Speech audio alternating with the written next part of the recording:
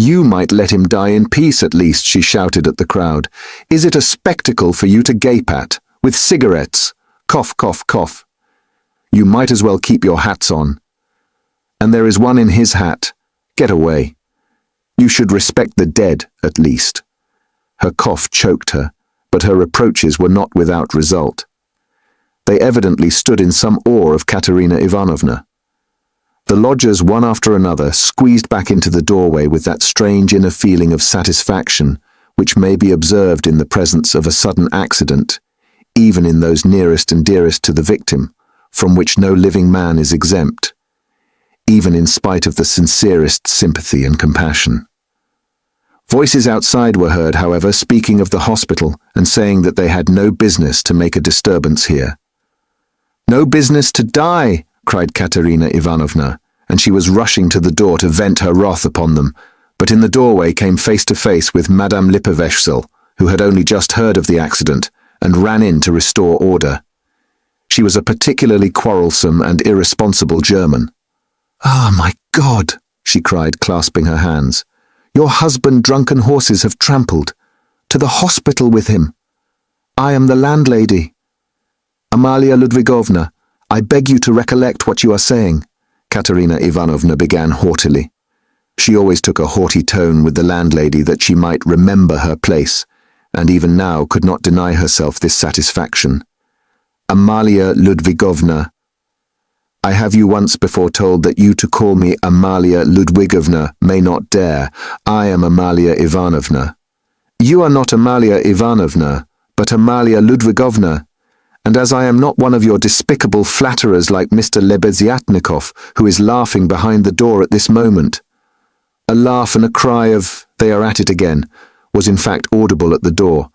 "So I shall always call you Amalia Ludwigovna, though I fail to understand why you dislike that name. You can see for yourself what has happened to Semyon Zaharovich. He is dying. I beg you to close that door at once and to admit no one. Let him at least die in peace. Or I warn you the Governor-General himself shall be informed of your conduct tomorrow." The prince knew me as a girl. He remembers Semyon Zaharovich well and has often been a benefactor to him. Everyone knows that Semyon Zaharovich had many friends and protectors, whom he abandoned himself from an honorable pride, knowing his unhappy weakness. But now, she pointed to Raskolnikov, a generous young man has come to our assistance, who has wealth and connections, and whom Semyon Zaharovich has known from a child. You may rest assured, Amalia Ludwigovna. All this was uttered with extreme rapidity, getting quicker and quicker, but a cough suddenly cut short Katerina Ivanovna's eloquence.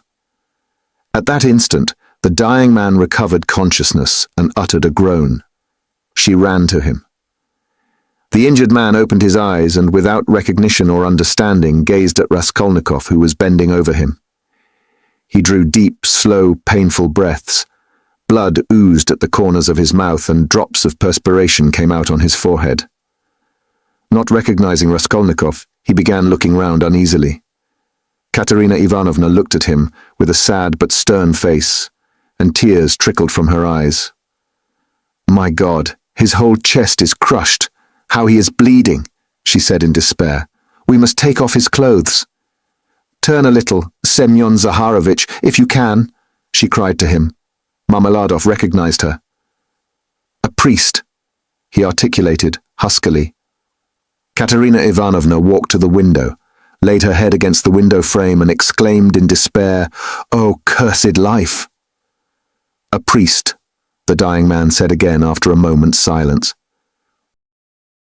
"They've gone for him," Katerina Ivanovna shouted to him. He obeyed her shout and was silent. With sad and timid eyes he looked for her.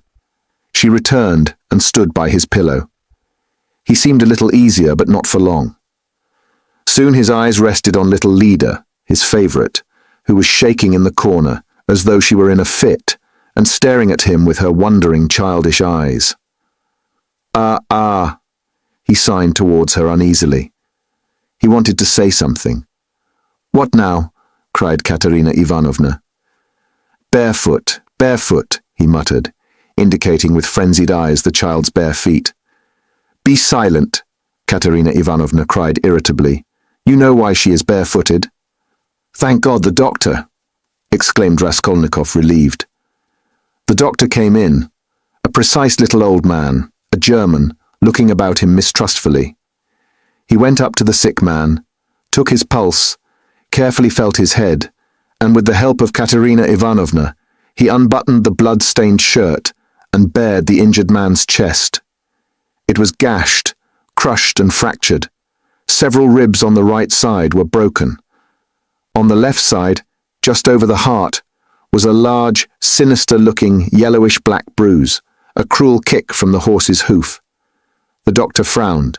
The policeman told him that he was caught in the wheel and turned round with it for 30 yards on the road.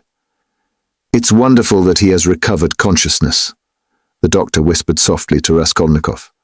"What do you think of him?" he asked. "He will die immediately." "Is there really no hope?" "Not the faintest. He is at the last gasp. His head is badly injured too." "I could bleed him if you like, but it would be useless. He is bound to die within the next 5 or 10 minutes. Better bleed him then. If you like, but I warn you it will be perfectly useless." At that moment, other steps were heard. The crowd in the passage parted, and the priest, a little grey old man, appeared in the doorway bearing the sacrament. A policeman had gone for him at the time of the accident. The doctor changed places with him, exchanging glances with him. Raskolnikov begged the doctor to remain a little while. He shrugged his shoulders and remained. All stepped back. The confession was soon over. The dying man probably understood little. He could only utter indistinct, broken sounds. Katerina Ivanovna took little Lida, lifted the boy from the chair, knelt down in the corner by the stove, and made the children kneel in front of her. The little girl was still trembling, but the boy, kneeling on his little bare knees, lifted his hand rhythmically, crossing himself with precision, and bowed down, touching the floor with his forehead, which seemed to afford him especial satisfaction. Katerina Ivanovna bit her lips and held back her tears. She prayed too, now and then, pulling straight the boy's shirt, and managed to cover the girl's bare shoulders with a kerchief, which she took from the chest without rising from her knees or ceasing to pray. Meanwhile, the door from the inner rooms was opened inquisitively again. In the passage, the crowd of spectators from all the flats on the staircase grew denser and denser, but they did not venture beyond the threshold. A single candle end lighted up the scene. At that moment, Polenka forced her way through the crowd at the door. She came in panting from running so fast, took off her kerchief, looked for her mother, went up to her and said, "She's coming, I met her in the street." Her mother made her kneel beside her. Timidly and noiselessly, a young girl made her way through the crowd, and strange was her appearance in that room, in the midst of want, rags, death and despair. She too was in rags. Her attire was all of the cheapest, but decked out in gutter finery of a special stamp, unmistakably betraying its shameful purpose. Sonia stopped short in the doorway and looked about her bewildered, unconscious of everything. She forgot her fourth-hand gaudy silk dress, so unseemly here, with its ridiculous long train, and her immense crinoline that filled up the whole doorway, and her light-coloured shoes, and the parasol she brought with her, though it was no use at night, and the absurd round straw hat with its flaring, flame-coloured feather. Under this rakishly tilted hat was a pale, frightened little face, with lips parted and eyes staring in terror. Sonia was a small, thin girl of 18, with fair hair, rather pretty, with wonderful blue eyes. She looked intently at the bed and the priest.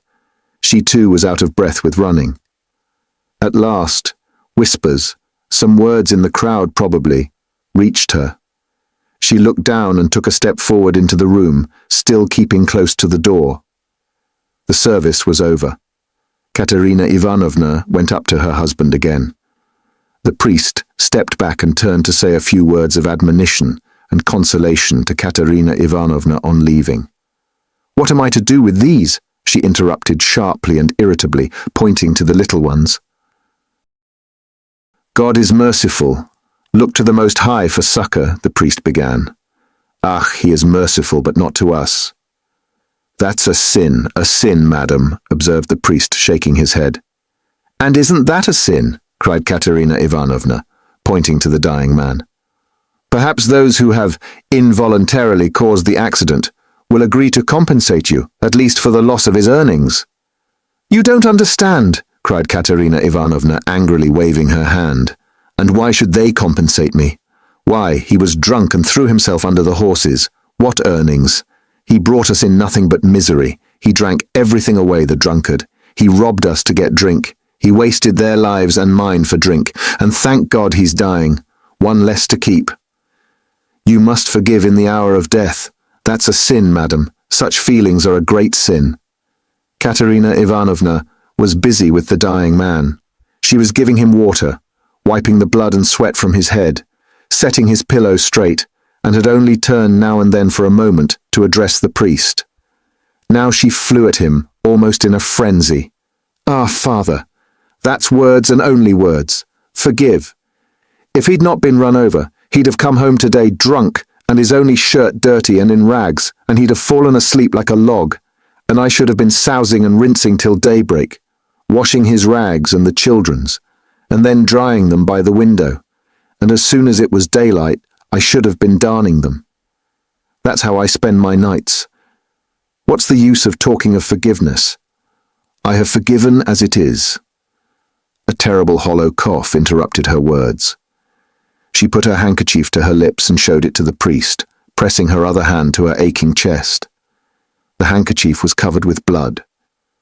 The priest bowed his head and said nothing. Marmeladov was in the last agony. He did not take his eyes off the face of Katerina Ivanovna, who was bending over him again. He kept trying to say something to her. He began moving his tongue with difficulty and articulating indistinctly.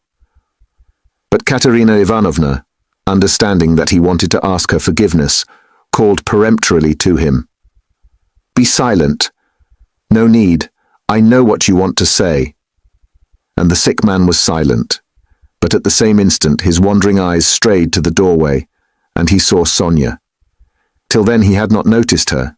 She was standing in the shadow in a corner. Who's that? Who's that? He said suddenly, in a thick, gasping voice, in agitation, turning his eyes in horror towards the door where his daughter was standing, and trying to sit up. Lie down, cried Katerina Ivanovna. With unnatural strength he had succeeded in propping himself on his elbow.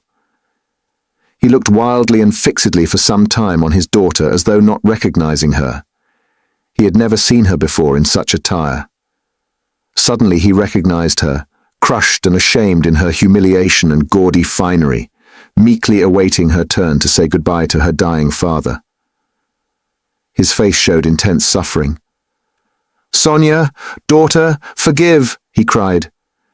And he tried to hold out his hand to her, but losing his balance, he fell off the sofa, face downwards on the floor. They rushed to pick him up. They put him on the sofa, but he was dying. Sonia, with a faint cry, ran up, embraced him and remained so without moving. He died in her arms. He's got what he wanted, Katerina Ivanovna cried, seeing her husband's dead body. Well, what's to be done now? How am I to bury him? What can I give them tomorrow to eat? Raskolnikov went up to Katerina Ivanovna.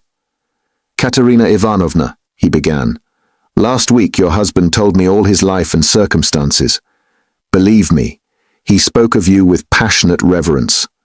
From that evening, when I learnt how devoted he was to you all, and how he loved and respected you especially, Katerina Ivanovna, in spite of his unfortunate weakness, from that evening we became friends.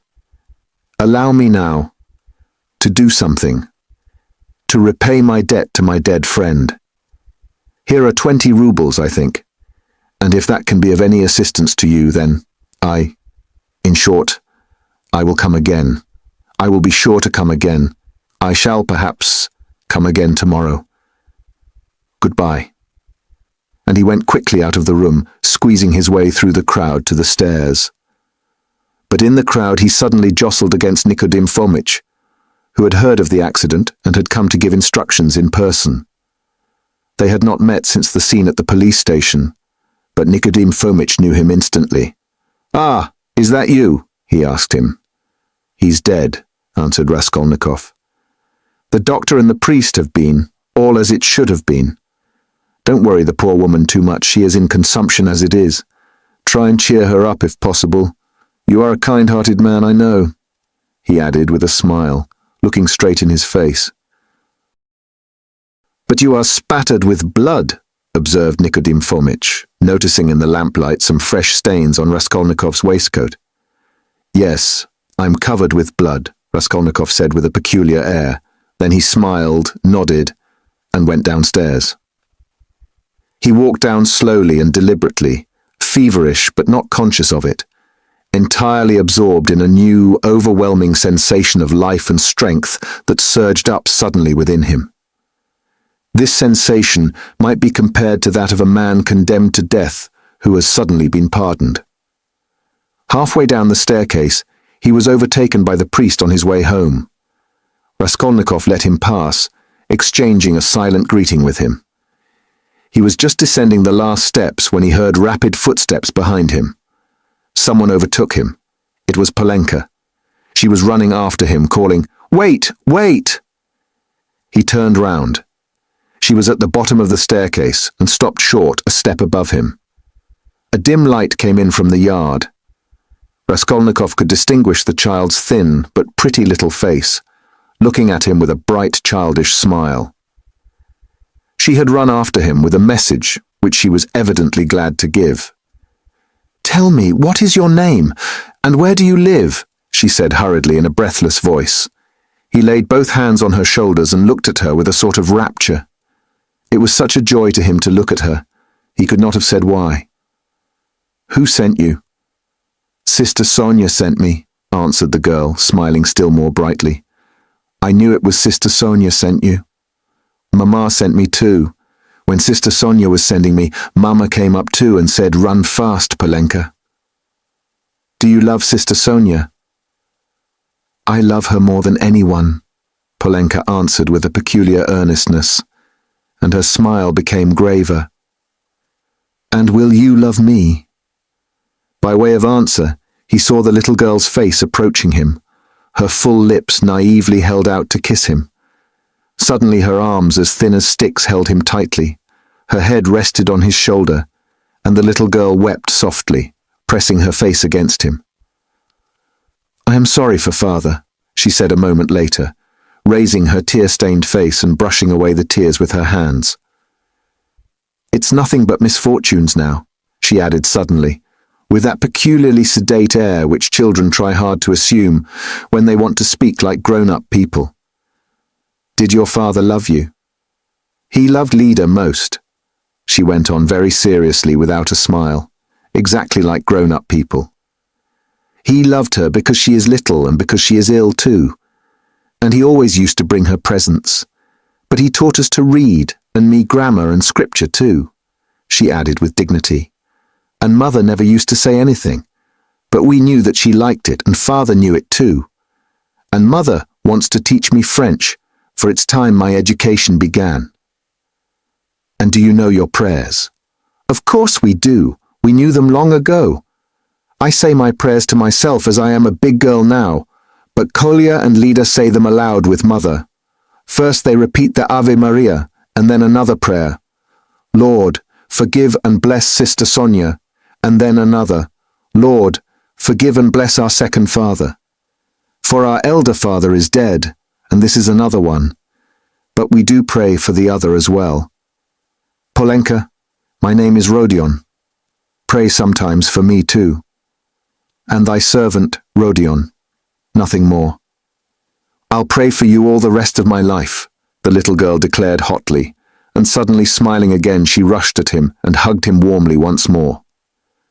Raskolnikov told her his name and address and promised to be sure to come next day. The child went away quite enchanted with him. It was past 10 when he came out into the street. In 5 minutes he was standing on the bridge at the spot where the woman had jumped in. "Enough," he pronounced resolutely and triumphantly. "I've done with fancies, imaginary terrors and phantoms. Life is real. Haven't I lived just now? My life has not yet died with that old woman. The kingdom of heaven to her, and now enough, madam. Leave me in peace. Now for the reign of reason and light, and of will, and of strength. And now we will see. We will try our strength, he added defiantly, as though challenging some power of darkness. And I was ready to consent to live in a square of space. I'm very weak at this moment, but I believe my illness is all over. I knew it would be over when I went out. By the way, Pochinkov's house is only a few steps away. I certainly must go to Razumikhin even if it were not close by. Let him win his bet. Let us give him some satisfaction too. No matter. Strength. Strength is what one wants. You can get nothing without it. And strength must be won by strength. That's what they don't know, he added proudly and self-confidently, and he walked with flagging, we talk nonsense ourselves, and let them. That's the way to learn not to. Wait a minute, I'll fetch Zosimov. Zosimov pounced upon Raskolnikov almost greedily. He showed a special interest in him. Soon his face brightened. You must go to bed at once, he pronounced, examining the patient as far as he could, and take something for the night. Will you take it? I got it ready some time ago. A powder. 2, if you like, answered Raskolnikov. The powder was taken at once. It's a good thing you are taking him home, observed Zosimov to Razumikhin. We shall see how he is tomorrow. Today he's not at all amiss. A considerable change since the afternoon. Live and learn. Do you know what Zosimov whispered to me when we were coming out? Razumikhin blurted out, as soon as they were in the street. I won't tell you everything, brother, because they are such fools. Zosimov told me to talk freely to you on the way, and get you to talk freely to me, and afterwards I am to tell him about it, for he's got a notion in his head that you are mad or close on it. Only fancy. In the first place, you've 3 times the brains he has. In the second, if you are not mad, you needn't care a hang that he has got such a wild idea. And thirdly, that piece of beef whose specialty is surgery has gone mad on mental diseases, and what's brought him to this conclusion about you was your conversation today with Zametov. Zametov told you all about it. Yes, and he did well. Now I understand what it all means, and so does Zametov. Well, the fact is, Rodya, the point is, I am a little drunk now, but that's no matter. The point is that this idea, you understand, was just being hatched in their brains. You understand?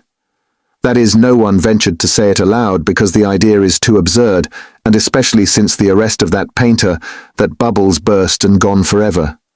But why are they such fools? I gave Zametov a bit of a thrashing at the time. That's between ourselves, brother. Please don't let out a hint that you know of it. I've noticed he is a ticklish subject. It was at Louise Ivanovna's. But today it's all cleared up, that Ilya Petrovitch is at the bottom of it. He took advantage of your fainting at the police station, but he is ashamed of it himself now.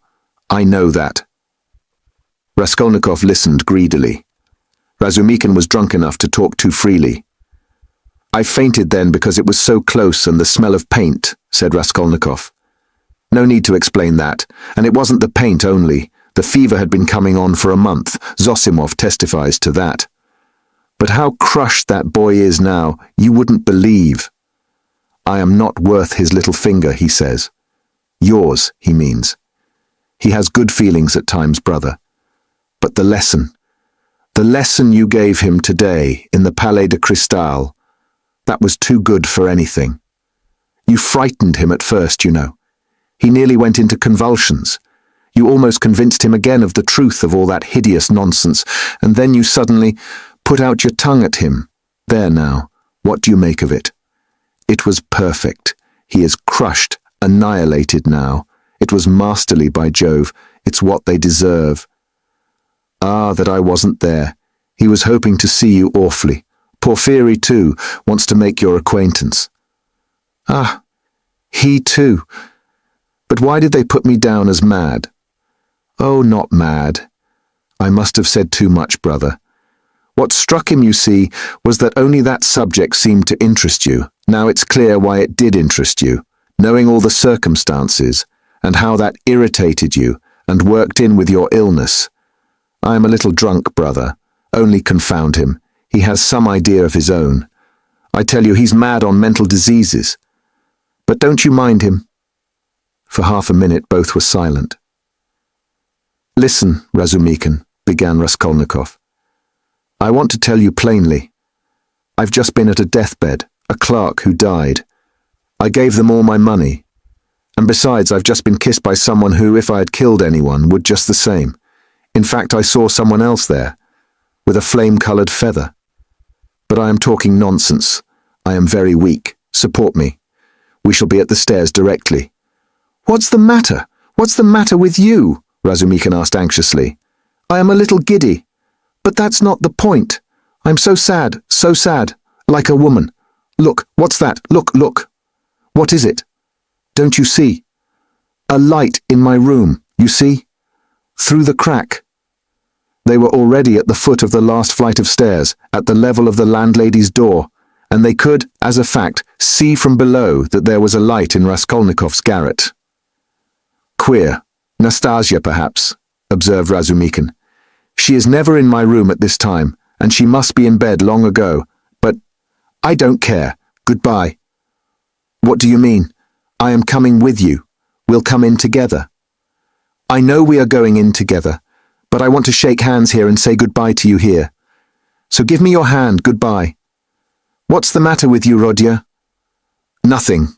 Come along. You shall be witness."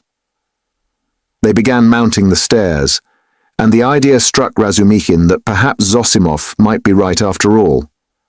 "Ah, I've upset him with my chatter," he muttered to himself. When they reached the door, they heard voices in the room. "What is it?" cried Razumikin. Raskolnikov was the first to open the door. He flung it wide and stood still in the doorway, dumbfounded. His mother and sister were sitting on his sofa and had been waiting an hour and a half for him.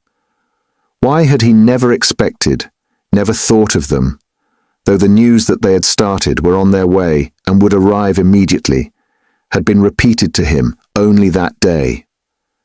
They had spent that hour and a half plying Nastasia with questions. She was standing before them and had told them everything by now. They were beside themselves with alarm when they heard of his running away today, ill, and, as they understood from her story, delirious. Good heavens, what had become of him? Both had been weeping, both had been in anguish for that hour and a half. A cry of joy, of ecstasy, greeted Raskolnikov's entrance. Both rushed to him. But he stood like one dead. A sudden, intolerable sensation struck him like a thunderbolt. He did not lift his arms to embrace them. He could not.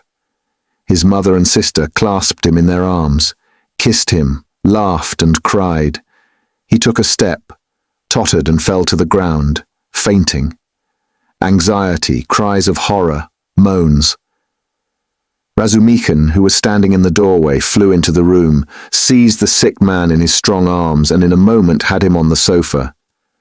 "It's nothing, nothing," he cried to the mother and sister. "It's only a faint, a mere trifle. Only just now the doctor said he was much better, that he is perfectly well. Water, see, he is coming to himself, he is all right again." And seizing Dunya by the arm so that he almost dislocated it, he made her bend down to see that he is all right again. The mother and sister looked on him with emotion and gratitude as their providence. They had heard already from Nastasia all that had been done for their Rodya during his illness, by this very competent young man, as Pulcheria Alexandrovna Raskolnikov called him that evening in conversation with Dunya. Part 3. Chapter 1. Raskolnikov got up and sat down on the sofa. He waved his hand weakly to Razumikin to cut short the flow of warm and incoherent consolations he was addressing to his mother and sister, took them both by the hand, and for a minute or two gazed from one to the other without speaking. His mother was alarmed by his expression. It revealed an emotion agonizingly poignant, and at the same time something immovable, almost insane. Pulcheria Alexandrovna began to cry. Avdotya Romanovna was pale. Her hand trembled in her brother's.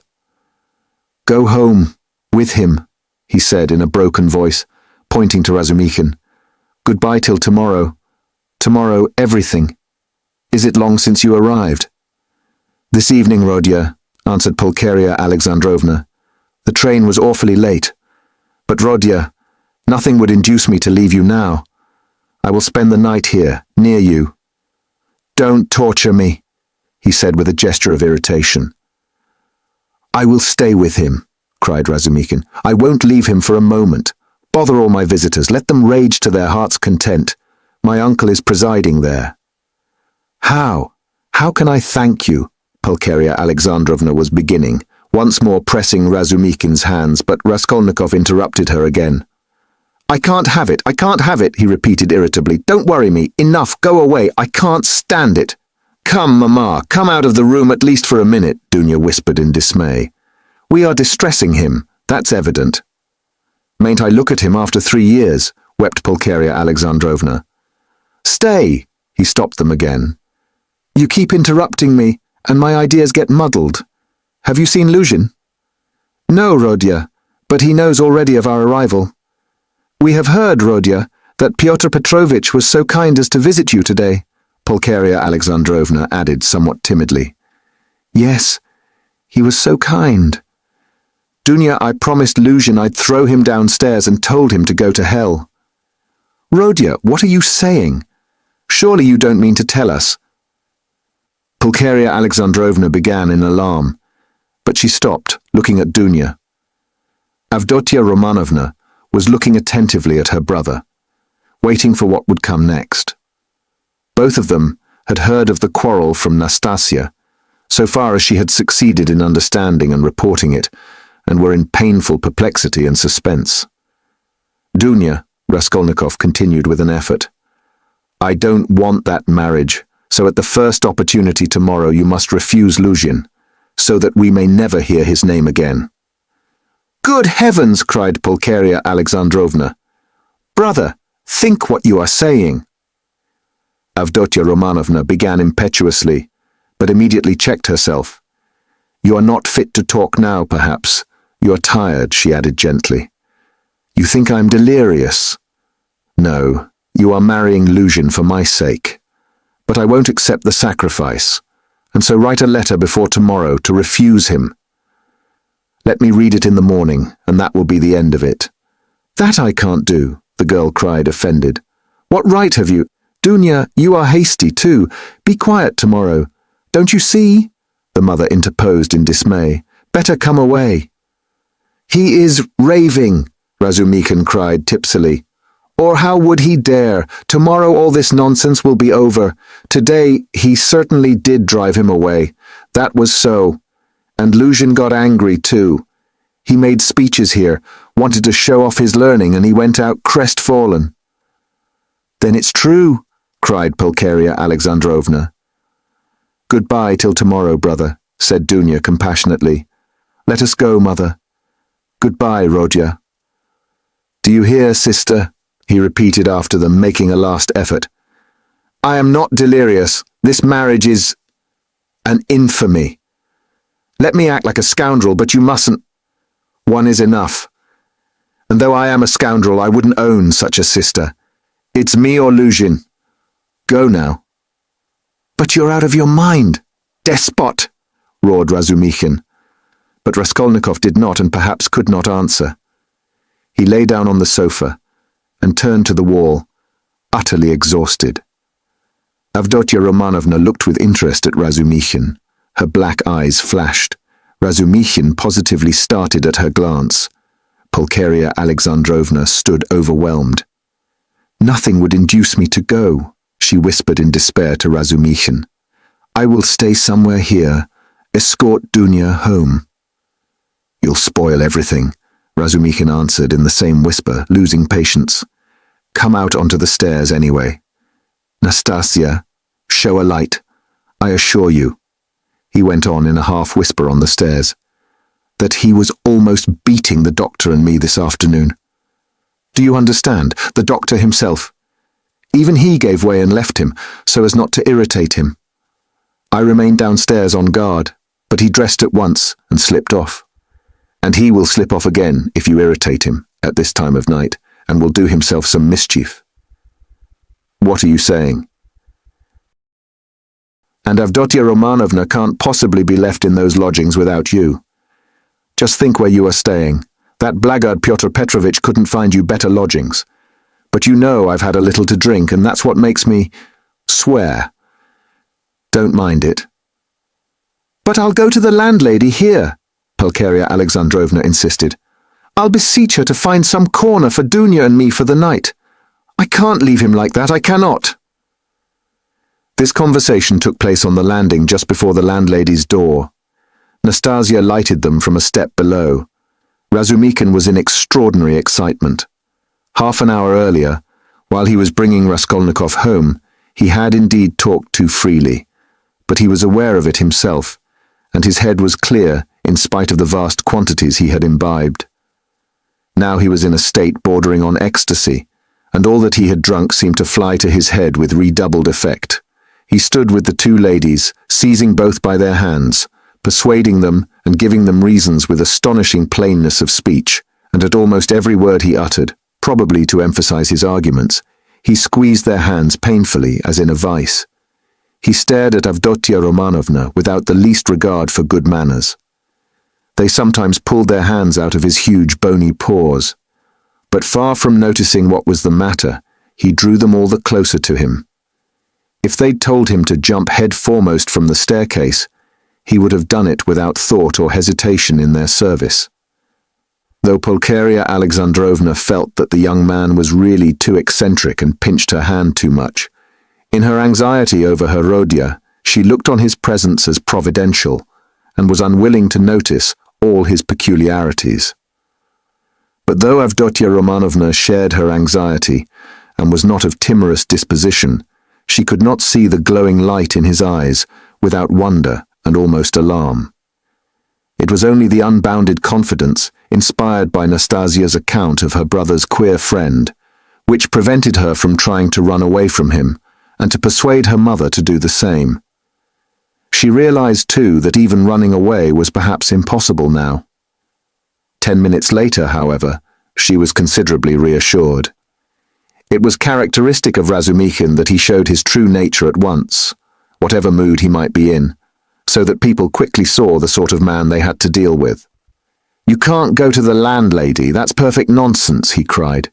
"If you stay, though you are his mother, you'll drive him to a frenzy, and then goodness knows what will happen. Listen, I'll tell you what I'll do. Nastasia will stay with him now, and I'll conduct you both home. You can't be in the streets alone. Petersburg is an awful place in that way. But no matter. Then I'll run straight back here, and a quarter of an hour later, on my word of honor, I'll bring you news how he is, whether he's asleep and all that. Then listen. Then I'll run home in a twinkling. I've a lot of friends there, all drunk. I'll fetch Zosimov. That's the doctor who is looking after him. He is there too. But he is not drunk. He is not drunk. He is never drunk. I'll drag him to Rodya, and then to you, so that you'll get 2 reports in the hour. From the doctor, you understand, from the doctor himself. That's a very different thing from my account of him. If there's anything wrong, I swear I'll bring you here myself, but if it's all right, you go to bed, and I'll spend the night here in the passage. He won't hear me, and I'll tell Zosimov to sleep at the landlady's, to be at hand, which is better for him, you or the doctor, so come home then. But the landlady is out of the question. It's all right for me, but it's out of the question for you. She wouldn't take you, for she's a fool. She'd be jealous on my account of Avdotia Romanovna, and of you too, if you want to know. Of Avdotia Romanovna, certainly. She is an absolutely unaccountable character. But I am a fool too. No matter. Come along. Do you trust me? Come. Do you trust me or not? Let us go, mother, said Avdotia Romanovna. He will certainly do what he has promised. He has saved Rodya already, and if the doctor really will consent to spend the night here, what could be better? You see, you understand me because you are an angel, Razumikin cried in ecstasy. Let us go. Nastasia, fly upstairs and sit with him with a light. I'll come in a quarter of an hour. Though Pulcheria Alexandrovna was not perfectly convinced, she made no further resistance. Razumikin gave an arm to each and drew them down the stairs. He still made her uneasy, as though he was competent and good-natured. Was he capable of carrying out his promise? He seemed in such a condition. Ah, I see you think I am in such a condition. Razumikin broke in upon her thoughts, guessing them, as he strolled along the pavement with huge steps, so that the two ladies could hardly keep up with him, a fact he did not observe, however. Nonsense. That is, I am drunk like a fool, but that's not it. I'm not drunk from wine. It's seeing you that has turned my head. But don't mind me, don't take any notice. I am talking nonsense. I am not worthy of you. I am utterly unworthy of you. The minute I've taken you home, I'll pour a couple of pailfuls of water over my head in the gutter here, and then I shall be all right. If only you knew how I love you both. Don't laugh and don't be angry. You may be angry with anyone, but not with me. I am his friend, and therefore I am your friend too. I want to be. I had a presentiment. Last year there was a moment, though it wasn't a presentiment really, for you seem to have fallen from heaven, and I expect I shan't sleep all night. Zosimov was afraid a little time ago that he would go mad. That's why he mustn't be irritated. What do you say? Cried the mother. Did the doctor really say that? Asked Avdotya Romanovna, alarmed. Yes, but it's not so, not a bit of it. He gave him some medicine, a powder, I saw it, and then you're coming here. Ah, it would have been better if you had come tomorrow. It's a good thing we went away. And in an hour, Zosimov himself will report to you about everything. He is not drunk, and I shan't be drunk. And what made me get so tight? Because they got me into an argument, damn them. I've sworn never to argue. They talk such trash. I almost came to blows.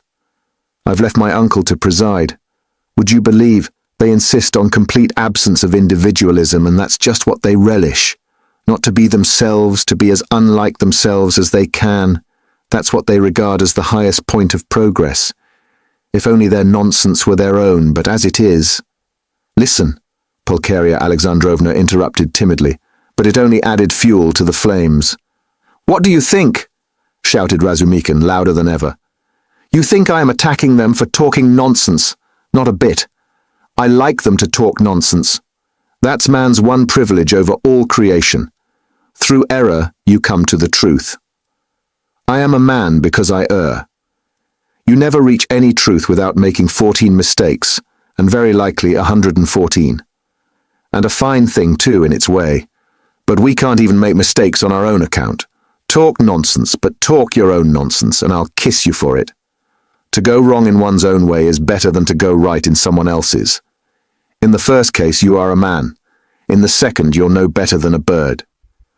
Truth won't escape you, but life can be cramped. There have been examples. And what are we doing now? In science, development, thought, invention, ideals, aims, liberalism, judgment, experience, and everything, we are still in the preparatory class at school. We prefer to live on other people's ideas. It's what we are used to. Am I right? Am I right? Cried Razumikin, pressing and shaking the two ladies' hands. Oh, mercy, I do not know, cried poor Pulcheria Alexandrovna.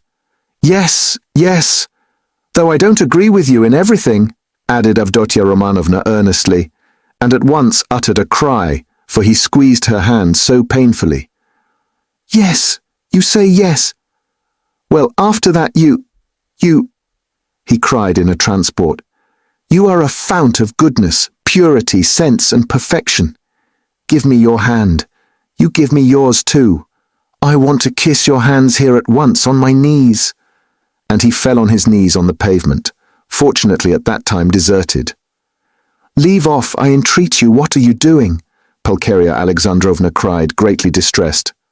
Get up, said Dunya laughing, though she too was upset. Not for anything till you let me kiss your hands. That's it, enough. I get up and we'll go on. I am a luckless fool. I am unworthy of you and drunk, and I am ashamed. I am not worthy to love you, but to do homage to you is the duty of every man who is not a perfect beast. And I've done homage. Here are your lodgings, and for that alone Rodya was right in driving your Pyotr Petrovitch away. How dare he? How dare he put you in such lodgings? It's a scandal. Do you know the sort of people they take in here? And you his betrothed. You are his betrothed, yes? Well then, I'll tell you, your fiancé is a scoundrel. Excuse me, Mr. Razumikhin, you are forgetting... Pulcheria Alexandrovna was beginning.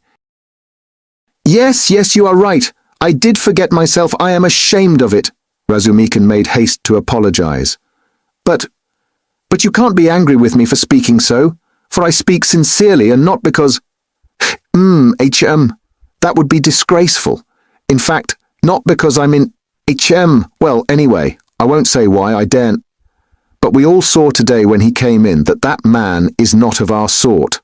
Not because he had his hair curled at the barber's, not because he was in such a hurry to show his wit, but because he is a spy, a speculator, because he is a skinflint and a buffoon. That's evident. Do you think him clever? No, he is a fool, a fool. And is he a match for you? Good heavens. Do you see, ladies? He stopped suddenly on the way upstairs to their rooms. Though all my friends there are drunk, yet they are all honest. And though we do talk a lot of trash, and I do too, yet we shall talk our way to the truth at last. For we are on the right path, while Pyotr Petrovitch is not on the right path. Though I've been calling them all sorts of names just now, I do respect them all. Though I don't respect Zametov, I like him, for he is a puppy, and that bullock Zosimov, because he is an honest man and knows his work. But enough. It's all said and forgiven. Is it forgiven? Well then, let's go on. I know this corridor. I've been here. There was a scandal here at number 3. Where are you here? Which number? 8? Well, lock yourselves in for the night then. Don't let anybody in. In a quarter of an hour I'll come back with news, and half an hour later I'll bring Zosimov, you'll see. Goodbye. I'll run. Good heavens, Dunya, what is going to happen? Said Pulcheria Alexandrovna, addressing her daughter with anxiety and dismay. Don't worry yourself, mother, said Dunya, taking off her hat and cape. God has sent this gentleman to our aid, though he has come from a drinking party. We can depend on him, I assure you, and all that he has done for Rodya. Ah, Dunya, goodness knows whether he will come. How could I bring myself to leave Rodya? And how different I had fancied our meeting. How sullen he was, as though not pleased to see us. Tears came into her eyes. No, it's not that, mother. You didn't see, you were crying all the time. He is quite unhinged by serious illness, that's the reason. Ah, that illness. What will happen? What will happen? And how he talked to you, Dunya, said the mother, looking timidly at her daughter, trying to read her thoughts, and already half consoled by Dunya's standing up for her brother, which meant that she had already forgiven him. I am sure he will think better of it tomorrow, she added, probing her further. And I am sure that he will say the same tomorrow. About that, Avdotya Romanovna said finally, and of course there was no going beyond that, for this was a point which Pulcheria Alexandrovna was afraid to discuss. Dunya went up and kissed her mother. The latter warmly embraced her without speaking. Then she sat down to wait anxiously for Razumikhin's return, timidly watching her daughter who walked up and down the room with her arms folded, lost in thought. This walking up and down when she was thinking was a habit of Avdotya Romanovna's, and the mother was always afraid to break in on her daughter's mood at such moments. Razumikhin, of course, was ridiculous in his sudden drunken infatuation for Avdotya Romanovna.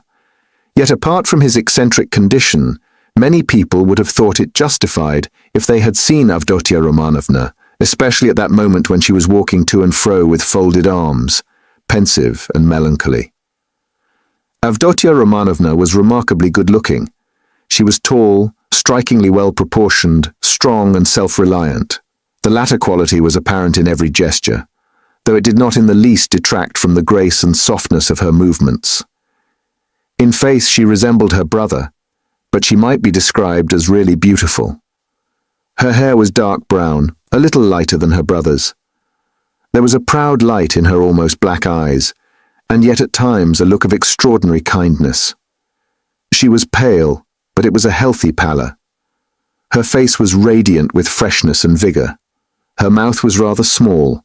The full red lower lip projected a little, as did her chin. It was the only irregularity in her beautiful face, but it gave it a peculiarly individual and almost haughty expression. Her face was always more serious and thoughtful than gay. But how well smiles, how well youthful, light-hearted, irresponsible laughter suited her face. It was natural enough that a warm, open, simple-hearted, honest giant like Razumikin, who had never seen anyone like her and was not quite sober at the time, should lose his head immediately. Besides, as chance would have it, he saw Dunya for the first time transfigured by her love for her brother and her joy at meeting him. Afterwards he saw her lower lip quiver with indignation at her brother's insolent, cruel and ungrateful words, and his fate was sealed. He had spoken the truth, moreover, when he blurted out in his drunken talk on the stairs that Praskovya Pavlovna, Raskolnikov's eccentric landlady, would be jealous of Pulcheria Alexandrovna, as well as of Avdotya Romanovna on his account. Although Pulcheria Alexandrovna was 43, her face still retained traces of her former beauty. She looked much younger than her age, indeed, which is almost always the case with women who retain serenity of spirit, sensitiveness, and pure, sincere warmth of heart to old age. We may add in parenthesis that to preserve all this is the only means of retaining beauty to old age. Her hair had begun to grow grey and thin. There had long been little crow's-foot wrinkles round her eyes. Her cheeks were hollow and sunken from anxiety and grief, and yet it was a handsome face. She was Dunya over again, 20 years older, but without the projecting underlip. Pulcheria Alexandrovna was emotional but not sentimental, timid and yielding, but only to a certain point. She could give way and accept a great deal even of what was contrary to her convictions. But there was a certain barrier fixed by honesty, principle, and the deepest convictions, which nothing would induce her to cross. Exactly 20 minutes after Razumikin's departure, there came 2 subdued but hurried knocks at the door. He had come back. "I won't come in, I haven't time," he hastened to say when the door was opened. "He sleeps like a top, soundly, quietly, and God grant he may sleep 10 hours. Nastasia's with him. I told her not to leave till I came. Now I am fetching Zosimov. He will report to you, and then you'd better turn in. I can see you are too tired to do anything." And he ran off down the corridor. "What a very competent and devoted young man!" cried Pulcheria Alexandrovna, exceedingly delighted. "He seems a splendid person," Avdotya Romanovna replied with some warmth, resuming her walk up and down the room. It was nearly an hour later when they heard footsteps in the corridor and another knock at the door. Both women waited this time, completely relying on Razumikin's promise. He actually had succeeded in bringing Zosimov. Zosimov had agreed at once to desert the drinking party to go to Raskolnikov's, but he came reluctantly and with the greatest suspicion to see the ladies, mistrusting Razumikin in his exhilarated condition. But his vanity was at once reassured and flattered. He saw that they were really expecting him as an oracle. He stayed just 10 minutes and succeeded in completely convincing and comforting Pulcheria Alexandrovna. He spoke with marked sympathy, but with the reserve and extreme seriousness of a young doctor at an important consultation. He did not utter a word on any other subject and did not display the slightest desire to enter into more personal relations with the 2 ladies. Remarking at his first entrance the dazzling beauty of Avdotya Romanovna, he endeavored not to notice her at all during his visit, and addressed himself solely to Pulcheria Alexandrovna. All this gave him extraordinary inward satisfaction. He declared that he thought the invalid at this moment going on very satisfactorily. According to his observations, the patient's illness was due partly to his unfortunate material surroundings during the last few months, but it had partly also a moral origin. Was, so to speak, the product of several material and moral influences, anxieties, apprehensions, troubles, certain ideas, and so on. Noticing stealthily that Avdotia Romanovna was following his words with close attention, Zosimov allowed himself to enlarge on this theme. On Pulcheria Alexandrovna's anxiously and timidly inquiring as to some suspicion of insanity, he replied with a composed and candid smile that his words had been exaggerated, that certainly the patient had some fixed idea, something approaching a monomania. He, Zosimov, was now particularly studying this interesting branch of medicine, but that it must be recollected that until today the patient had been in delirium and that no doubt the presence of his family would have a favorable effect on his recovery and distract his mind. If only all fresh shocks can be avoided, he added significantly. Then he got up, took leave with an impressive and affable bow, while blessings, warm gratitude, and entreaties were showered upon him, and Avdotia Romanovna spontaneously offered her hand to him. He went out exceedingly pleased with his visit, and still more so with himself. "We'll talk tomorrow. Go to bed at once," Razumikin said in conclusion, following Zosimov out. "I'll be with you tomorrow morning as early as possible with my report." "That's a fetching little girl, Avdotia Romanovna," remarked Zosimov, almost licking his lips as they both came out into the street. "Fetching? You said fetching?" roared Razumikin, and he flew at Zosimov and seized him by the throat. "If you ever dare! Do you understand? Do you understand?" he shouted, shaking him by the collar and squeezing him against the wall. "Do you hear?" "Let me go, you drunken devil," said Zosimov, struggling. And when he had let him go, he stared at him and went off into a sudden guffaw. Razumikin stood facing him in gloomy and earnest reflection. "Of course I am an ass," he observed, somber as a storm cloud, "but still, you are another." "No, brother, not at all such another. I am not dreaming of any folly."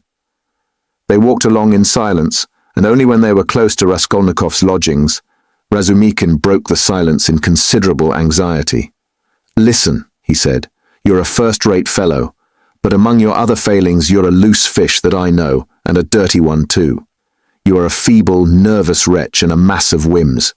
You're getting fat and lazy and can't deny yourself anything, and I call that dirty because it leads one straight into the dirt.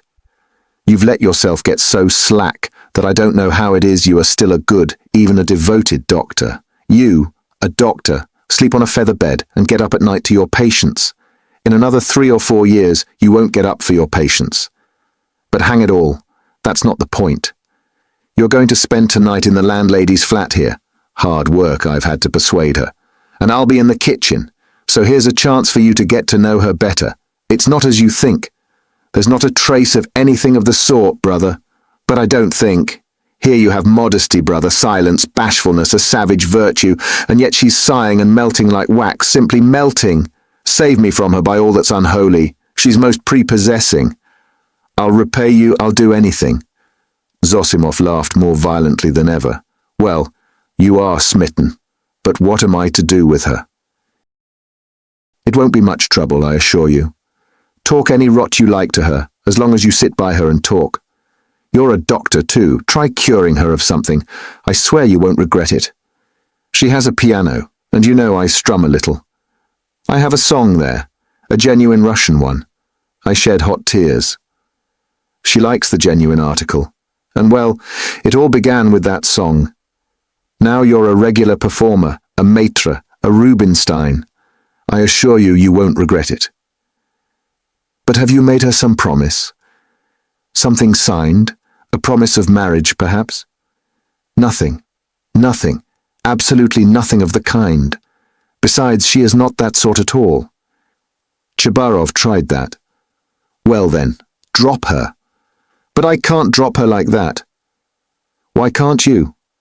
Well, I can't, that's all about it. There's an element of attraction here, brother. Then why have you fascinated her? I haven't fascinated her. Perhaps I was fascinated myself in my folly. But she won't care a straw whether it's you or I, so long as somebody sits beside her, sighing. I can't explain the position, brother. Look here. You are good at mathematics, and working at it now. Begin teaching her the integral calculus. Upon my soul, I'm not joking. I'm in earnest. It'll be just the same to her. She will gaze at you and sigh for a whole year together. I talked to her once for 2 days at a time about the Prussian House of Lords, for one must talk of something. She just sighed and perspired. And you mustn't talk of love.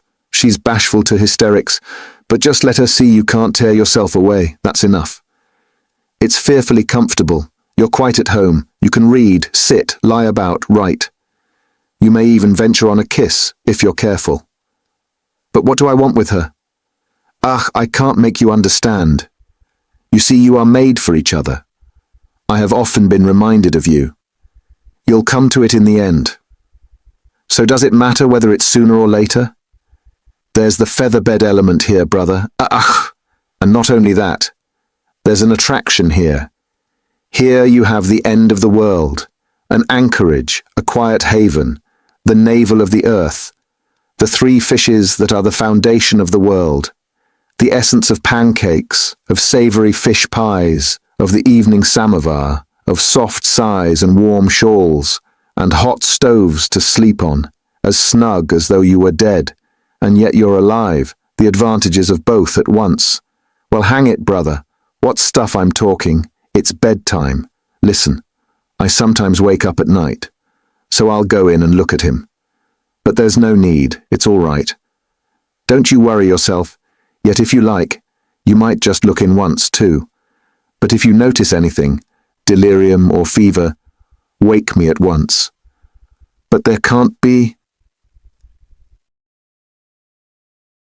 Chapter 2. Razumikin woke up next morning at 8 o'clock, troubled and serious. He found himself confronted with many new and unlooked-for perplexities. He had never expected that he would ever wake up feeling like that.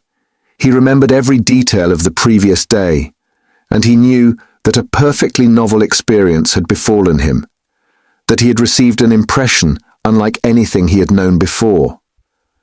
At the same time, he recognized clearly that the dream which had fired his imagination was hopelessly unattainable, so unattainable that he felt positively ashamed of it, and he hastened to pass to the other more practical cares and difficulties bequeathed him by that thrice accursed yesterday.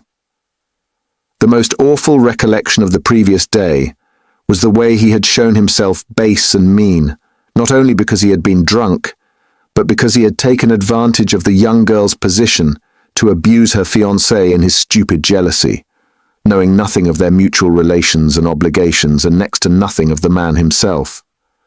And what right had he to criticize him in that hasty and unguarded manner? Who had asked for his opinion? Was it thinkable that such a creature as Avdotya Romanovna would be marrying an unworthy man for money? So there must be something in him. The lodgings. But after all, how could he know the character of the lodgings? He was furnishing a flat. Foo! How despicable it all was. And what justification was it that he was drunk? Such a stupid excuse was even more degrading. In wine is truth, and the truth had all come out. That is, all the uncleanness of his coarse and envious heart. And would such a dream ever be permissible to him, Razumihin? What was he besides such a girl, he, the drunken, noisy braggart of last night? Was it possible to imagine so absurd and cynical a juxtaposition? Razumihin blushed desperately at the very idea, and suddenly the recollection forced itself vividly upon him of how he had said last night on the stairs that the landlady would be jealous of Avdotya Romanovna. That was simply intolerable. He brought his fist down heavily on the kitchen stove, hurt his hand, and sent one of the bricks flying. Of course, he muttered to himself a minute later with a feeling of self-abasement. Of course, All these infamies can never be wiped out or smoothed over, and so it's useless even to think of it. And I must go to them in silence and do my duty, in silence too, and not ask forgiveness and say nothing, for all is lost now. And yet as he dressed, he examined his attire more carefully than usual. He hadn't another suit. If he had had, perhaps he wouldn't have put it on. I would have made a point of not putting it on. But in any case, he could not remain a cynic and a dirty sloven. He had no right to offend the feelings of others, especially when they were in need of his assistance and asking him to see them. He brushed his clothes carefully. His linen was always decent. In that respect, he was especially clean. He washed that morning scrupulously. He got some soap from Nastasia. He washed his hair, his neck, and especially his hands. When it came to the question whether to shave his stubbly chin or not, Praskovya Pavlovna had capital razors that had been left by her late husband. The question was angrily answered in the negative. "Let it stay as it is. What if they think that I shaved on purpose to—" They certainly would think so, not on any account. And the worst of it was he was so coarse, so dirty, he had the manners of a pothouse, and even admitting that he knew he had some of the essentials of a gentleman. What was there in that to be proud of? Everyone ought to be a gentleman, and more than that. And all the same, he remembered, he too had done little things, not exactly dishonest, and yet, and what thoughts he sometimes had. And to set all that beside Avdotya Romanovna. Confound it, so be it. Well, he'd make a point then of being dirty, greasy pothouse in his manners, and he wouldn't care. He'd be worse. He was engaged in such monologues when Zosimov, who had spent the night in Praskovya Pavlovna's parlour, came in. He was going home, and was in a hurry to look at the invalid first. Razumikhin informed him that Raskolnikov was sleeping like a dormouse. Zosimov gave orders that they shouldn't wake him, and promised to see him again about 11. "If he is still at home," he added, "damn it all. If one can't control one's patients, how is one to cure them? Do you know whether he will go to them, or whether they are coming here?" "They are coming, I think," said Razumikhin, understanding the object of the question, "and they will discuss their family affairs, no doubt. I'll be off. You, as the doctor, have more right to be here than I." "But I'm not a father confessor. I shall come and go away. I've plenty to do besides looking after them." "One thing worries me," interposed Razumikhin, frowning. "On the way home I talked a lot of drunken nonsense to him, all sorts of things, and amongst them that you were afraid that he might become insane. You told the ladies so too. I know it was stupid. You may beat me if you like. Did you think so seriously?" "That's nonsense, I tell you. How could I think it seriously? You yourself described him as a monomaniac when you fetched me to him, and we added fuel to the fire yesterday. You did, that is, with your story about the painter. It was a nice conversation, when he was perhaps mad on that very point. If only I'd known what happened then at the police station and that some wretch had insulted him with this suspicion. I would not have allowed that conversation yesterday. These monomaniacs will make a mountain out of a molehill, and see their fancies as solid realities. As far as I remember, it was Zamatov's story that cleared up half the mystery to my mind. Why, I know one case in which a hypochondriac, a man of 40, cut the throat of a little boy of 8 because he couldn't endure the jokes he made every day at table. And in this case his rags, the insolent police officer, the fever, and this suspicion. All that working upon a man half frantic with hypochondria, and with his morbid exceptional vanity. That may well have been the starting point of illness. Well, bother it all. And by the way, that Zamatov certainly is a nice fellow, but... He shouldn't have told all that last night. He is an awful chatterbox. But whom did he tell it to? You and me. And Porfiry. What does that matter? And by the way, have you any influence on them, his mother and sister? Tell them to be more careful with him today. They'll get on all right. Razumikin answered reluctantly. Why is he so set against this Luzhin? A man with money, and she doesn't seem to dislike him. And they haven't a farthing, I suppose, eh? But what business is it of yours? Razumikin cried with annoyance. How can I tell whether they've a farthing? Ask them yourself, and perhaps you'll find out. Phoo! What an ass you are sometimes. Last night's wine has not gone off yet. Goodbye. Thank your Praskovia Pavlovna from me for my night's lodging. She locked herself in, made no reply to my bonjour through the door. She was up at 7 o'clock. The samovar was taken into her from the kitchen. I was not vouchsafed a personal interview. At 9 o'clock precisely, Razumikin reached the lodgings at Bakaleev's house. Both ladies were waiting for him with nervous impatience. They had risen at 7 o'clock or earlier. He entered looking as black as night, bowed awkwardly, and was at once furious with himself for it. He had reckoned without his host. Pulcheria Alexandrovna fairly rushed at him, seized him by both hands, and was almost kissing them. He glanced timidly at Avdotia Romanovna, but her proud countenance wore at that moment an expression of such gratitude and friendliness, such complete and unlooked-for respect, in place of the sneering looks and ill-disguised contempt he had expected, that it threw him into greater confusion than if he had been met with abuse. Fortunately, there was a subject for conversation, and he made haste to snatch at it.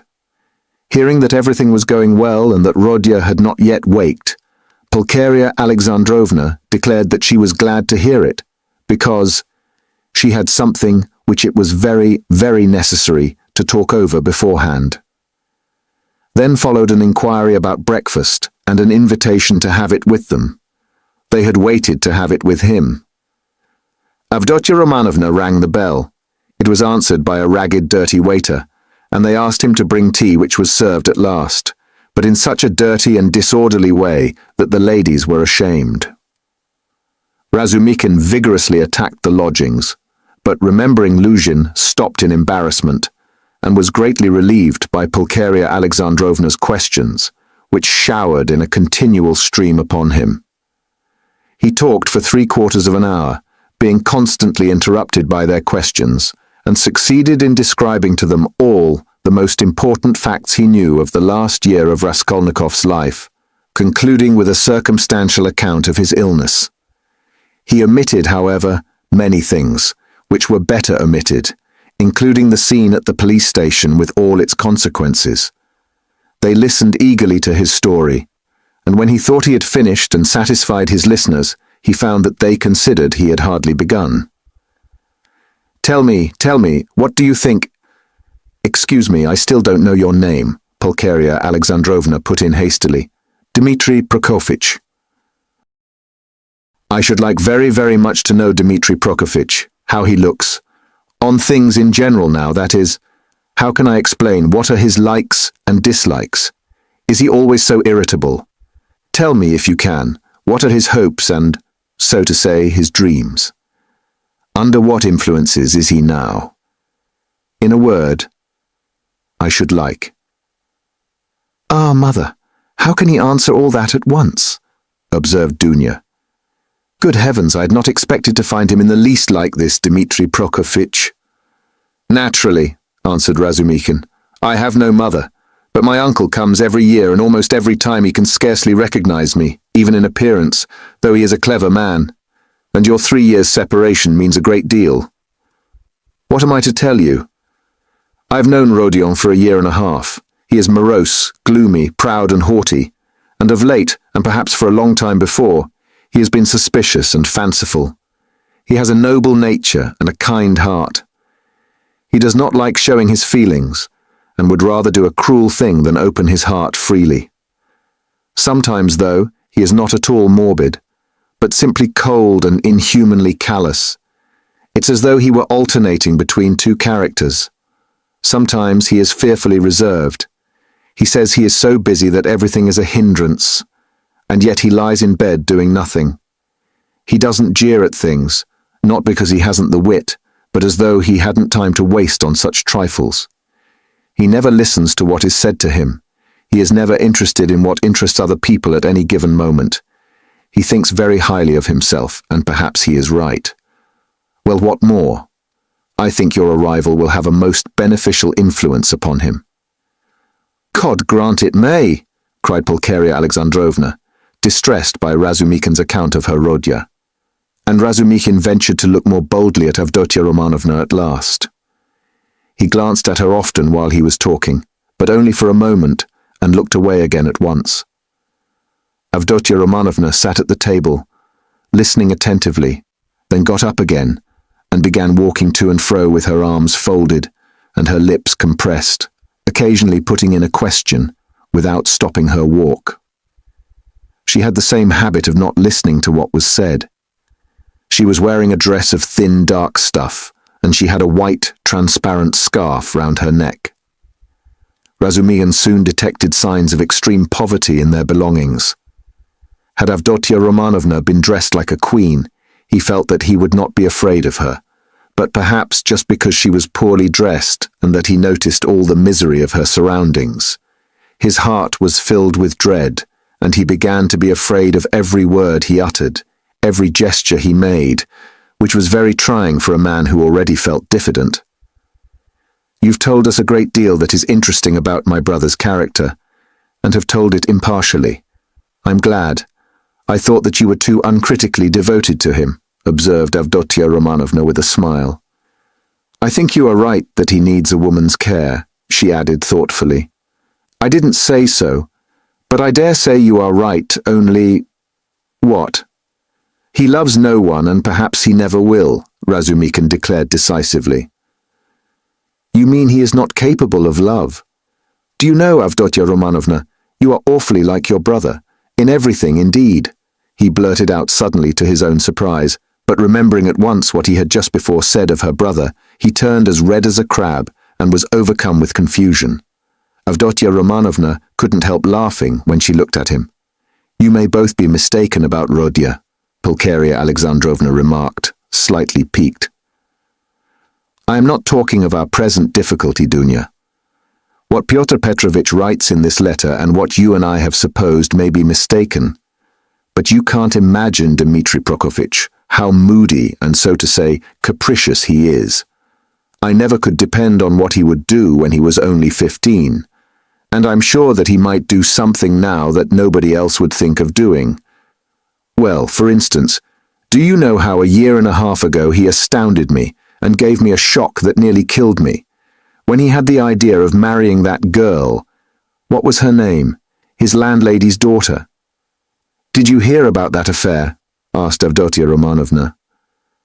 "Do you suppose," Pulcheria Alexandrovna continued warmly, "do you suppose that my tears, my entreaties, my illness, my possible death from grief, our poverty, would have made him pause?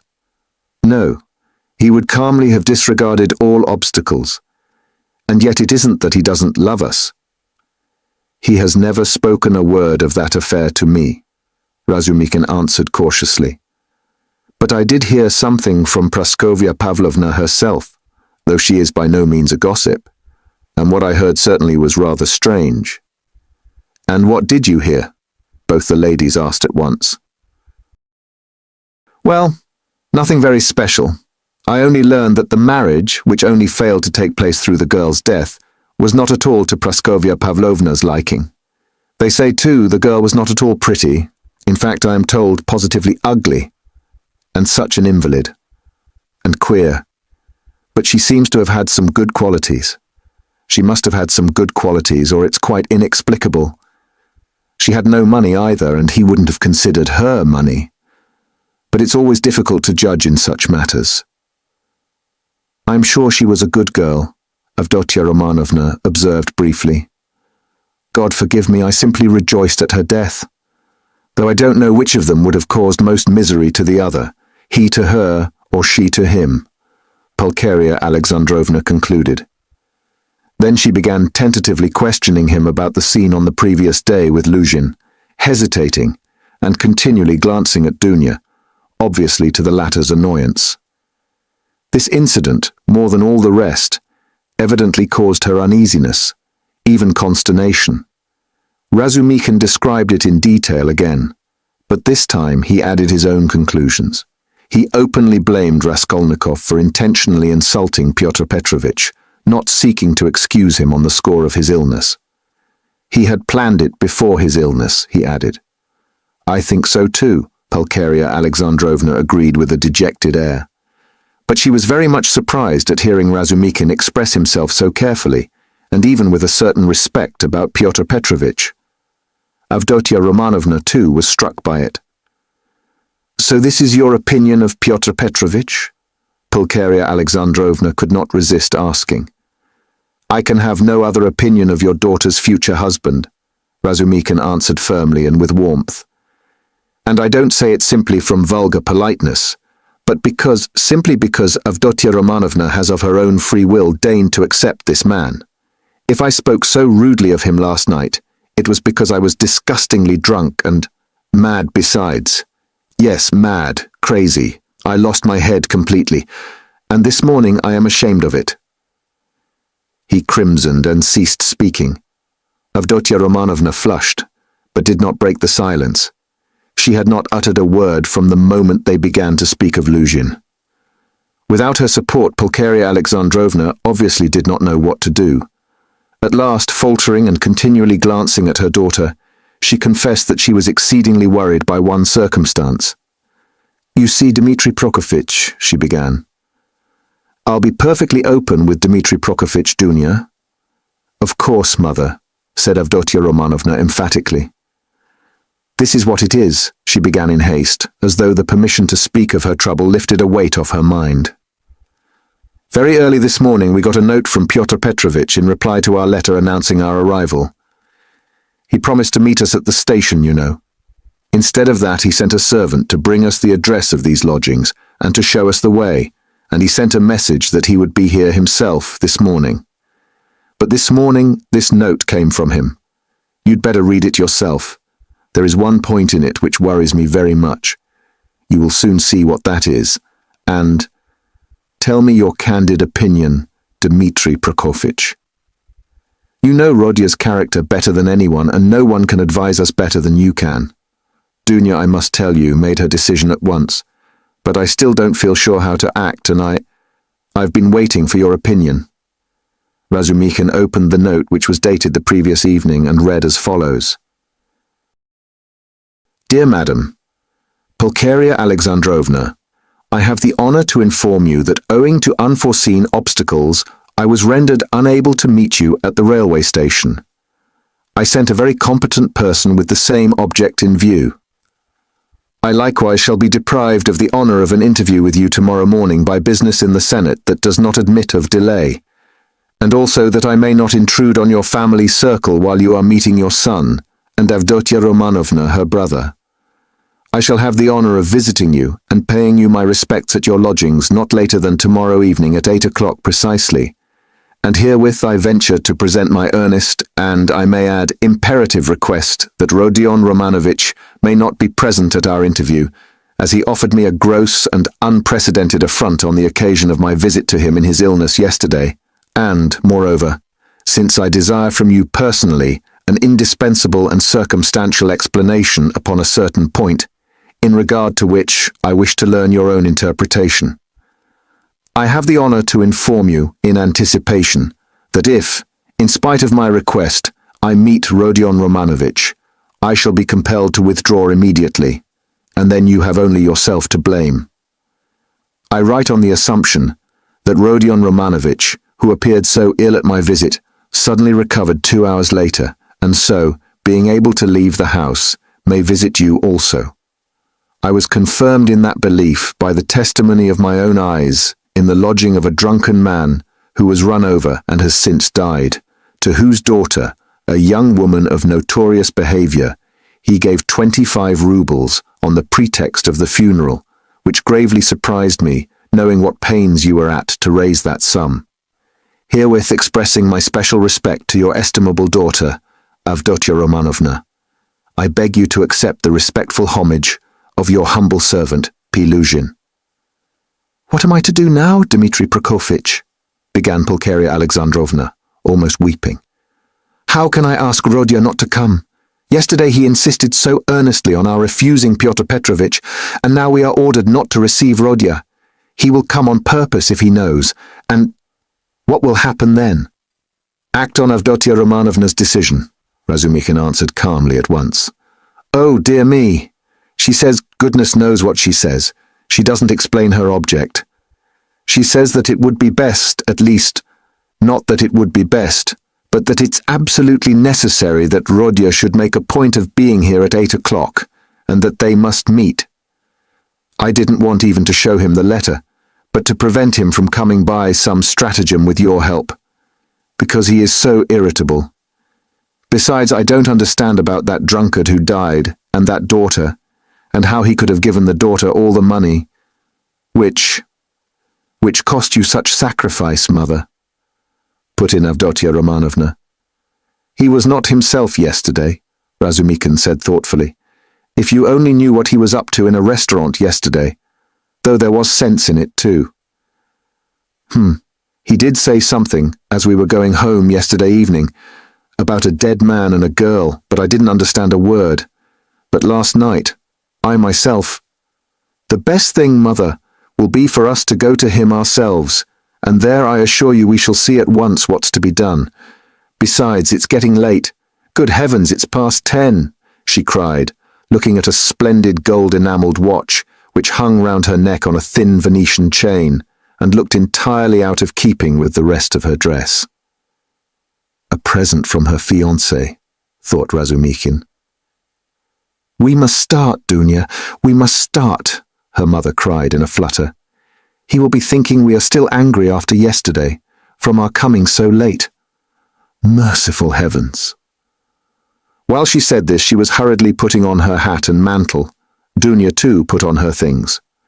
Her gloves, as Razumikhin noticed, were not merely shabby, but had holes in them, and yet this evident poverty gave the two ladies an air of special dignity, which is always found in people who know how to wear poor clothes.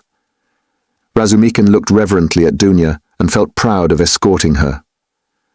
The queen who mended her stockings in prison, he thought, must have looked then every inch a queen, and even more a queen than at sumptuous banquets and levees. My God! Exclaimed Pulcheria Alexandrovna. Little did I think that I should ever fear seeing my son. My darling, darling Rodya. I am afraid, Dmitri Prokofitch, she added, glancing at him timidly. Don't be afraid, mother, said Dunya, kissing her. Better have faith in him. Oh dear, I have faith in him, but I haven't slept all night, exclaimed the poor woman. They came out into the street. Do you know, Dunya, when I dozed a little this morning, I dreamed of Marfa Petrovna. She was all in white. She came up to me, took my hand, and shook her head at me, but so sternly as though she were blaming me. Is that a good omen? Oh dear me. You don't know, Dmitri Prokofitch, that Marfa Petrovna's dead.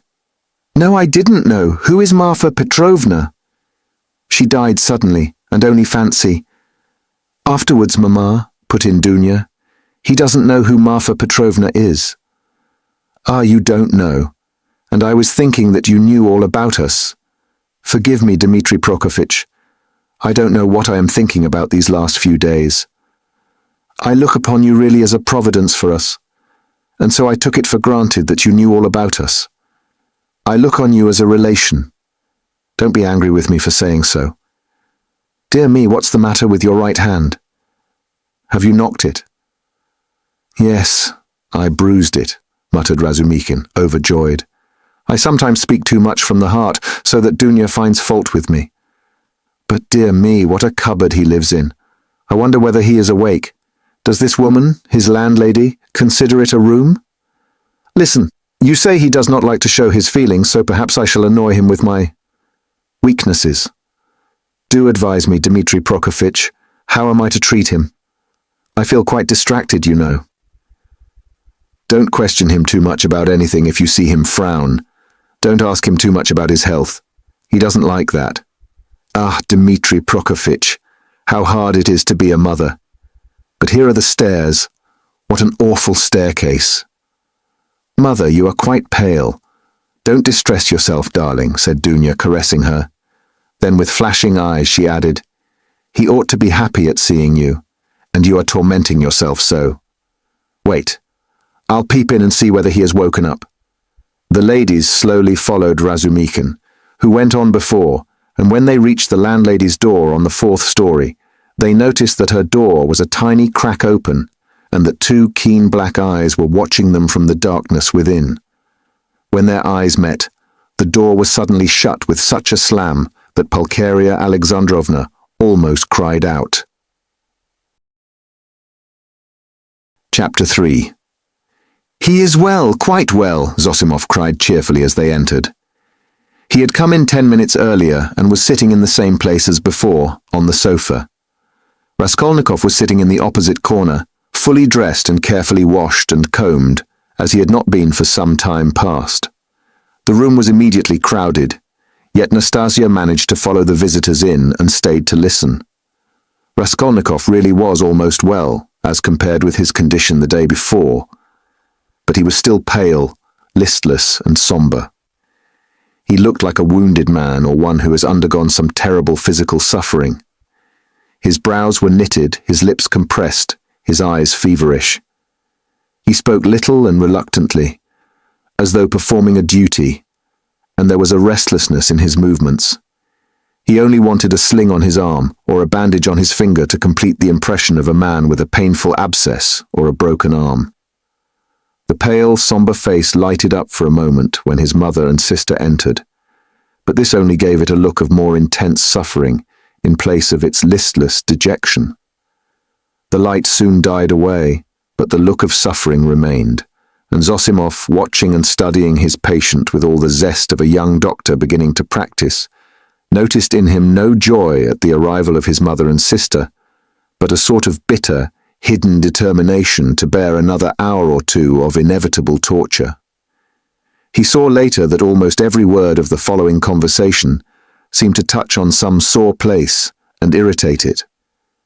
But at the same time he marveled at the power of controlling himself and hiding his feelings in a patient who the previous day had, like a monomaniac, fallen into a frenzy at the slightest word. "Yes, I see myself now that I am almost well," said Raskolnikov, giving his mother and sister a kiss of welcome, which made Pulcheria Alexandrovna radiant at once. "And I don't say this as I did yesterday," he said, addressing Razumikin, with a friendly pressure of his hand. "Yes, indeed, I am quite surprised at him today," began Zosimov, much delighted at the lady's entrance, for he had not succeeded in keeping up a conversation with his patient for 10 minutes. "In another 3 or 4 days, if he goes on like this, he will be just as before, that is, as he was a month ago or 2, or perhaps even 3. This has been coming on for a long while, eh?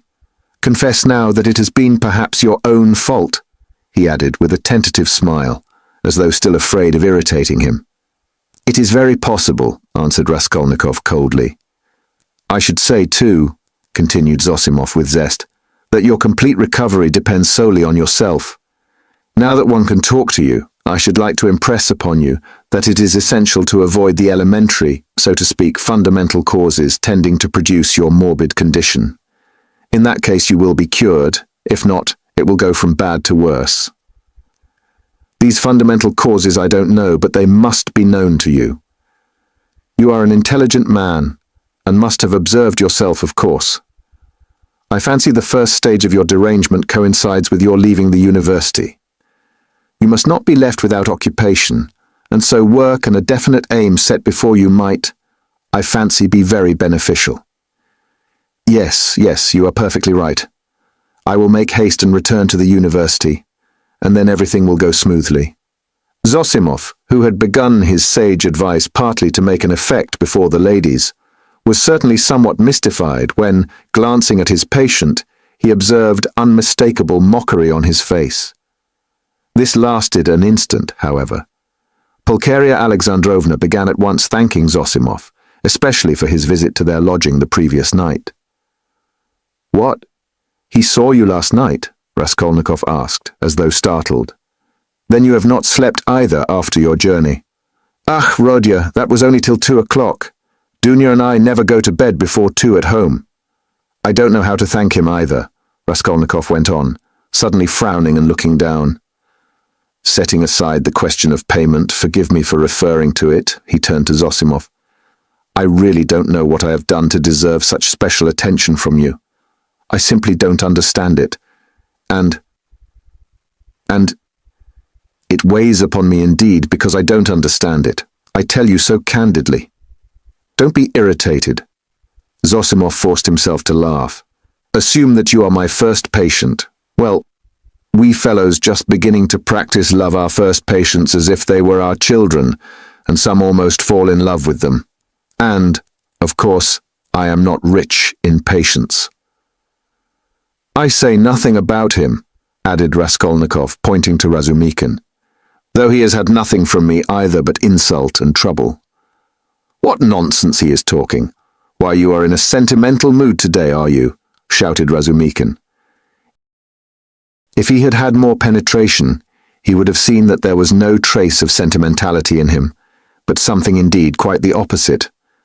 But Avdotia Romanovna noticed it. She was intently and uneasily watching her brother. As for you, mother, I don't dare to speak, he went on, as though repeating a lesson learned by heart. It is only today that I have been able to realize a little how distressed you must have been here yesterday, waiting for me to come back. When he had said this, he suddenly held out his hand to his sister, smiling, without a word. But in this smile there was a flash of real, unfeigned feeling. Dunya caught it at once and warmly pressed his hand, overjoyed and thankful. It was the first time he had addressed her since their dispute the previous day. The mother's face lighted up with ecstatic happiness at the sight of this conclusive, unspoken reconciliation. Yes, that is what I love him for, Razumikin, exaggerating it all, muttered to himself, with a vigorous turn in his chair. He has these movements. And how well he does it all, the mother was thinking to herself. What generous impulses he has, and how simply, how delicately he put an end to all the misunderstanding with his sister, simply by holding out his hand at the right minute and looking at her like that. And what fine eyes he has, and how fine his whole face is. He is even better looking than Dunya, but good heavens, what a suit! How terribly he's dressed. Vasya, the messenger boy in Afanasy Ivanitch's shop, is better dressed. I could rush at him and hug him, weep over him, but I am afraid. Oh dear, he's so strange. He's talking kindly, but I'm afraid. Why, what am I afraid of? Oh, Rodya, you wouldn't believe, she began suddenly, in haste to answer his words to her, how unhappy Dunya and I were yesterday. Now that it's all over and done with and we are quite happy again, I can tell you. Fancy, we ran here almost straight from the train to embrace you and that woman. Ah, here she is. Good morning, Nastasia. She told us at once that you were lying in a high fever and had just run away from the doctor in delirium, and they were looking for you in the streets. You can't imagine how we felt. I couldn't help thinking of the tragic end of Lieutenant Patanchikov, a friend of your father's. You can't remember him, Rodya, who ran out in the same way in a high fever and fell into the well in the courtyard, and they couldn't pull him out till next day. Of course, we exaggerated things. We were on the point of rushing to find Pyotr Petrovitch to ask him to help. Because we were alone, utterly alone, she said plaintively, and stopped short, suddenly, recollecting it was still somewhat dangerous to speak of Pyotr Petrovitch, although we are quite happy again. Yes, of course it's very annoying, Raskolnikov muttered in reply, but with such a preoccupied and inattentive air that Dunya gazed at him in perplexity. What else was it I wanted to say? He went on, trying to recollect. Oh yes, mother, and you too, Dunya. Please don't think that I didn't mean to come and see you today and was waiting for you to come first. What are you saying, Rodya? Cried Pulcheria Alexandrovna. She too was surprised. Is he answering us as a duty? Dunya wondered. Is he being reconciled and asking forgiveness, as though he were performing a rite or repeating a lesson? I've only just woken up and wanted to go to you, but was delayed owing to my clothes. I forgot yesterday to ask her. Nastasia. To wash out the blood. I've only just dressed. Blood? What blood? Pulcheria Alexandrovna asked in alarm. Oh, nothing. Don't be uneasy. It was when I was wandering about yesterday, rather delirious. I chanced upon a man who had been run over. A clerk. Delirious. But you remember everything, Razumikin interrupted. That's true, Raskolnikov answered with special carefulness. I remember everything even to the slightest detail, and yet, why I did that and went there and said that, I can't clearly explain now. A familiar phenomenon, interposed Zosimov. Actions are sometimes performed in a masterly and most cunning way, while the direction of the actions is deranged and dependent on various morbid impressions. It's like a dream. Perhaps it's a good thing, really, that he should think me almost a madman, thought Raskolnikov. Why, people in perfect health act in the same way too, observed Dunya, looking uneasily at Zosimov. There is some truth in your observation, the latter replied. In that sense, we are certainly all not infrequently like madmen, but with the slight difference that the deranged are somewhat madder, for we must draw a line. A normal man, it is true, hardly exists. Among dozens, perhaps hundreds of thousands, hardly one is to be met with. At the word madman, carelessly dropped by Zosimov in his chatter on his favorite subject, everyone frowned. Raskolnikov sat seeming not to pay attention, plunged in thought with a strange smile on his pale lips. He was still meditating on something. Well, what about the man who was run over? I interrupted you, Razumikin cried hastily. What? Raskolnikov seemed to wake up. Oh, I got spattered with blood helping to carry him to his lodging. By the way, Mamma, I did an unpardonable thing yesterday. I was literally out of my mind. I gave away all the money you sent me to his wife for the funeral. She's a widow now in consumption, a poor creature. 3 little children, starving, nothing in the house. There's a daughter, too. Perhaps you'd have given it yourself if you'd seen them. But I had no right to do it, I admit, especially as I knew how you needed the money yourself. To help others, one must have the right to do it, or else crevez, chiens, si vous n'êtes pas contents. He laughed. That's right, isn't it, Dunya? No, it's not, answered Dunya firmly. Bah! You too have ideals, he muttered, looking at her almost with hatred and smiling sarcastically. I ought to have considered that. Well, that's praiseworthy, and it's better for you. And if you reach a line you won't overstep, you will be unhappy. And if you overstep it, maybe you will be still unhappier. But all that's nonsense, he added irritably, vexed at being carried away. I only meant to say that I beg your forgiveness, Mother, he concluded shortly and abruptly. That's enough, Rodya. I'm sure that everything you do is very good, said his mother, delighted. Don't be too sure, he answered, twisting his mouth into a smile. A silence followed. There was a certain constraint in all this conversation, and in the silence, and in the reconciliation, and in the forgiveness, and all were feeling it. It is as though they were afraid of me, Raskolnikov was thinking to himself, looking askance at his mother and sister. Pulcheria Alexandrovna was indeed growing more timid the longer she kept silent. Yet in their absence, I seemed to love them so much, flashed through his mind.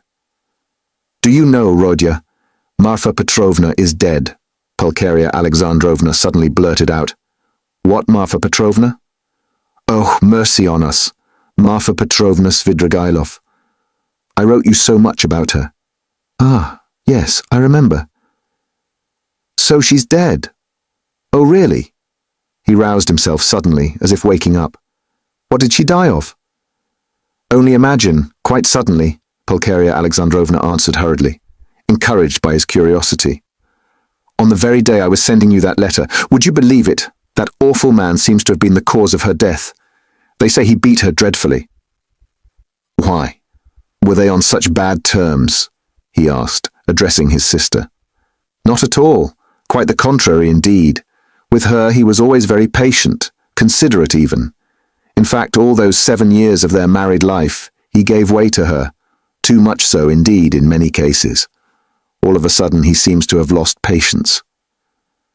Then he could not have been so awful if he controlled himself for 7 years.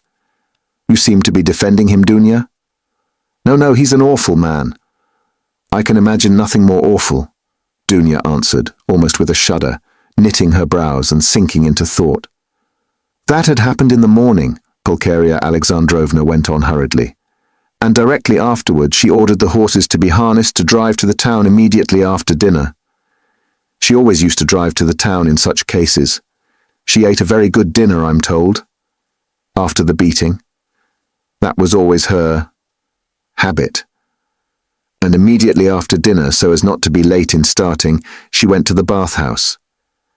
You see, she was undergoing some treatment with baths. They have a cold spring there, and she used to bathe in it regularly every day, and no sooner had she got into the water when she suddenly had a stroke. I should think so, said Zosimov. And did he beat her badly? What does that matter? Put in Dunya. But I don't know why you want to tell us such gossip, mother, said Raskolnikov irritably, as it were in spite of himself. Ah, my dear, I don't know what to talk about, broke from Pulcheria Alexandrovna. Why, are you all afraid of me? He asked with a constrained smile. That's certainly true, said Dunya, looking directly and sternly at her brother. Mother was crossing herself with terror as she came up the stairs. His face worked as though in convulsion. Ach, what are you saying, Dunya? Don't be angry, please, Rodya.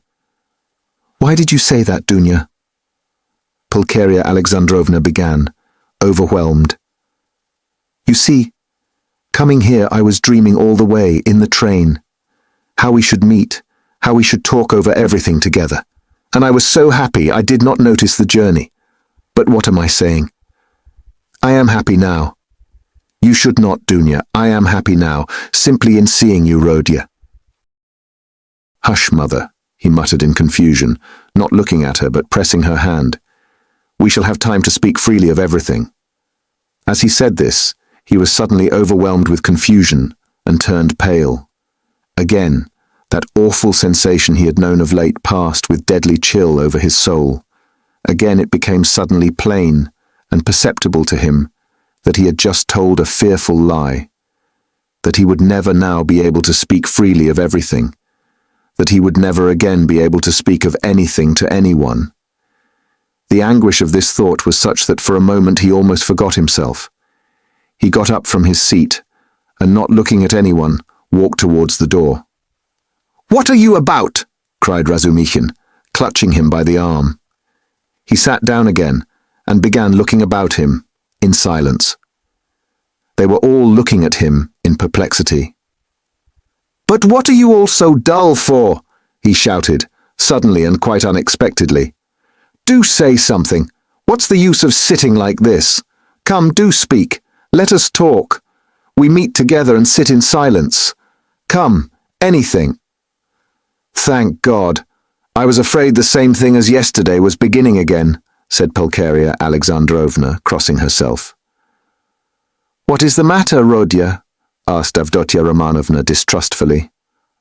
"Oh, nothing. I remembered something," he answered, and suddenly laughed.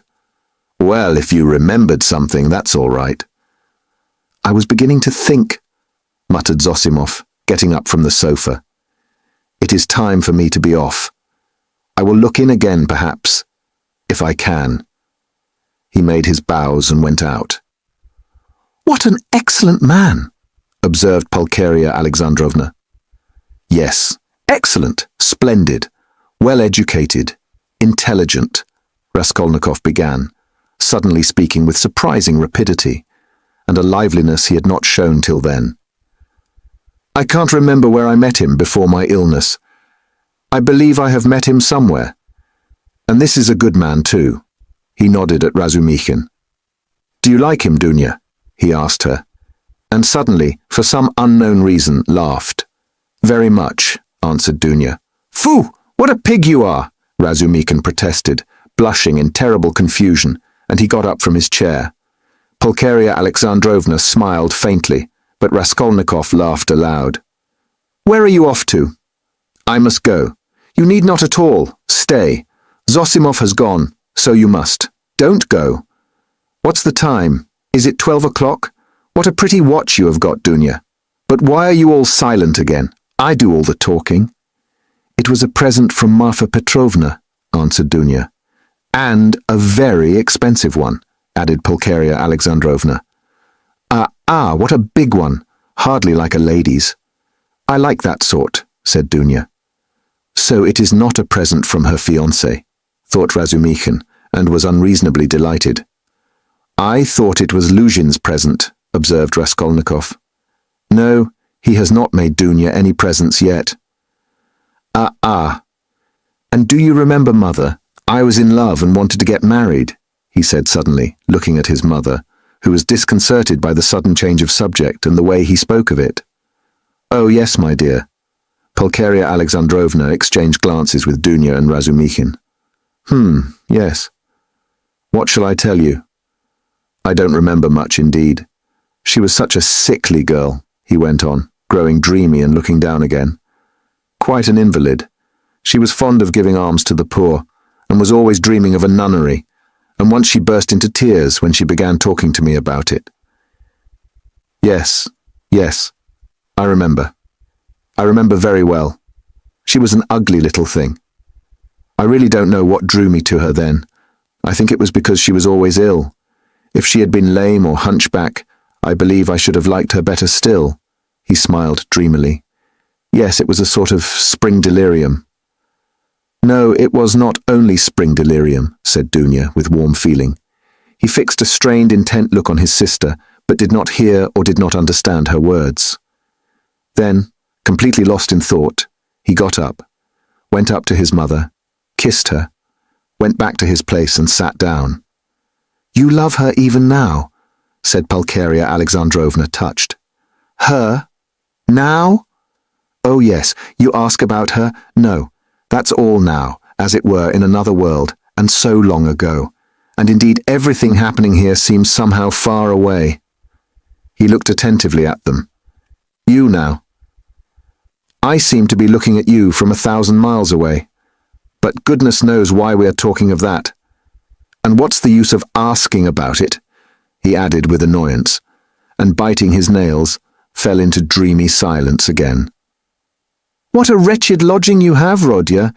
It's like a tomb, said Pulcheria Alexandrovna, suddenly breaking the oppressive silence. I'm sure it's quite half through your lodging you have become so melancholy. My lodging, he answered listlessly. Yes, the lodging had a great deal to do with it. I thought that too. If only you knew, though, what a strange thing you said just now, Mother, he said, laughing strangely. A little more, and their companionship, this mother and this sister, with him after 3 years' absence, this intimate tone of conversation, in face of the utter impossibility of really speaking about anything, would have been beyond his power of endurance. But there was one urgent matter which must be settled, one way or the other, that day, so he had decided when he woke. Now he was glad to remember it as a means of escape. Listen, Dunya, he began gravely and dryly. Of course I beg your pardon for yesterday, but I consider it my duty to tell you again that I do not withdraw from my chief point. It is me or Luzhin. If I am a scoundrel, you must not be. One is enough. If you marry Luzhin, I cease at once to look on you as a sister. Rodya! It is the same as yesterday again, Pulcheria Alexandrovna cried mournfully. And why do you call yourself a scoundrel? I can't bear it. You said the same yesterday. Brother, Dunya answered firmly, and with the same dryness, in all this, there is a mistake on your part. I thought it over at night, and found out the mistake. It is all because you seem to fancy I am sacrificing myself to someone, and for someone. That is not the case at all. I am simply marrying for my own sake, because things are hard for me. Though of course I shall be glad if I succeed in being useful to my family. But that is not the chief motive for my decision. She is lying, he thought to himself, biting his nails vindictively. Proud creature. She won't admit she wants to do it out of charity. Too haughty. Oh, Base characters. They even love as though they hate. Oh, how I hate them all. In fact, continued Dunya, I am marrying Pyotr Petrovitch because of two evils I choose the less. I intend to do honestly all he expects of me, so I'm not deceiving him. Why did you smile just now? She too flushed, and there was a gleam of anger in her eyes. All? He asked with a malignant grin. Within certain limits. Both the manner and form of Pyotr Petrovitch's courtship showed me at once what he wanted. He may, of course, think too well of himself, but I hope he esteems me too. Why are you laughing again? And why are you blushing again? You are lying, sister. You are intentionally lying, simply from feminine obstinacy, simply to hold your own against me. You cannot respect Luzhin. I have seen him and talked with him. So you are selling yourself for money. And so in any case you are acting basely, and I am glad at least that you can blush for it. It is not true, I am not lying, cried Dunya, losing her composure. I would not marry him if I were not convinced that he esteems me and thinks highly of me. I would not marry him if I were not firmly convinced that I can respect him. Fortunately, I can have convincing proof of it this very day, and such a marriage is not a vileness, as you say. And even if you were right, if I really had determined on a vile action, is it not merciless on your part to speak to me like that? Why do you demand of me a heroism that perhaps you have not either? It is despotism. It is tyranny. If I ruin anyone, it is only myself. I am not committing a murder. Why do you look at me like that? Why are you so pale? Rodya, darling, what's the matter? Good heavens, you have made him faint, cried Pulcheria Alexandrovna. No, nonsense, it's nothing. A little giddiness, not fainting. You have fainting on the brain. Yes, what was I saying? Oh, yes. In what way will you get convincing proof today that you can respect him, and that he esteems you, as you said? I think you said today. Mother, show Rodya Pyotr Petrovitch's letter, said Dunya. With trembling hands, Pulcheria Alexandrovna gave him the letter. He took it with great interest, but before opening it, he suddenly looked with a sort of wonder at Dunya. It is strange, he said slowly, as though struck by a new idea. What am I making such a fuss for? What is it all about? Marry whom you like. He said this as though to himself, but said it aloud, and looked for some time at his sister, as though puzzled. He opened the letter at last, still with the same look of strange wonder on his face. Then, slowly and attentively, he began reading, and read it through twice. Pulcheria Alexandrovna showed marked anxiety, and all indeed expected something particular. What surprises me, he began after a short pause, handing the letter to his mother, but not addressing anyone in particular, is that he is a businessman, a lawyer, and his conversation is pretentious indeed, and yet he writes such an uneducated letter. They all started. They had expected something quite different. But they all write like that, you know, Razumikin observed abruptly. Have you read it? Yes. We showed him, Rodya. We consulted him just now, Pulcheria Alexandrovna began, embarrassed. That's just the jargon of the courts, Razumikin put in. Legal documents are written like that to this day. Legal? Yes, it's just legal. Business language, not so very uneducated, and not quite educated. Business language. Pyotr Petrovitch makes no secret of the fact that he had a cheap education. He is proud indeed of having made his own way, Avdotya Romanovna observed, somewhat offended by her brother's tone. Well, if he's proud of it, he has reason. I don't deny it. You seem to be offended, sister, at my making only such a frivolous criticism on the letter, and to think that I speak of such trifling matters on purpose to annoy you. It is quite the contrary. An observation apropos of the style occurred to me that is by no means irrelevant as things stand. There is one expression, blame yourselves, put in very significantly and plainly, and there is besides a threat that he will go away at once if I am present. That threat to go away is equivalent to a threat to abandon you both if you are disobedient, and to abandon you now after summoning you to Petersburg. Well, what do you think? Can one resent such an expression from Luzhin, as we should if he pointed to Razumikin, had written it, or Zosimov, or one of us? No, no, answered Dunya with more animation. I saw clearly that it was too naively expressed, and that perhaps he simply has no skill in writing. That is a true criticism, brother. I did not expect, indeed. It is expressed in legal style, and sounds coarser than perhaps he intended. But I must disillusion you a little.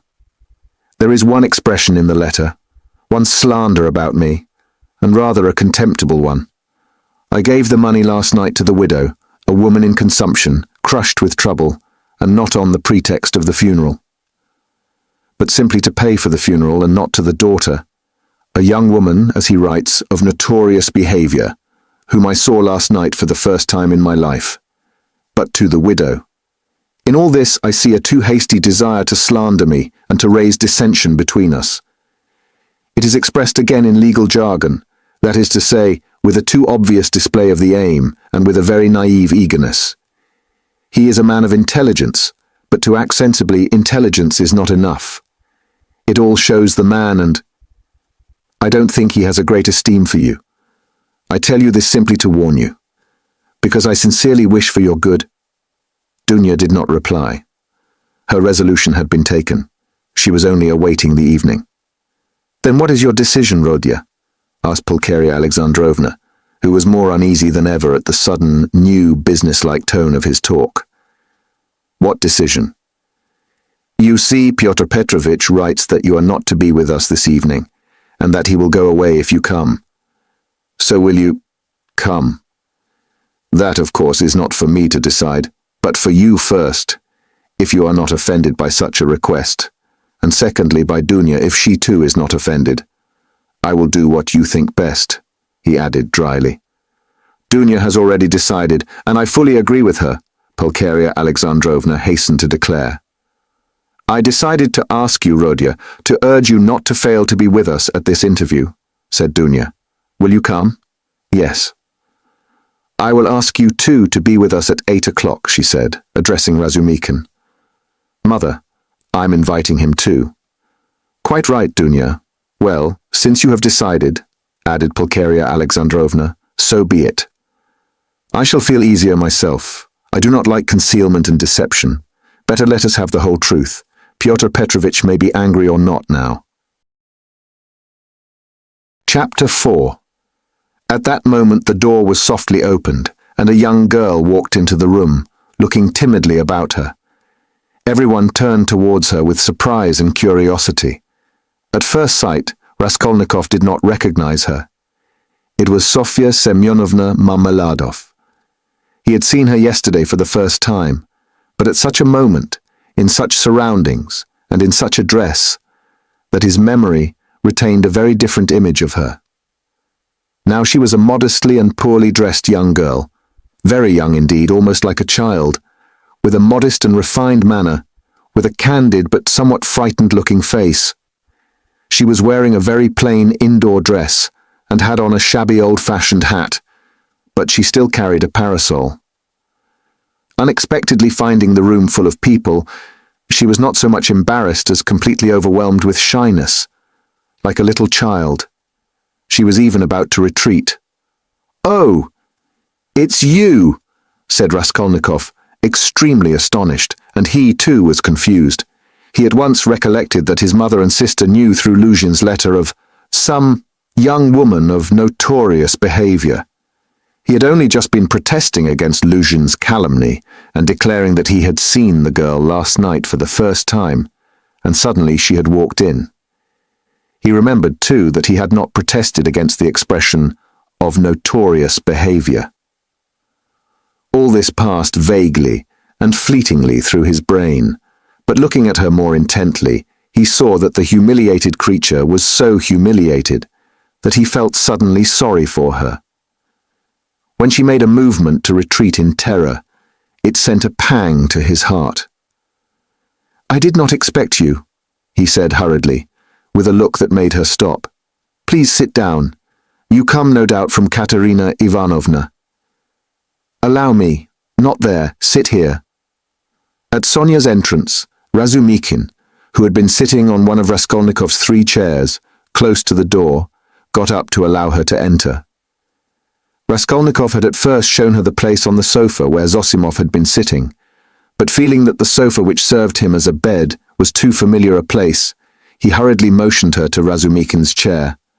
"You sit here," he said to Razumikin, putting him on the sofa. Sonia sat down, almost shaking with terror, and looked timidly at the 2 ladies. It was evidently almost inconceivable to herself that she could sit down beside them. At the thought of it, she was so frightened that she hurriedly got up again, and in utter confusion addressed Raskolnikov. I have come for 1 minute. Forgive me for disturbing you," she began falteringly. "I come from Katerina Ivanovna, and she had no one to send. Katerina Ivanovna told me to beg you to be at the service in the morning at Mitrofanievsky, and then to us, to her, to do her the honor. She told me to beg you." Sonia stammered and ceased speaking. "I will try, certainly, most certainly," answered Raskolnikov. He too stood up, and he too faltered and could not finish his sentence. "Please sit down," he said suddenly. "I want to talk to you. You are perhaps in a hurry, but please be so kind. Spare me 2 minutes." And he drew up a chair for her. Sonia sat down again, and again timidly she took a hurried, frightened look at the 2 ladies, and dropped her eyes. Raskolnikov's pale face flushed, a shudder passed over him. His eyes glowed. "Mother," he said firmly and insistently, "this is Sofya Semyonovna Marmeladov, the daughter of that unfortunate Mr. Marmeladov, who was run over yesterday before my eyes, and of whom I was just telling you."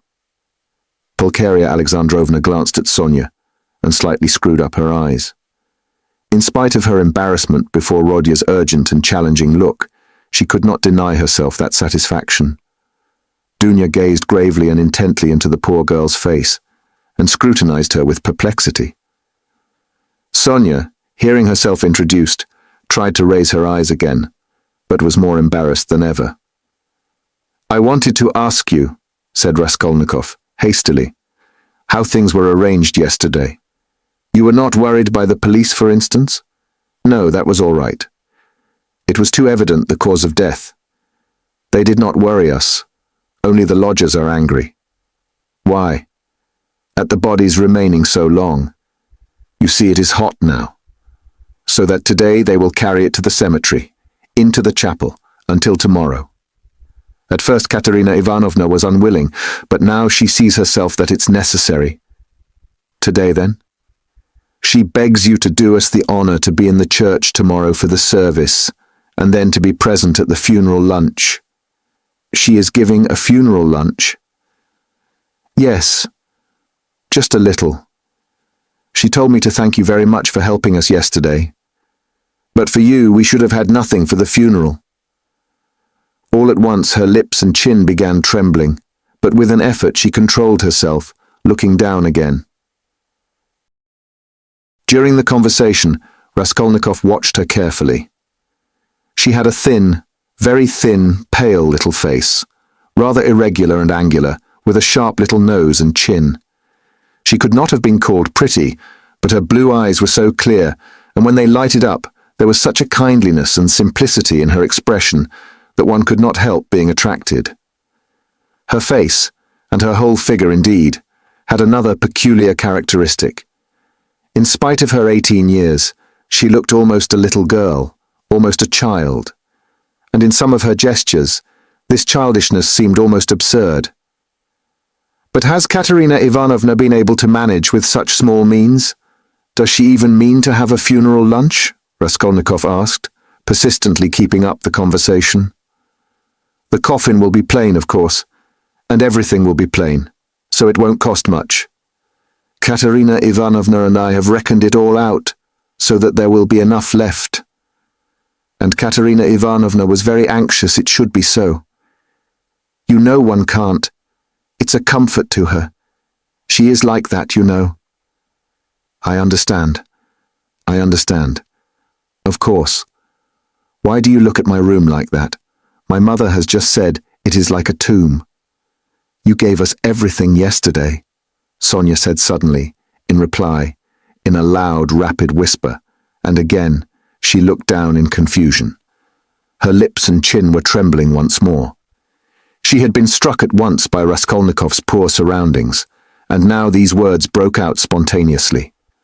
A silence followed. There was a light in Dunya's eyes, and even Pulcheria Alexandrovna looked kindly at Sonia. "Rodya," she said, getting up, "we shall have dinner together, of course. Come, Dunya, and you, Rodya, had better go for a little walk, and then rest and lie down before you come to see us. I am afraid we have exhausted you." Yes, I'll come," he answered, getting up fussily.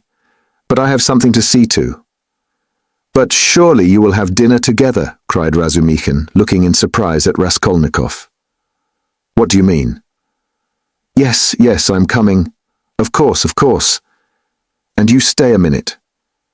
You do not want him just now, do you, Mother? Or perhaps I'm taking him from you. Oh, no. And will you, Dmitri Prokofitch, do us the favor of dining with us?" "Please do," added Dunya. Razumikhin bowed, positively radiant. For one moment they were all strangely embarrassed. "Goodbye, Rodya. That is till we meet." "I do not like saying goodbye." "Goodbye, Nastasia."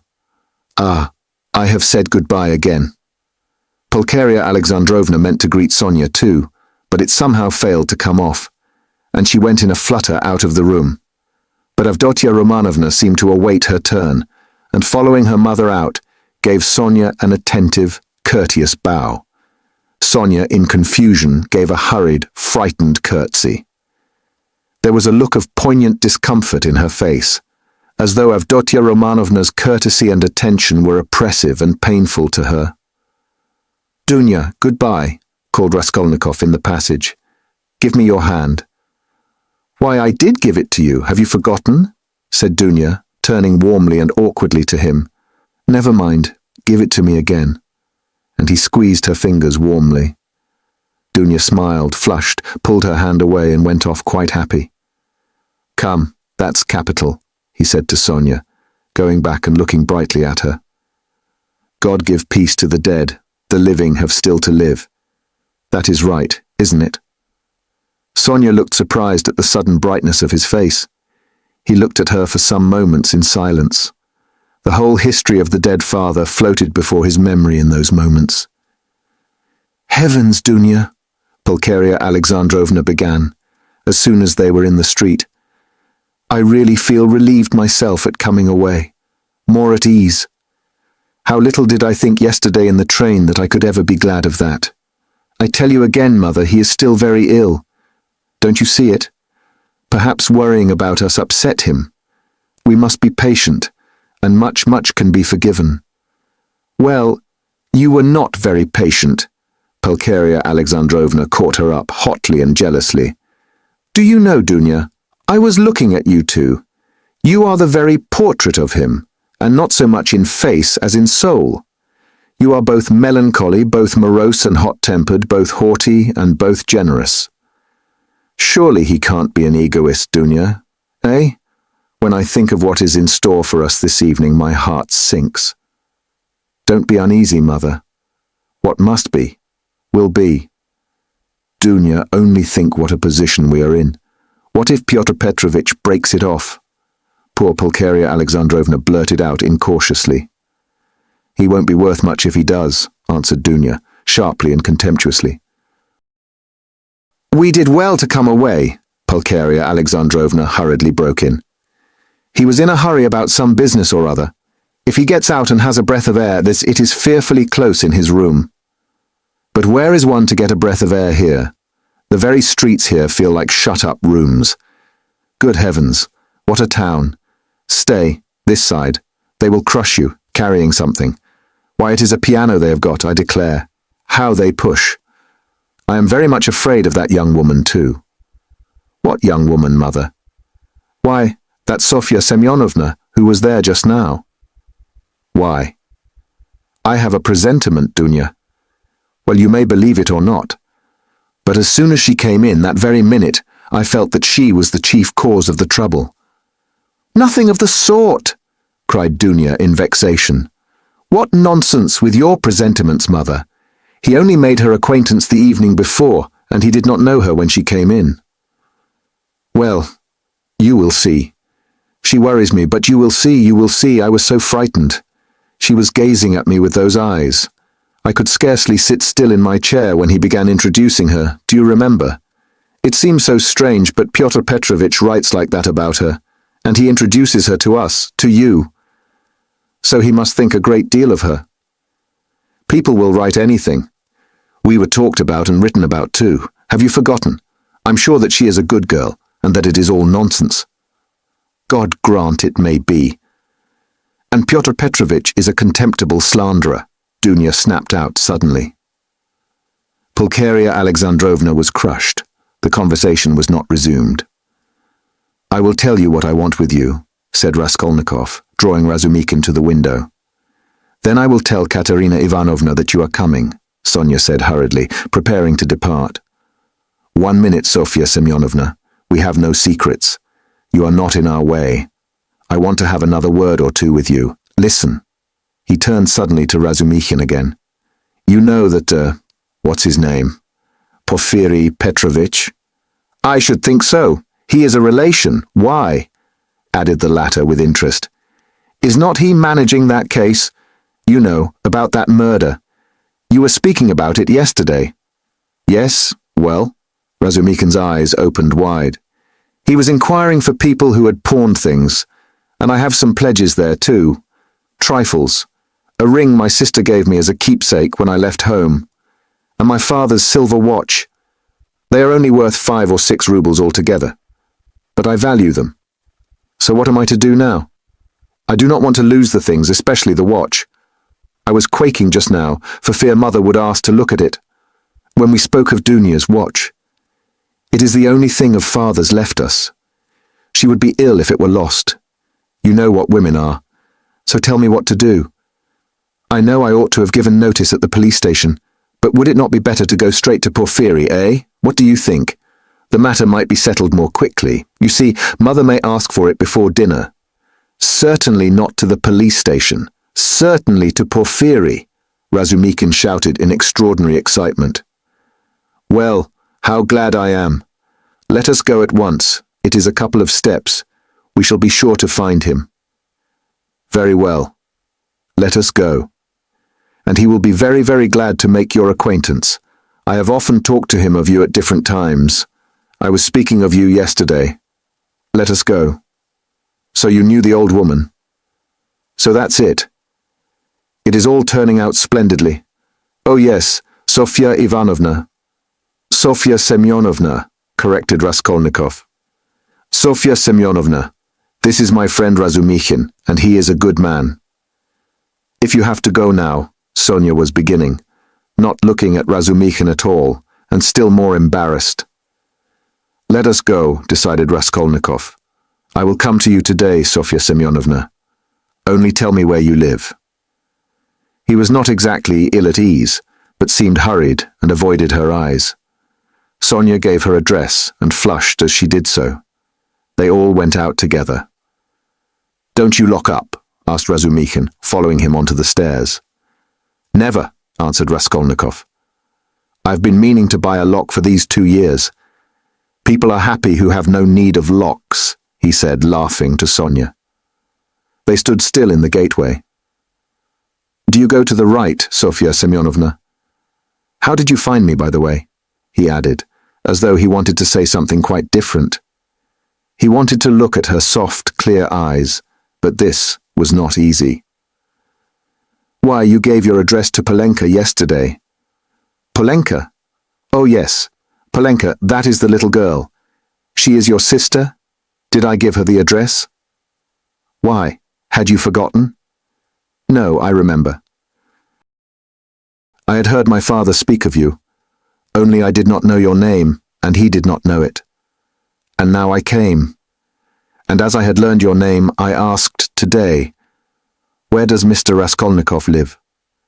I did not know. You had only a room too. Goodbye. I will tell Katerina Ivanovna." She was extremely glad to escape at last. She went away looking down, hurrying to get out of sight as soon as possible, to walk the 20 steps to the turning on the right and to be at last alone, and then moving rapidly along, looking at no one, noticing nothing, to think, to remember, to meditate on every word, every detail. Never, never had she felt anything like this. Dimly and unconsciously, a whole new world was opening before her. She remembered suddenly that Raskolnikov meant to come to her that day, perhaps at once. "Only not today, please, not today," she kept muttering with a sinking heart, as though entreating someone, like a frightened child. "Mercy! To me! To that room! He will see! Oh dear!" She was not capable at that instant of noticing an unknown gentleman who was watching her and following at her heels. He had accompanied her from the gateway. At the moment when Razumikin, Raskolnikov, and she stood still at parting on the pavement, this gentleman, who was just passing, started on hearing Sonia's words. "And I asked where Mr. Raskolnikov lived." He turned a rapid but attentive look upon all three, especially upon Raskolnikov, to whom Sonia was speaking, then looked back and noted the house. All this was done in an instant as he passed, and trying not to betray his interest, he walked on more slowly, as though waiting for something. He was waiting for Sonia. He saw that they were parting, and that Sonia was going home. Home? Where? I've seen that face somewhere, he thought. I must find out. At the turning he crossed over, looked round, and saw Sonia coming the same way, noticing nothing. She turned the corner. He followed her on the other side. After about 50 paces he crossed over again, overtook her and kept 2 or 3 yards behind her. He was a man about 50, rather tall and thickly set, with broad high shoulders which made him look as though he stooped a little. He wore good and fashionable clothes and looked like a gentleman of position. He carried a handsome cane, which he tapped on the pavement at each step. His gloves were spotless. He had a broad, rather pleasant face with high cheekbones and a fresh colour, not often seen in Petersburg. His flaxen hair was still abundant and only touched here and there with grey, and his thick square beard was even lighter than his hair. His eyes were blue and had a cold and thoughtful look. His lips were crimson. He was a remarkably well-preserved man and looked much younger than his years. When Sonia came out on the canal bank, they were the only 2 persons on the pavement. He observed her dreaminess and preoccupation. On reaching the house where she lodged, Sonia turned in at the gate. He followed her, seeming rather surprised. In the courtyard she turned to the right corner. "Bah!" muttered the unknown gentleman, and mounted the stairs behind her. Only then Sonia noticed him. She reached the 3rd story, turned down the passage, and rang at number 9. On the door was inscribed in chalk, "Kapernaumov, tailor." "Bah!" the stranger repeated again, wondering at the strange coincidence, and he rang next door, at number 8. The doors were 2 or 3 yards apart. "You lodge at Kapernaumov's," he said, looking at Sonia and laughing. "He altered a waistcoat for me yesterday. I'm staying close here at Madame Reslich's." "How odd." Sonia looked at him attentively. "We are neighbours," he went on gaily. "I only came to town the day before yesterday. Goodbye for the present." Sonia made no reply. The door opened, and she slipped in. She felt for some reason ashamed and uneasy. On the way to Porfiry's, Razumikin was obviously excited. "That's capital, brother," he repeated several times. "And I'm glad. I am glad." "What are you glad about?" Raskolnikov thought to himself. "I didn't know that you pledged things at the old woman's too. And, was it long ago? I mean, was it long since you were there? What a simple-hearted fool he is." "When was it?" Raskolnikov stopped still to recollect. 2 or 3 days before her death, it must have been.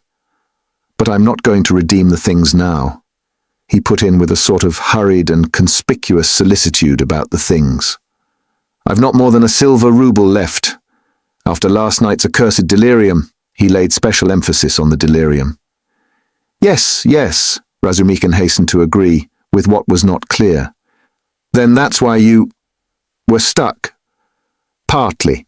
You know, in your delirium you were continually mentioning some rings or chains. Yes, yes, that's clear. It's all clear now. Hello. How that idea must have got about among them. Here this man will go to the stake for me, and I find him delighted at having it cleared up, why I spoke of rings in my delirium. What a hold the idea must have on all of them. Shall we find him? He asked suddenly. Oh, yes, Razumikin answered quickly. He's a nice fellow, you will see, brother. Rather clumsy, that is to say. He is a man of polished manners, but I mean clumsy in a different sense. He is an intelligent fellow, very much so indeed, but he has his own range of ideas. He is incredulous, skeptical, cynical. He likes to impose on people, or rather to make fun of them. His is the old, circumstantial method, but he understands his work thoroughly. Last year he cleared up a case of murder in which the police had hardly a clue. He is very, very anxious to make your acquaintance. On what grounds is he so anxious? Oh, it's not exactly. You see, since you've been ill, I happen to have mentioned you several times. So, when he heard about you, about your being a law student and not able to finish your studies, he said, "What a pity." And so I concluded from everything together. Not only that, yesterday Zametov... You know, Rodya, I talked some nonsense on the way home to you yesterday when I was drunk. I am afraid, brother, of your exaggerating it, you see. What? That they think I am a madman. Maybe they are right, he said with a constrained smile. Yes, yes, that is, pooh, no, but all that I said, and there was something else too, it was all nonsense. Drunken nonsense. But why are you apologizing? I'm so sick of it all, Raskolnikov cried with exaggerated irritability. It was partly assumed, however. I know, I understand. Believe me, I understand. One's ashamed to speak of it. If you're ashamed, then don't speak of it. Both were silent. Razumikin was more than ecstatic, and Raskolnikov perceived it with repulsion. He was alarmed, too, by what Razumikin had just said about Porfiry. I shall have to pull a long face with him, too, he thought with a beating heart, and he turned white, and do it naturally, too. But the most natural thing would be to do nothing at all. Carefully do nothing at all. No, carefully would not be natural again. Oh well, we shall see how it turns out, we shall see directly. Is it a good thing to go or not? The butterfly flies to the light. My heart is beating. That's what's bad. In this grey house, said Razumikin. The most important thing. Does Porfiry know that I was at the old hag's flat yesterday and asked about the blood? I must find that out instantly as soon as I go in. Find out from his face. Otherwise I'll find out if it's my ruin. I say, brother, he said suddenly, addressing Razumikin with a sly smile. I've been noticing all day that you seem to be curiously excited. Isn't it so? Excited? Not a bit of it, said Razumikin, stung to the quick. Yes, brother, I assure you it's noticeable. Why, you sat on your chair in a way you never do sit, on the edge somehow, and you seemed to be writhing all the time. You kept jumping up for nothing. One moment you were angry, and the next your face looked like a sweetmeat. You even blushed, especially when you were invited to dinner. You blushed awfully. Nothing of the sort, nonsense, what do you mean? But why are you wriggling out of it like a schoolboy? By Jove, there he's blushing again. What a pig you are. But why are you so shamefaced about it? Romeo, stay. I'll tell of you today. Ha ha ha. I'll make mother laugh, and someone else too. Listen, listen, listen. This is serious. What next, you fiend? Razumikin was utterly overwhelmed, turning cold with horror. What will you tell them? Come, brother. Foo, what a pig you are. You are like a summer rose, and if only you knew how it suits you, a Romeo over 6 foot high, and how you've washed today, you cleaned your nails, I declare. Eh? That's something unheard of. Why, I do believe you've got pomatum on your hair. Bend down. Pig! Raskolnikov laughed as though he could not restrain himself.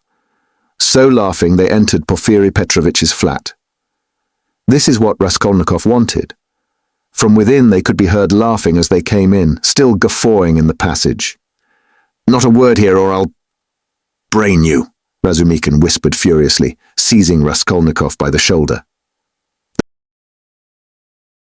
Chapter 5.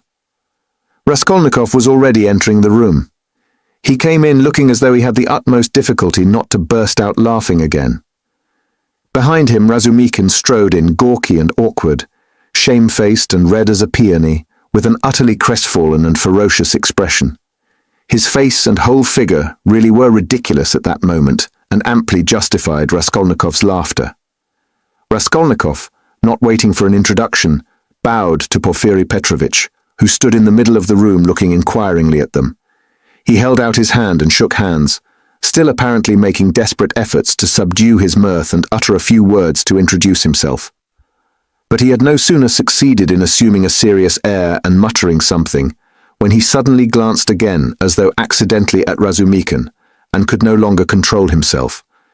His stifled laughter broke out the more irresistibly the more he tried to restrain it. The extraordinary ferocity with which Razumikin received this spontaneous mirth gave the whole scene the appearance of most genuine fun and naturalness.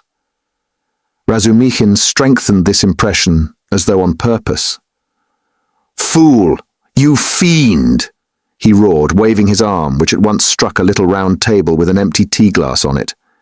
Everything was sent flying and crashing. "But why break chairs, gentlemen? You know it's a loss to the crown," Porfiry Petrovitch quoted gaily. Raskolnikov was still laughing, with his hand in Porfiry Petrovitch's, but anxious not to overdo it, awaited the right moment to put a natural end to it. Razumikin, completely put to confusion by upsetting the table and smashing the glass, gazed gloomily at the fragments, cursed, and turned sharply to the window where he stood looking out with his back to the company, with a fiercely scowling countenance, seeing nothing. Porfiry Petrovitch laughed and was ready to go on laughing, but obviously looked for explanations. Zametov had been sitting in the corner, but he rose at the visitor's entrance and was standing in expectation with a smile on his lips, though he looked with surprise, and even it seemed incredulity at the whole scene, and at Raskolnikov with a certain embarrassment. Zametov's unexpected presence struck Raskolnikov unpleasantly. "I've got to think of that," he thought. "Excuse me, please," he began, affecting extreme embarrassment. "Raskolnikov." "Not at all. Very pleasant to see you. And how pleasantly you've come in. Why won't he even say good morning?" Porfiry Petrovitch nodded at Razumikin. "Upon my honor, I don't know why he is in such a rage with me. I only told him as we came along that he was like Romeo, and proved it. And that was all, I think." "Pig!"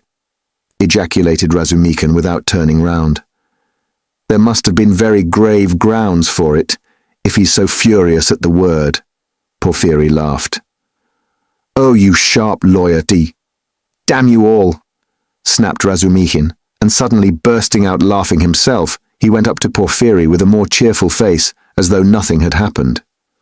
"That'll do. We are all fools. To come to business. This is my friend, Rodion Romanovich Raskolnikov.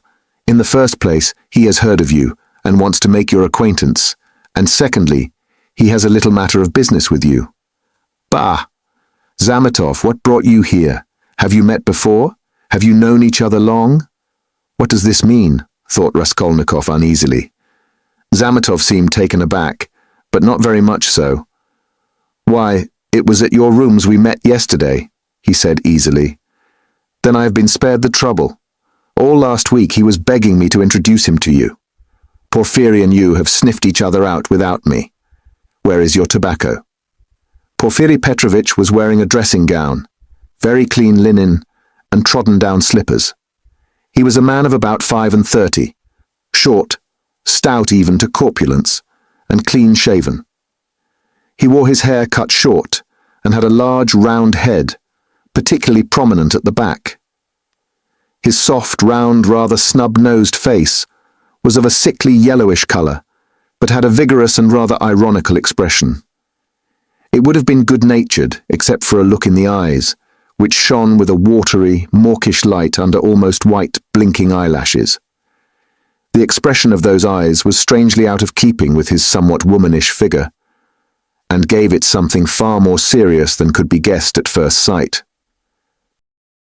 As soon as Porfiri Petrovitch heard that his visitor had a little matter of business with him, he begged him to sit down on the sofa and sat down himself on the other end, waiting for him to explain his business, with that careful and over-serious attention which is at once oppressive and embarrassing, especially to a stranger, and especially if what you are discussing is, in your opinion, of far too little importance for such exceptional solemnity.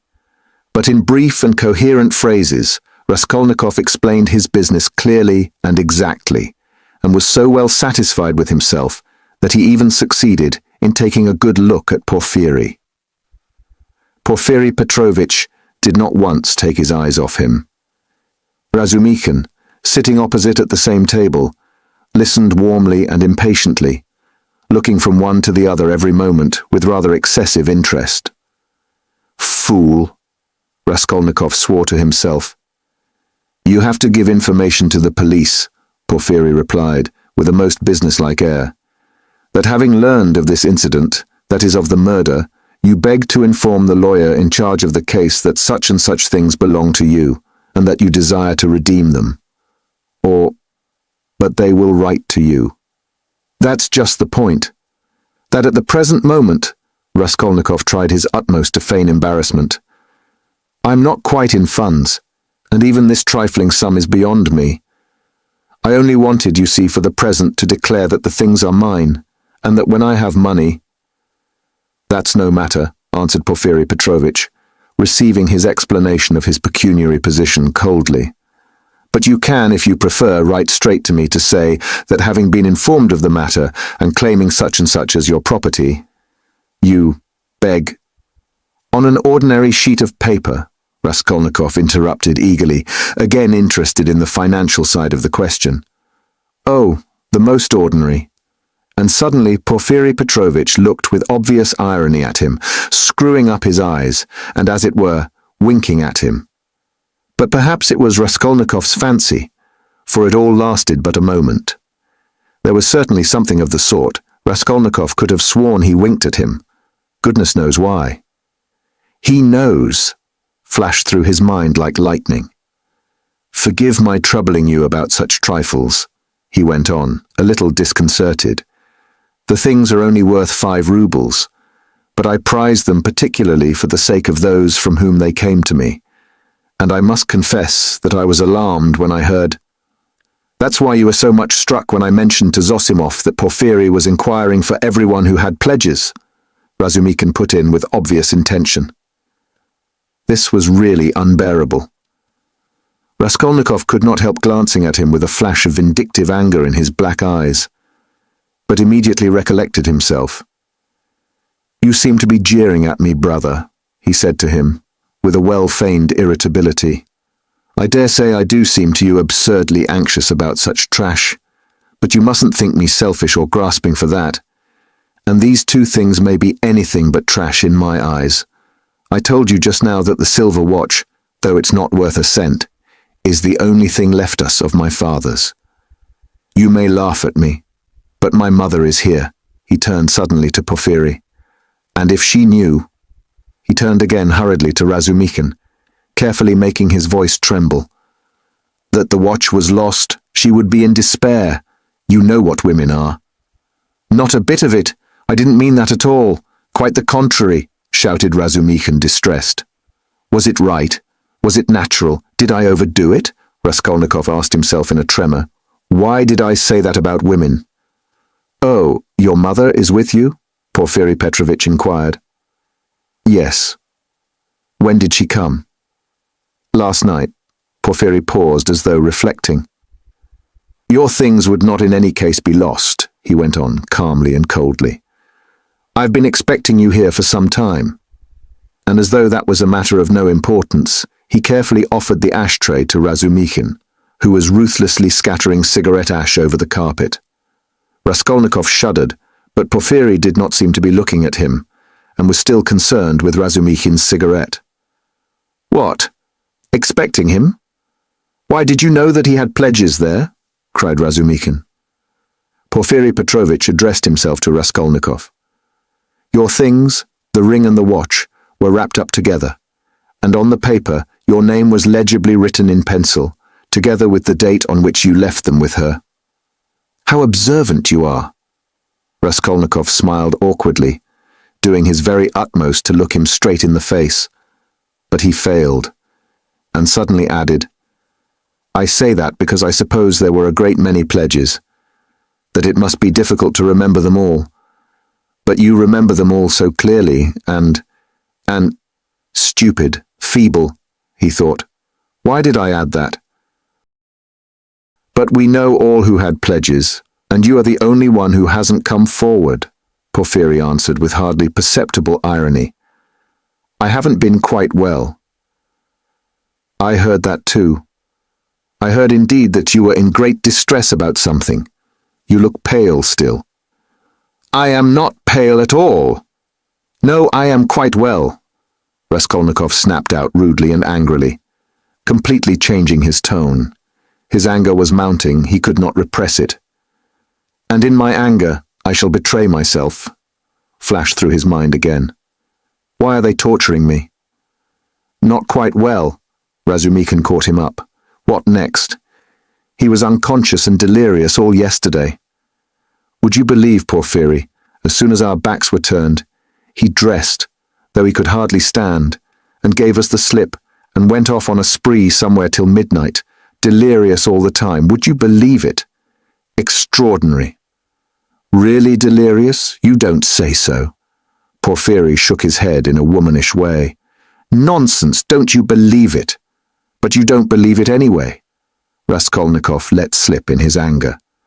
But Porfiry Petrovitch did not seem to catch those strange words. "But how could you have gone out if you hadn't been delirious?" Razumikhin got hot suddenly. "What did you go out for? What was the object of it? And why on the sly? Were you in your senses when you did it? Now that all danger is over, I can speak plainly. I was awfully sick of them yesterday." Raskolnikov addressed Porfiry suddenly with a smile of insolent defiance. "I ran away from them to take lodgings where they wouldn't find me and took a lot of money with me. Mr. Zametov there saw it. I say, Mr. Zametov, was I sensible or delirious yesterday? Settle our dispute." He could have strangled Zametov at that moment, so hateful were his expression and his silence to him. "In my opinion, you talked sensibly and even artfully, but you were extremely irritable," Zametov pronounced dryly. "And Nikodim Fomitch was telling me today," put in Porfiry Petrovitch, "that he met you very late last night in the lodging of a man who had been run over."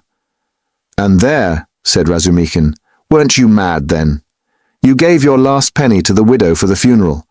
If you wanted to help, give 15 or 20 even, but keep 3 rubles for yourself at least.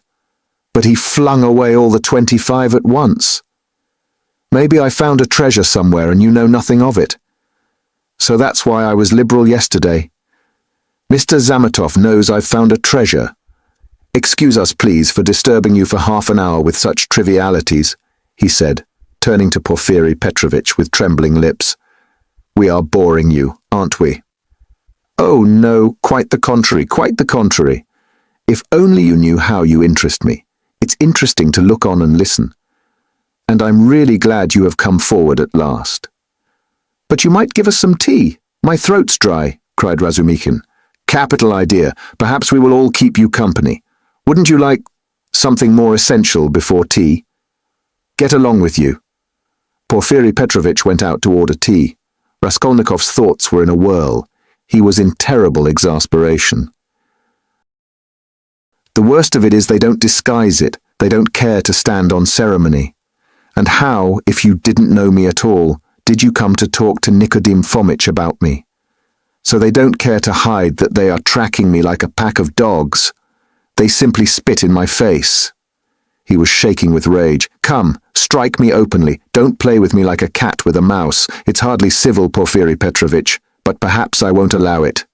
I shall get up and throw the whole truth in your ugly faces, and you'll see how I despise you." He could hardly breathe. And what if it's only my fancy?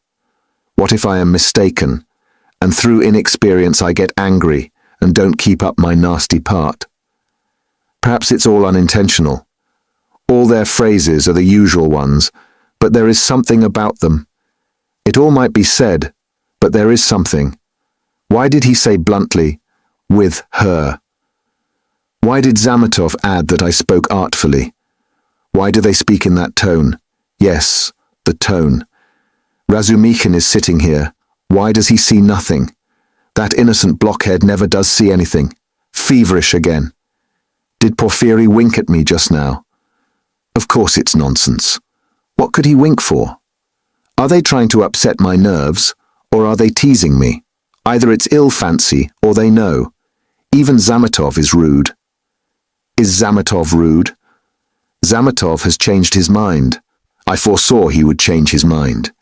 He is at home here, while it's my first visit. Porfiry does not consider him a visitor, sits with his back to him. They're as thick as thieves, no doubt, over me.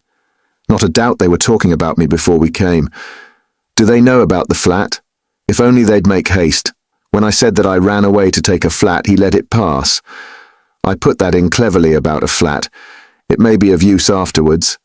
Delirious indeed. Ha ha ha, he knows all about last night. He didn't know of my mother's arrival. The hag had written the date on in pencil. You are wrong, you won't catch me. There are no facts. It's all supposition. You produce facts. The flat even isn't a fact, but delirium. I know what to say to them. Do they know about the flat? I won't go without finding out. What did I come for?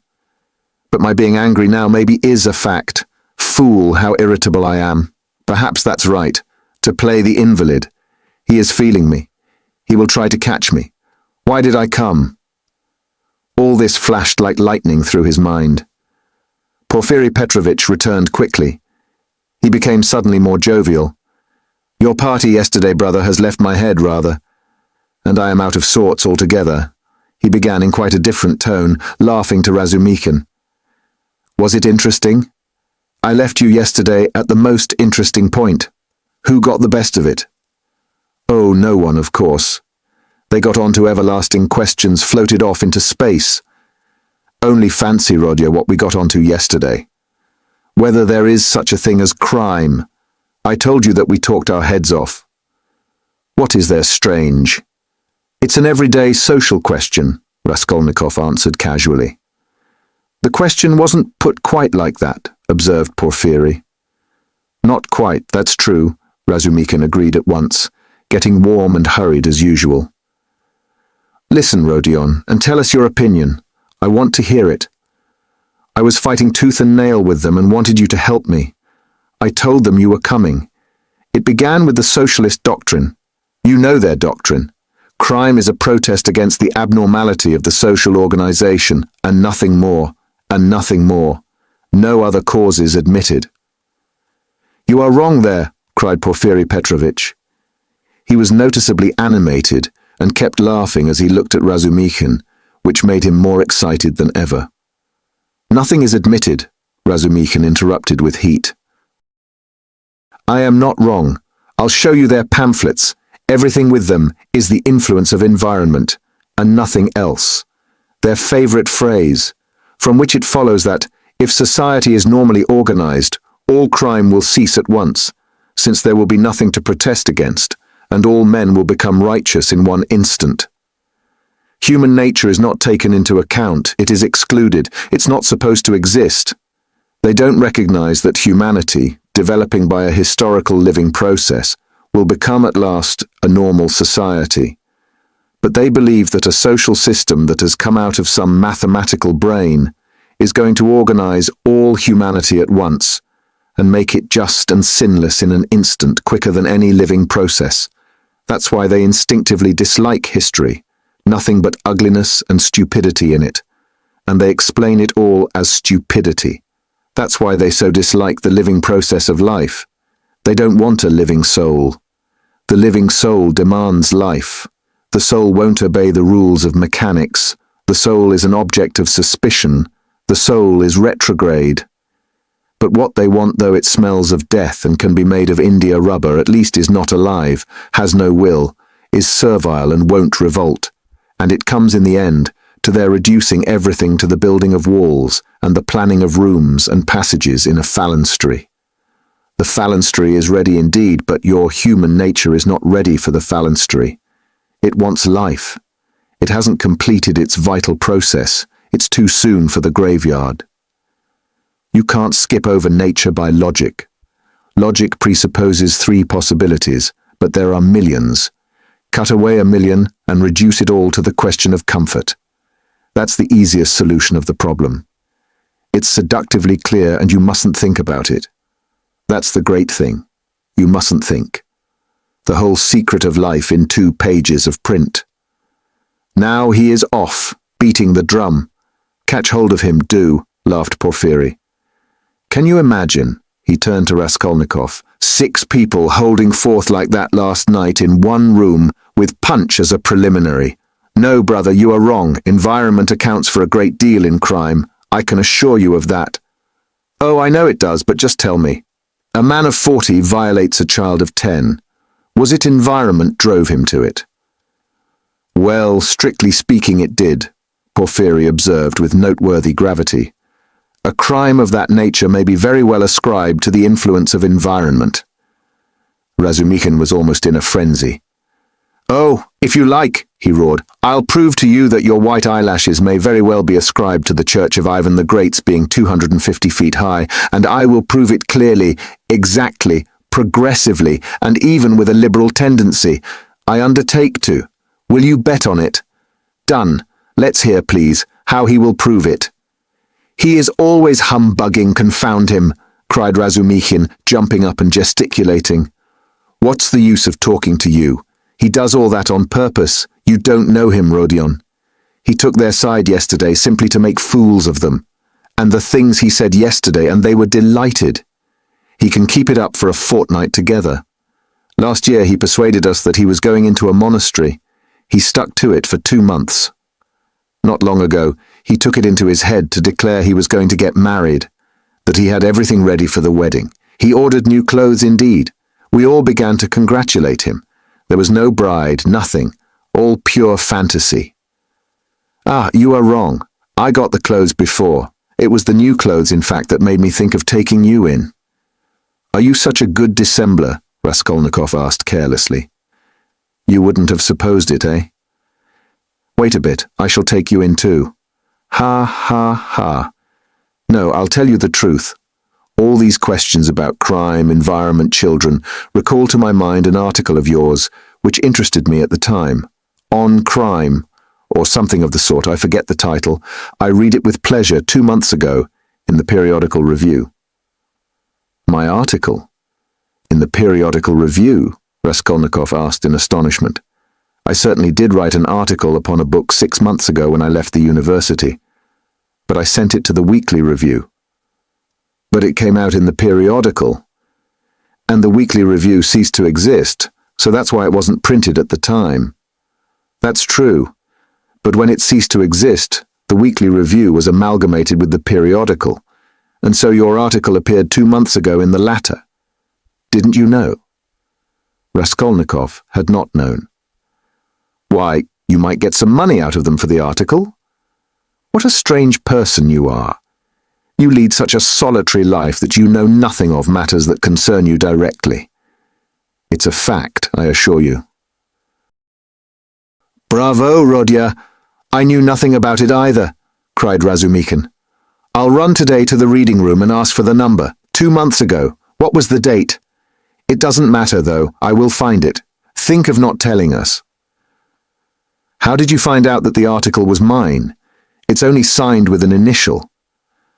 I only learned it by chance the other day. Through the editor. I know him. I was very much interested. I analyzed, if I remember, the psychology of a criminal before and after the crime.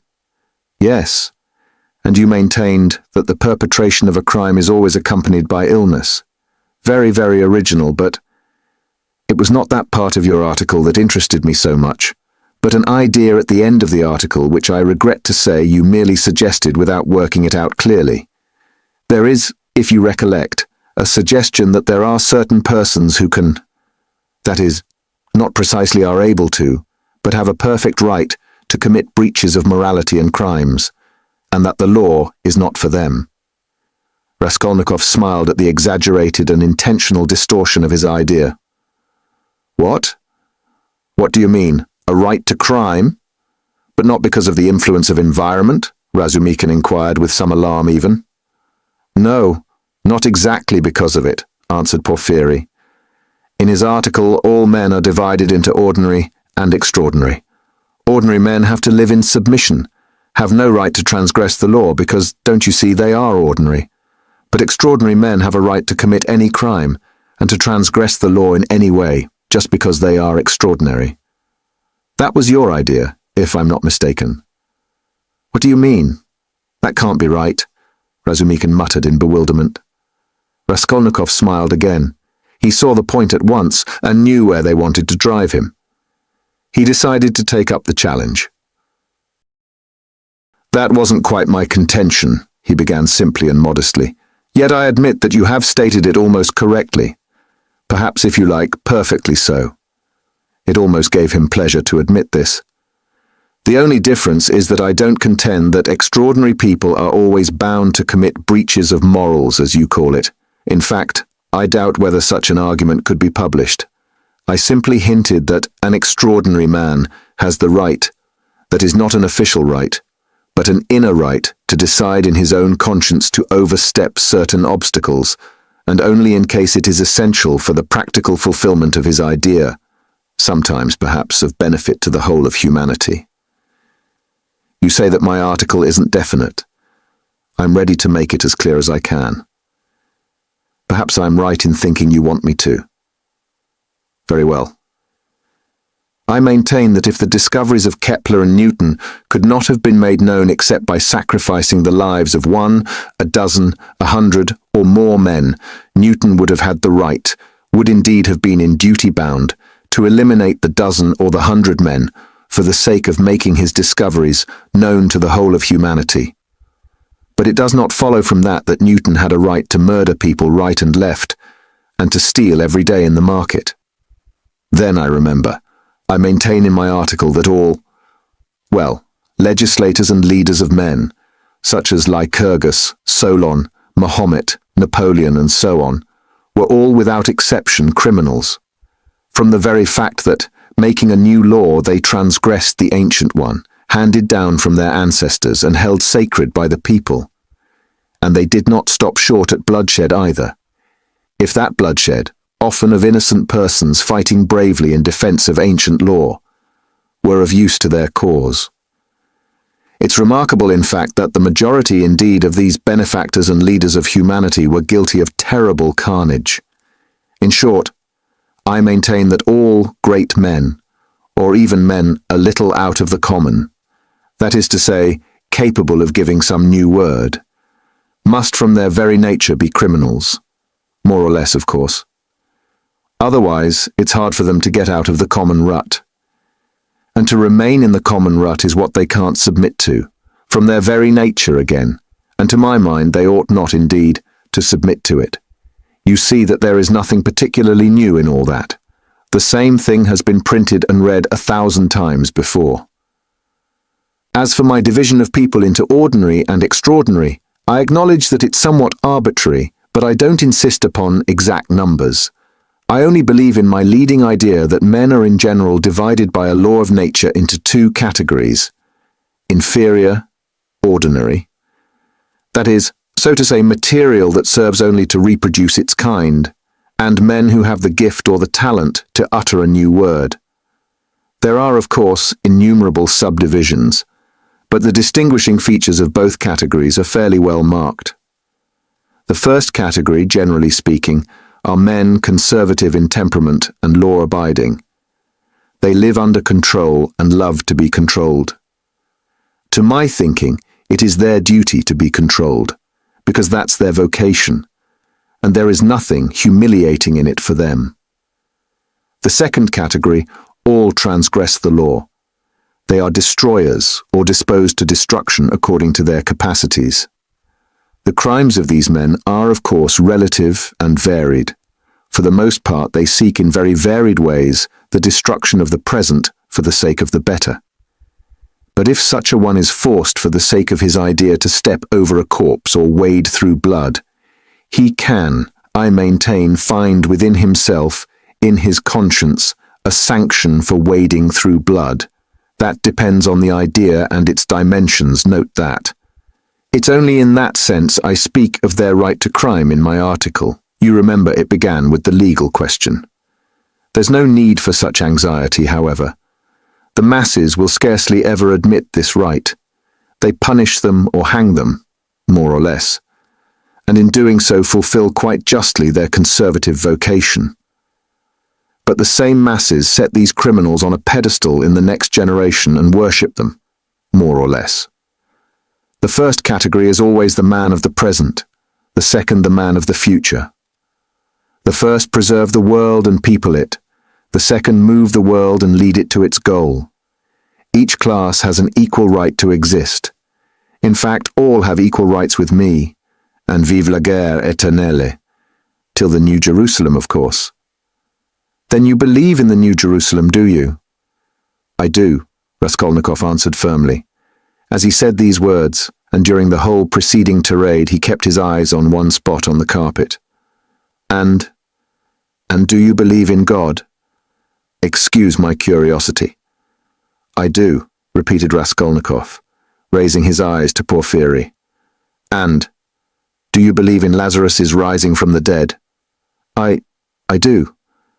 Why do you ask all this? You believe it literally? Literally. You don't say so. I asked from curiosity. Excuse me. But let us go back to the question. They are not always executed.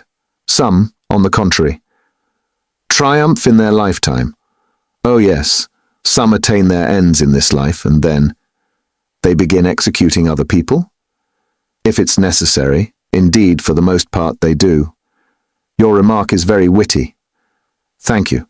But tell me this, how do you distinguish those extraordinary people from the ordinary ones? Are there signs at their birth? I feel there ought to be more exactitude, more external definition. Excuse the natural anxiety of a practical law-abiding citizen, but couldn't they adopt a special uniform, for instance? Couldn't they wear something, be branded in some way? For you know, if confusion arises and a member of one category imagines that he belongs to the other, begins to eliminate obstacles, as you so happily expressed it, then, oh, that very often happens. That remark is wittier than the other. Thank you. No reason to, but take note that the mistake can only arise in the first category, that is among the ordinary people, as I perhaps unfortunately called them. In spite of their predisposition to obedience, very many of them, through a playfulness of nature sometimes vouchsafed even to the cow, like to imagine themselves advanced people, destroyers, and to push themselves into the new movement, and this quite sincerely. Meanwhile, the really new people are very often unobserved by them, or even despised as reactionaries of grovelling tendencies. But I don't think there is any considerable danger here, and you really need not be uneasy, for they never go very far. Of course, they might have a thrashing sometimes for letting their fancy run away with them and to teach them their place, but no more. In fact, even this isn't necessary as they castigate themselves, for they are very conscientious. Some perform this service for one another, and others chastise themselves with their own hands. They will impose various public acts of penitence upon themselves with a beautiful and edifying effect. In fact, you've nothing to be uneasy about. It's a law of nature.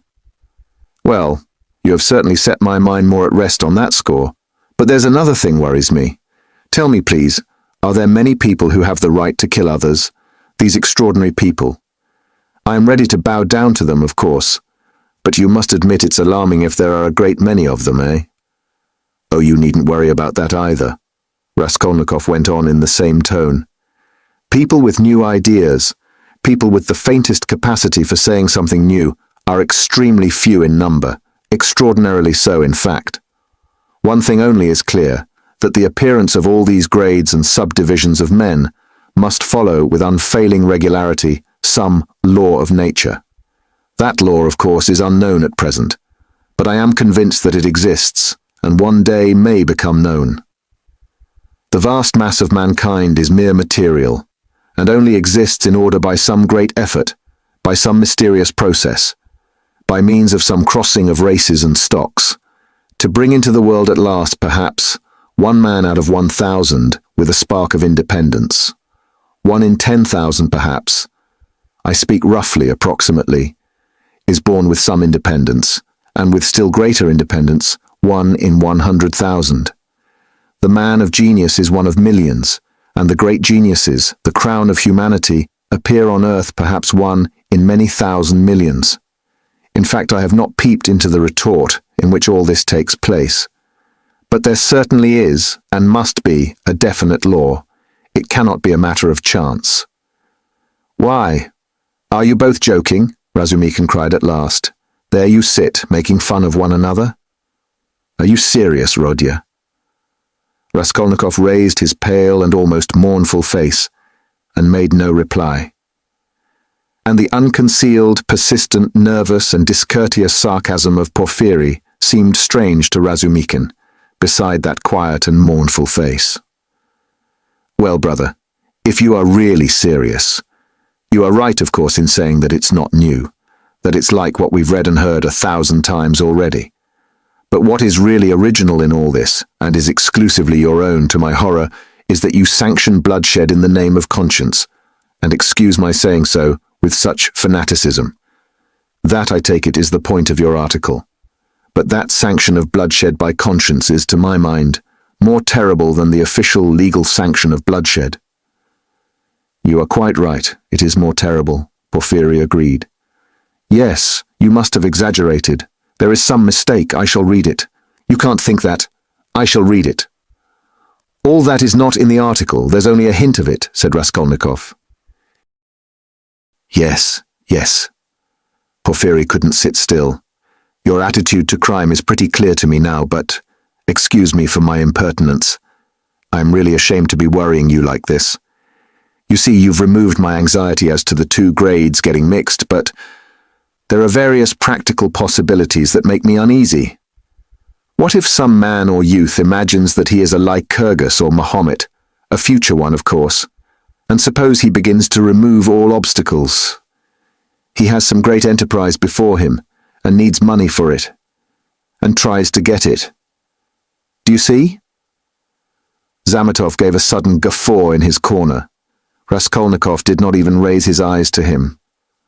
I must admit, he went on calmly, that such cases certainly must arise.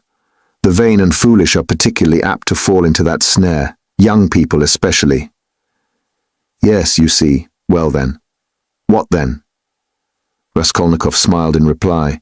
That's not my fault. So it is, and so it always will be. He said just now, he nodded at Razumikin, that I sanction bloodshed. Society is too well protected by prisons, banishment, criminal investigators, penal servitude.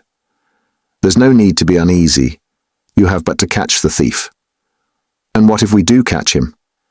Then he gets what he deserves. You are certainly logical. But what of his conscience?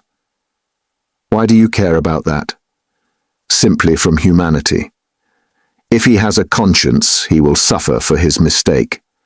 That will be his punishment, as well as the prison. But the real geniuses, asked Razumikin, frowning, those who have the right to murder, oughtn't they to suffer at all, even for the blood they've shed? Why the word ought? It's not a matter of permission or prohibition. He will suffer if he is sorry for his victim. Pain and suffering are always inevitable for a large intelligence and a deep heart. The really great men must, I think, have great sadness on earth, he added dreamily, not in the tone of the conversation. He raised his eyes, looked earnestly at them all, smiled, and took his cap. He was too quiet by comparison with his manner at his entrance, and he felt this. Everyone got up. Well, you may abuse me, be angry with me if you like, Porfiry Petrovitch began again, but I can't resist. Allow me one little question. I know I'm troubling you. There is just one little notion I want to express, simply that I may not forget it. Very good. Tell me your little notion. Raskolnikov stood waiting, pale and grave, before him. Well, you see, I really don't know how to express it properly. It's a playful psychological idea. When you were writing your article, surely you couldn't have helped, fancying yourself, just a little, an extraordinary man, uttering a new word in your sense. That's so, isn't it? Quite possibly, Raskolnikov answered contemptuously. Razumikin made a movement. And, if so, could you bring yourself in case of worldly difficulties and hardship, or for some service to humanity, to overstep obstacles, for instance, to rob and murder? And again he winked with his left eye and laughed noiselessly, just as before. If I did, I certainly should not tell you, Raskolnikov answered with defiant and haughty contempt. No, I was only interested on account of your article, from a literary point of view. Phew, how obvious and insolent that is, Raskolnikov thought with repulsion. Allow me to observe, he answered dryly, that I don't consider myself a Mahomet or a Napoleon, nor any personage of that kind, and not being one of them, I cannot tell you how I should act. Oh, come, don't we all think ourselves Napoleons now in Russia? Porfiry Petrovitch said with alarming familiarity. Something peculiar betrayed itself in the very intonation of his voice. Perhaps it was one of these future Napoleons who did for Alyona Ivanovna last week, Zametov blurted out from the corner. Raskolnikov did not speak, but looked firmly and intently at Porfiry. Razumikin was scowling gloomily. He seemed before this to be noticing something. He looked angrily around. There was a minute of gloomy silence. Raskolnikov turned to go. Are you going already? Porfiry said amiably, holding out his hand with excessive politeness. Very, very glad of your acquaintance. As for your request, have no uneasiness. Write just as I told you, or, better still, come to me there yourself in a day or two. Tomorrow, indeed. I shall be there at 11 o'clock for certain. We'll arrange it all. We'll have a talk. As one of the last to be there, you might perhaps be able to tell us something, he added with a most good-natured expression. You want to cross-examine me officially in due form? Raskolnikov asked sharply. Oh, why? That's not necessary for the present. You misunderstand me. I lose no opportunity, you see, and I've talked with all who had pledges. I obtained evidence from some of them, and you are the last. Yes, by the way, he cried, seemingly suddenly delighted. I just remember what was I thinking of. He turned to Razumikin. You were talking my ears off about that Nikolai. Of course I know very well. He turned to Raskolnikov. That the fellow is innocent. But what is one to do? We had to trouble Dmitri too. This is the point, this is all. When you went up the stairs it was past 7, wasn't it? Yes, answered Raskolnikov, with an unpleasant sensation at the very moment he spoke that he need not have said it. Then when you went upstairs, between 7 and 8, didn't you see in a flat that stood open on a second story, do you remember? 2 workmen, or at least one of them. They were painting there, didn't you notice them? It's very, very important for them. Painters? No, I didn't see them, Raskolnikov answered slowly as though ransacking his memory, while at the same instant he was racking every nerve, almost swooning with anxiety, to conjecture as quickly as possible where the trap lay, and not to overlook anything. No, I didn't see them, and I don't think I noticed a flat like that open. But on the 4th story, he had mastered the trap now and was triumphant. I remember now that someone was moving out of the flat opposite Alyona Ivanovna's. I remember it clearly. Some porters were carrying out a sofa, and they squeezed me against the wall. But painters? No. I don't remember that there were any painters. And I don't think that there was a flat open anywhere, no. There wasn't. What do you mean? Razumikin shouted suddenly, as though he had reflected and realized. Why, it was on the day of the murder the painters were at work, and he was there 3 days before. What are you asking? Phoo! I have muddled it. Porphyry slapped himself on the forehead. Deuce take it, this business is turning my brain. He addressed Raskolnikov somewhat apologetically. It would be such a great thing for us to find out whether anyone had seen them, between 7 and 8 at the flat. So I fancied you could perhaps have told us something. I quite muddled it. Then you should be more careful, Razumikin observed grimly. The last words were uttered in the passage. Porfiri Petrovitch saw them to the door with excessive politeness. They went out into the street gloomy and sullen, and for some steps they did not say a word. Raskolnikov drew a deep breath. Chapter 6. I don't believe it! I can't believe it! Repeated Razumikin, trying in perplexity to refute Raskolnikov's arguments. They were by now approaching Bakalaev's lodgings, where Pulcheria Alexandrovna and Dunya had been expecting them a long while. Razumikin kept stopping on the way in the heat of discussion, confused and excited by the very fact that they were for the first time speaking openly about it. Don't believe it, then, answered Raskolnikov with a cold, careless smile. You were noticing nothing as usual, but I was weighing every word. You are suspicious. That is why you weighed their words. Certainly I agree. Porphyry's tone was rather strange, and still more that wretch Zametov. You are right. There was something about him. But why? Why? He has changed his mind since last night. Quite the contrary. If they had that brainless idea, they would do their utmost to hide it and conceal their cards so as to catch you afterwards. But it was all impudent and careless.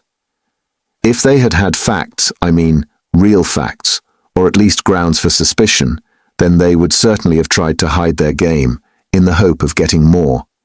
They would have made a search long ago besides. But they have no facts, not one. It is all mirage, all ambiguous, simply a floating idea. So they try to throw me out by impudence. And perhaps he was irritated at having no facts and blurted it out in his vexation. Or perhaps he has some plan. He seems an intelligent man. Perhaps he wanted to frighten me by pretending to know. They have a psychology of their own, brother. But it is loathsome explaining it all. Stop. And it's insulting. I understand you. But, since we have spoken openly now, and it is an excellent thing that we have at last, I am glad. I will own now, frankly, that I noticed it in them long ago, this idea. Of course, the merest hint only, an insinuation, but why an insinuation even? How dare they? What foundation have they? If only you knew how furious I have been. Think only.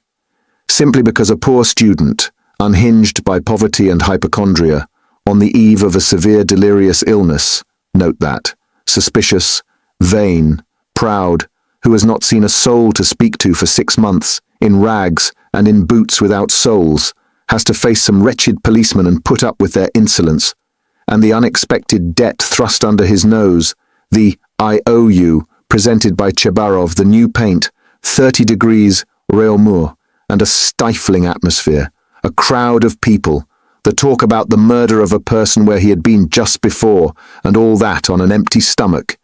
He might well have a fainting fit. And that is what they found it all on. Damn them!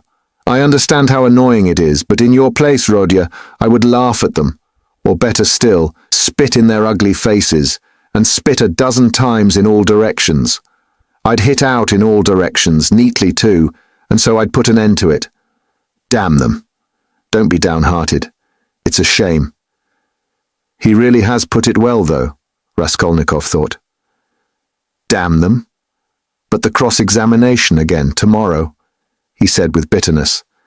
Must I really enter into explanations with them? I feel vexed as it is, that I condescended to speak to Zametov yesterday in the restaurant. Damn it! I will go myself to Porfiry. I will squeeze it out of him, as one of the family. He must let me know the ins and outs of it all. And as for Zametov, at last he sees through him, thought Raskolnikov.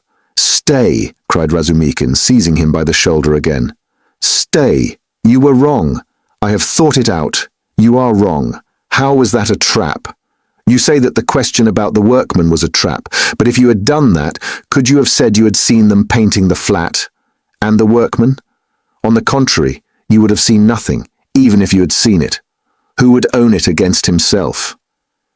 If I had done that thing, I should certainly have said that I had seen the workman and the flat, Raskolnikov answered, with reluctance and obvious disgust. But why speak against yourself?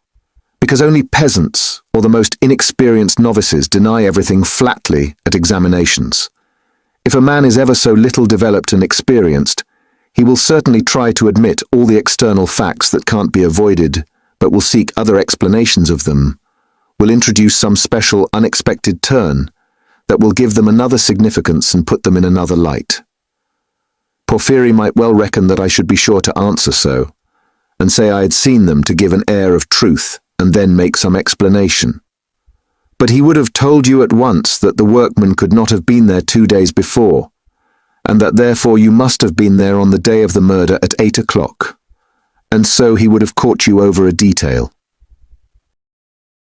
Yes, that is what he was reckoning on, that I should not have time to reflect, and should be in a hurry to make the most likely answer, and so would forget that the workman could not have been there 2 days before. But how could you forget it? Nothing easier. It is in just such stupid things clever people are most easily caught. The more cunning a man is, the less he suspects that he will be caught in a simple thing. The more cunning a man is, the simpler the trap he must be caught in. Porfiry is not such a fool as you think. He is a knave, then, if that is so. Raskolnikov could not help laughing. But at the very moment, he was struck by the strangeness of his own frankness, and the eagerness with which he had made this explanation, though he had kept up all the preceding conversation with gloomy repulsion, obviously with a motive, from necessity. I'm getting a relish for certain aspects, he thought to himself. But almost at the same instant, he became suddenly uneasy, as though an unexpected and alarming idea had occurred to him. His uneasiness kept on increasing. They had just reached the entrance to Bakalaev's. Go in alone, said Raskolnikov suddenly. I will be back directly. Where are you going? Why, we are just here. I can't help it. I will come in half an hour. Tell them. Say what you like. I will come with you.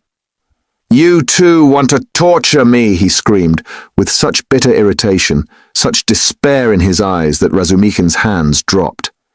He stood for some time on the steps, looking gloomily at Raskolnikov striding rapidly away in the direction of his lodging. At last, gritting his teeth and clenching his fist, he swore he would squeeze Porfiry like a lemon that very day, and went up the stairs to reassure Pulcheria Alexandrovna, who was by now alarmed at their long absence. When Raskolnikov got home, his hair was soaked with sweat and he was breathing heavily.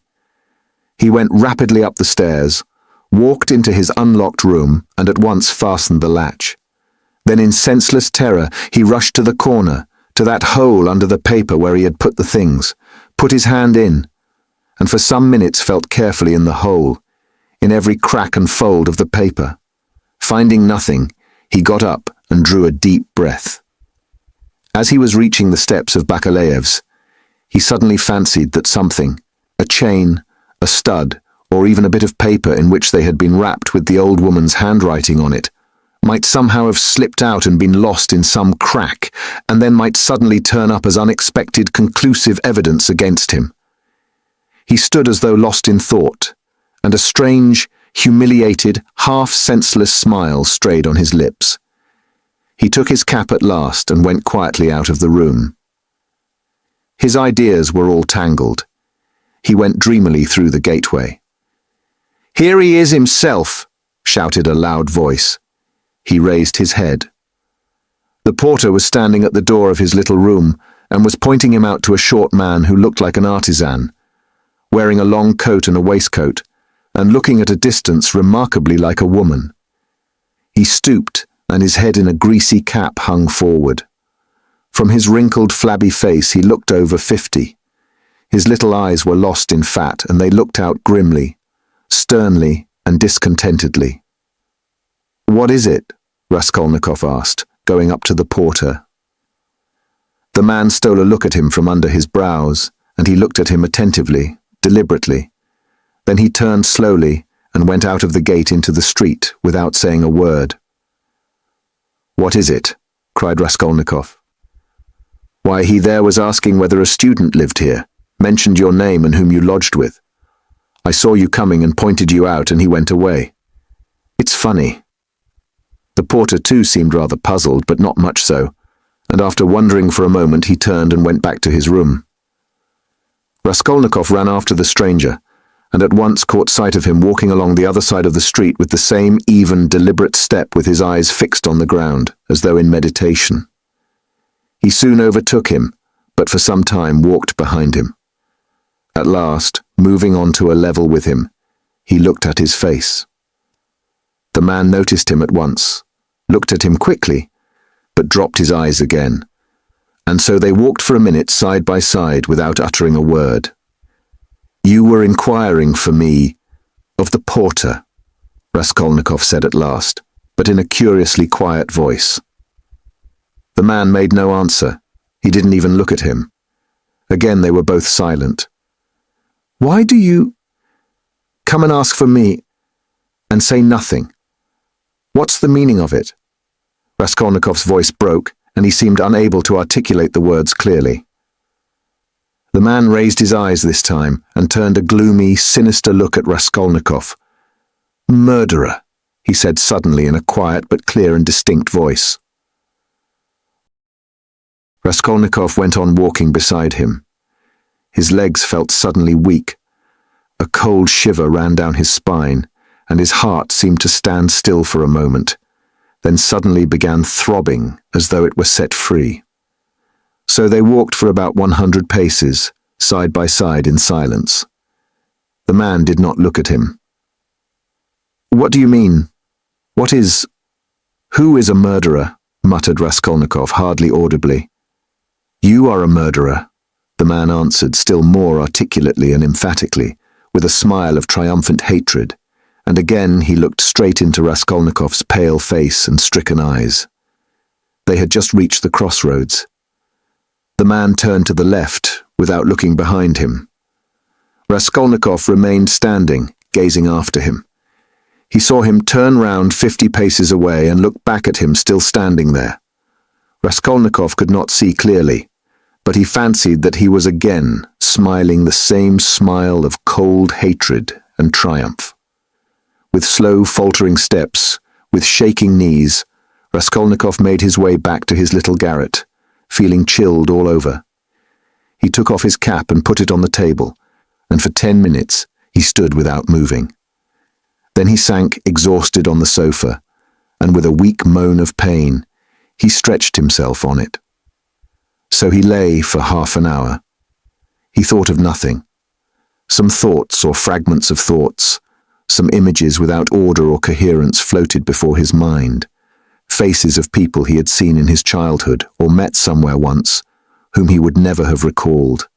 The belfry of the church at V, the billiard table in a restaurant, and some officers playing billiards, the smell of cigars in some underground tobacco shop, a tavern room, a back staircase quite dark, all sloppy with dirty water and strewn with eggshells, and the Sunday bells floating in from somewhere.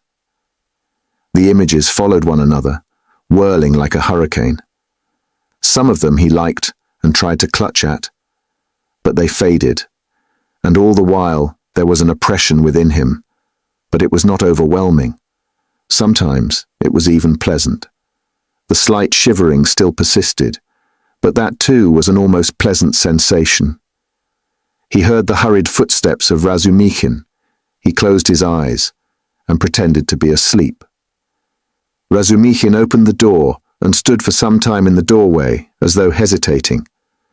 Then he stepped softly into the room and went cautiously to the sofa. Raskolnikov heard Nastasia's whisper, "Don't disturb him. Let him sleep. He can have his dinner later." "Quite so," answered Razumikhin. Both withdrew carefully and closed the door. Another half-hour passed. Raskolnikov opened his eyes, turned on his back again, clasping his hands behind his head. Who is he? Who is that man who sprang out of the earth? Where was he? What did he see? He has seen it all, that's clear. Where was he then? And from where did he see? Why has he only now sprung out of the earth? And how could he see? Is it possible? Continued Raskolnikov, turning cold and shivering. And the jewel case Nikolai found behind the door, was that possible? A clue? You miss an infinitesimal line and you can build it into a pyramid of evidence. A fly flew by and saw it. Is it possible? He felt with sudden loathing how weak, how physically weak he had become. I ought to have known it, he thought with a bitter smile. And how dared I, knowing myself, knowing how I should be, take up an axe and shed blood? I ought to have known beforehand. Ah, but I did know, he whispered in despair. At times he came to a standstill at some thought. No, those men are not made so. The real master to whom all is permitted storms. Toulon makes a massacre in Paris, forgets an army in Egypt, wastes 500,000 men in the Moscow expedition, and gets off with a jest at Vilna. And altars are set up to him after his death, and so all is permitted. No, such people, it seems, are not of flesh but of bronze. One sudden, irrelevant idea almost made him laugh. Napoleon, the pyramids, Waterloo, and a wretched, skinny old woman, a pawnbroker with a red trunk under her bed. It's a nice hash for Porfiry Petrovitch to digest. How can they digest it? It's too inartistic. A Napoleon creep under an old woman's bed. Ugh, how loathsome. At moments he felt he was raving. He sank into a state of feverish excitement. The old woman is of no consequence, he thought, hotly and incoherently. The old woman was a mistake, perhaps, but she is not what matters. The old woman was only an illness. I was in a hurry to overstep. I didn't kill a human being, but a principle. I killed the principle, but I didn't overstep. I stopped on this side. I was only capable of killing, and it seems I wasn't even capable of that. Principle? Why was that fool Razumikhin abusing the socialists? They are industrious, commercial people. The happiness of all is their case. No, life is only given to me once and I shall never have it again. I don't want to wait for the happiness of all. I want to live myself, or else better not live at all. I simply couldn't pass by my mother starving, keeping my ruble in my pocket while I waited for the happiness of all. I am putting my little brick into the happiness of all, and so my heart is at peace. Ha ha. Why have you let me slip? I only live once. I too want... I am an aesthetic louse and nothing more, he added suddenly, laughing like a madman. Yes, I am certainly a louse, he went on, clutching at the idea, gloating over it and playing with it with vindictive pleasure. In the first place, because I can reason that I am one, and secondly, because for a month past I have been troubling benevolent Providence, calling it to witness that not for my own fleshly lusts did I undertake it, but with a grand and noble object.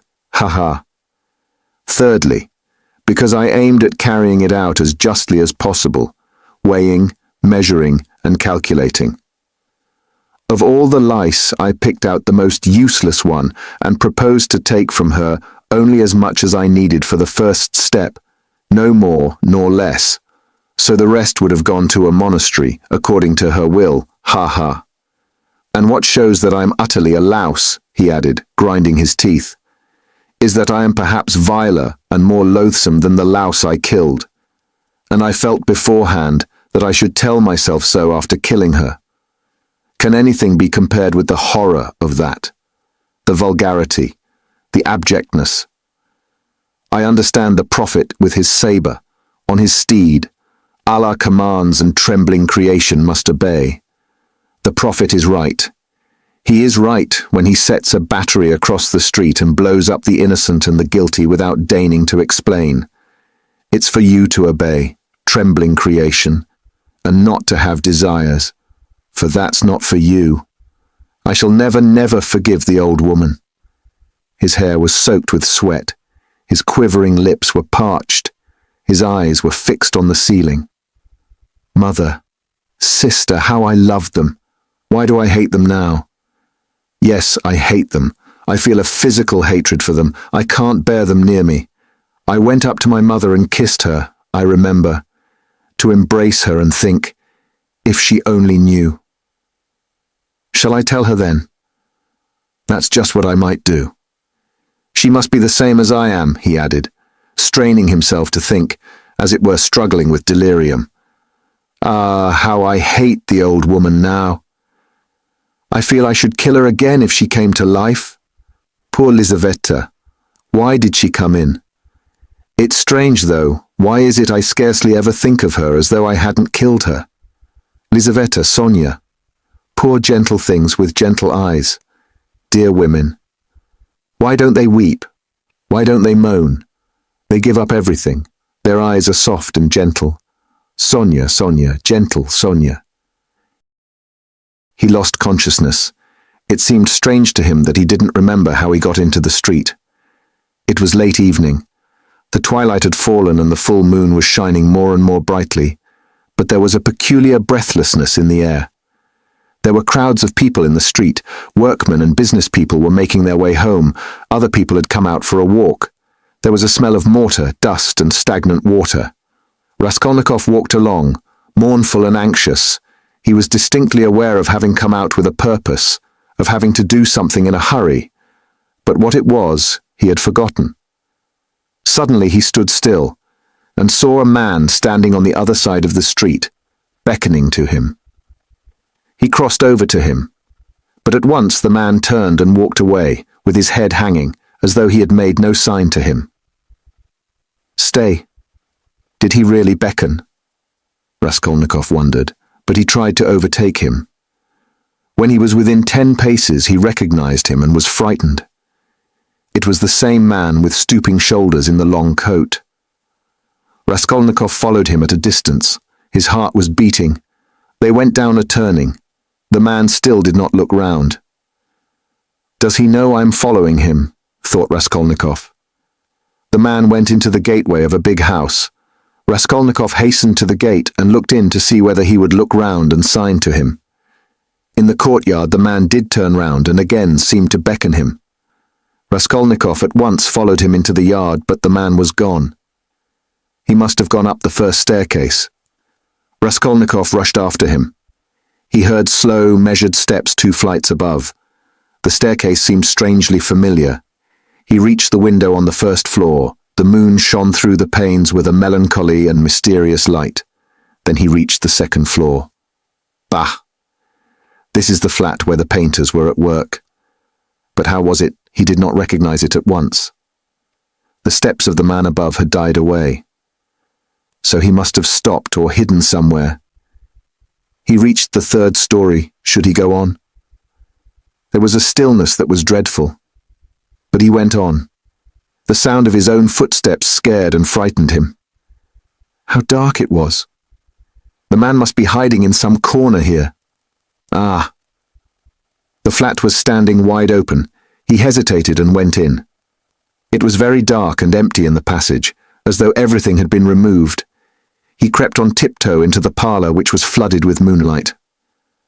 Everything there was as before.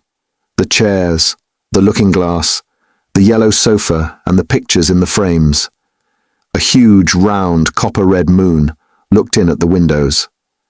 It's the moon that makes it so still, weaving some mystery, thought Raskolnikov. He stood and waited a long while, and the more silent the moonlight, the more violently his heart beat, till it was painful, and still the same hush. Suddenly he heard a momentary sharp crack like the snapping of a splinter, and all was still again. A fly flew up suddenly and struck the window pane with a plaintive buzz. At that moment, he noticed in the corner between the window and the little cupboard something like a cloak hanging on the wall. Why is that cloak here? He thought. It wasn't there before. He went up to it quietly and felt that there was someone hiding behind it. He cautiously moved the cloak and saw, sitting on a chair in the corner, the old woman bent double so that he couldn't see her face. But it was she. He stood over her.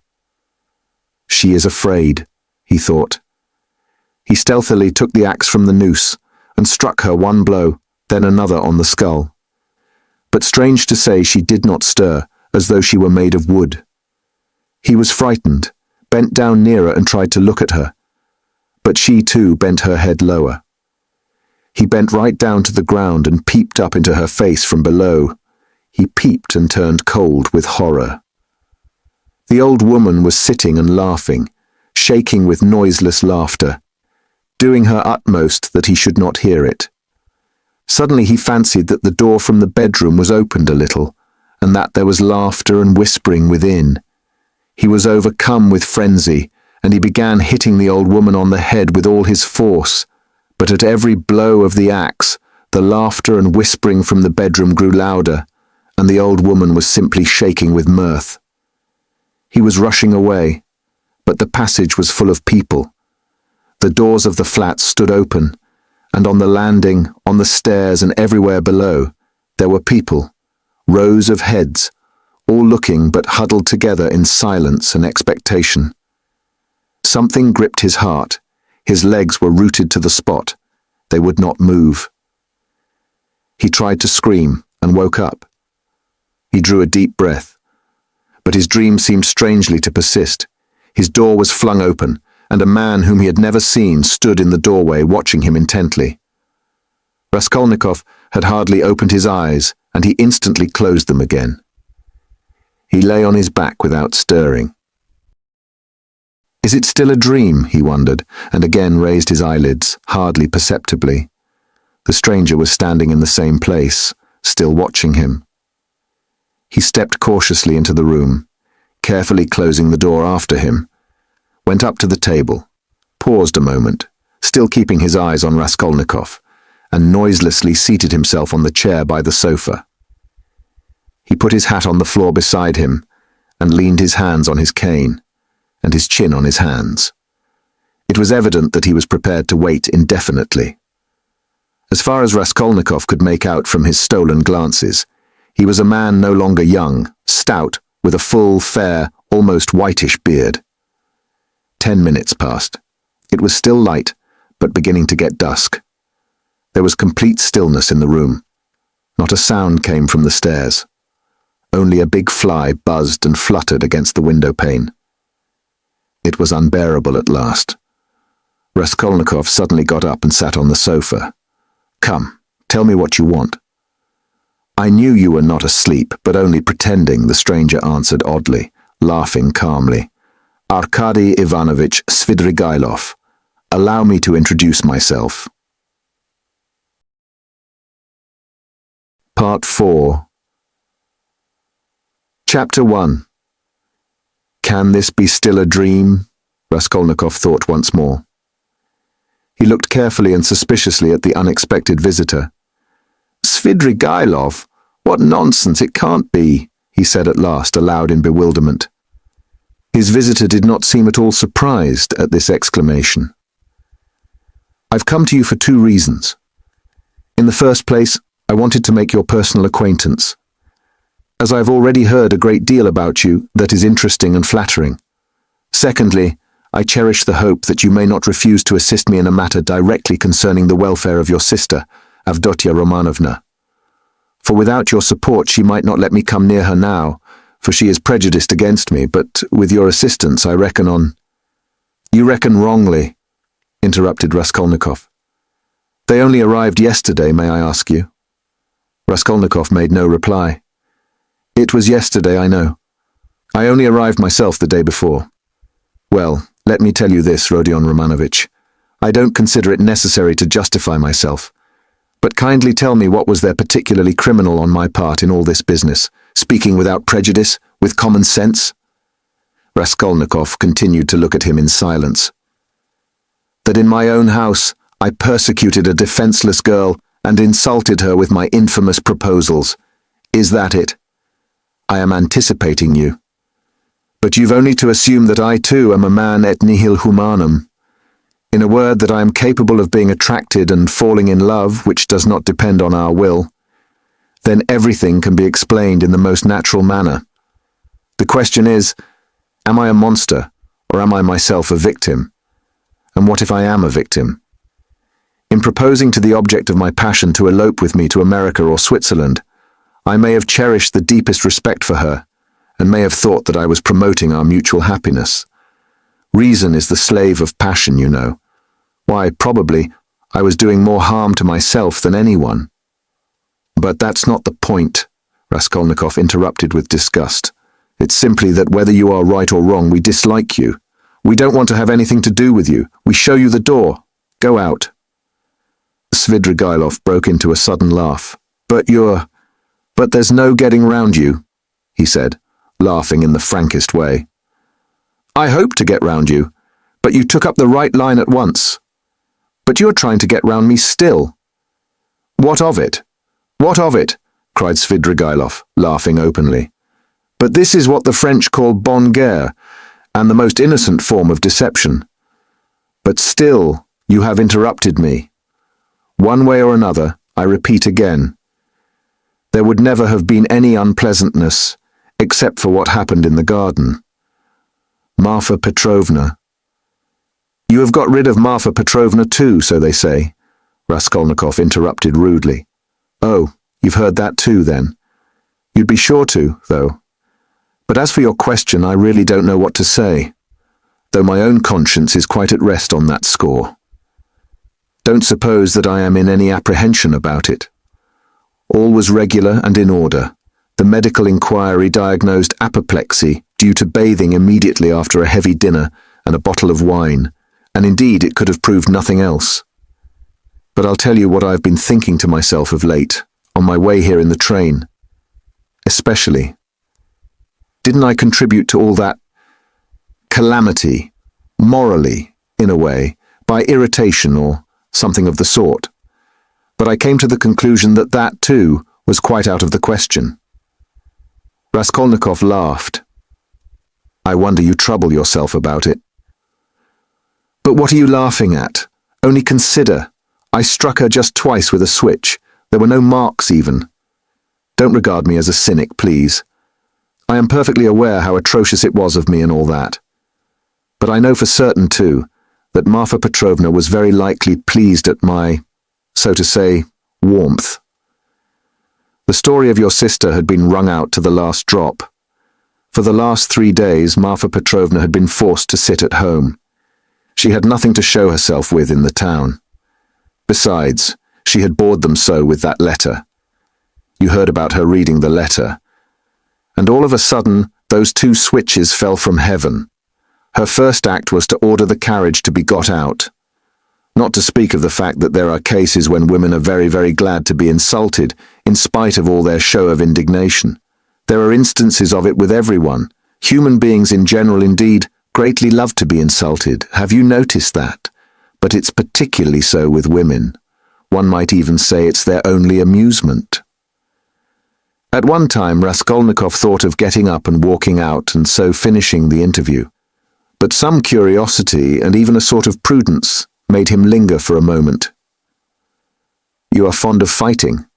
He asked carelessly. No, not very, Svidrigailov answered calmly. And Marfa Petrovna and I scarcely ever fought. We lived very harmoniously, and she was always pleased with me. I only used the whip twice in all our 7 years, not counting a third occasion of a very ambiguous character. The first time, 2 months after our marriage, immediately after we arrived in the country, and the last time was that of which we are speaking. Did you suppose I was such a monster, such a reactionary, such a slave driver? Ha, ha! By the way, do you remember, Rodion Romanovich, how a few years ago, in those days of beneficent publicity, a nobleman, I've forgotten his name, was put to shame everywhere, in all the papers, for having thrashed a German woman in the railway train. You remember? It was in those days, that very year, I believe, the disgraceful action of the age took place, you know. The Egyptian Nights, that public reading, you remember. The dark eyes, you know. Ah, the golden days of our youth, where are they? Well, as for the gentleman who thrashed the German, I feel no sympathy with him, because after all, what need is there for sympathy? But I must say that there are sometimes such provoking Germans that I don't believe there is a progressive who could quite answer for himself.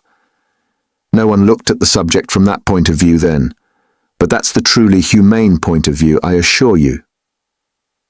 After saying this, Svidrigailov broke into a sudden laugh again. Raskolnikov saw clearly that this was a man with a firm purpose in his mind, and able to keep it to himself. "I expect you've not talked to anyone for some days?" he asked. "Scarcely anyone. I suppose you are wondering at my being such an adaptable man." "No, I am only wondering at your being too adaptable a man. Because I am not offended at the rudeness of your questions. Is that it? But why take offense? As you asked, so I answered," he replied with a surprising expression of simplicity. "You know, there's hardly anything I take interest in," he went on, as it were dreamily. "Especially now, I've nothing to do. You're quite at liberty to imagine, though, that I'm making up to you with a motive, particularly as I told you I want to see your sister about something. But I'll confess frankly, I am very much bored, the last 3 days especially, so I am delighted to see you. Don't be angry, Rodion Romanovich, but you seem to be somehow awfully strange yourself. Say what you like. There's something wrong with you. And now too, not this very minute, I mean, but now generally. Well, I won't. Don't scowl. I am not such a bear, you know, as you think." Raskolnikov looked gloomily at him.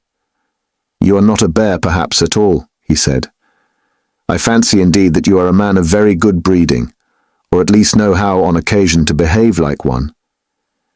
"I am not particularly interested in anyone's opinion," Svidrigailov answered dryly and even with a shade of haughtiness.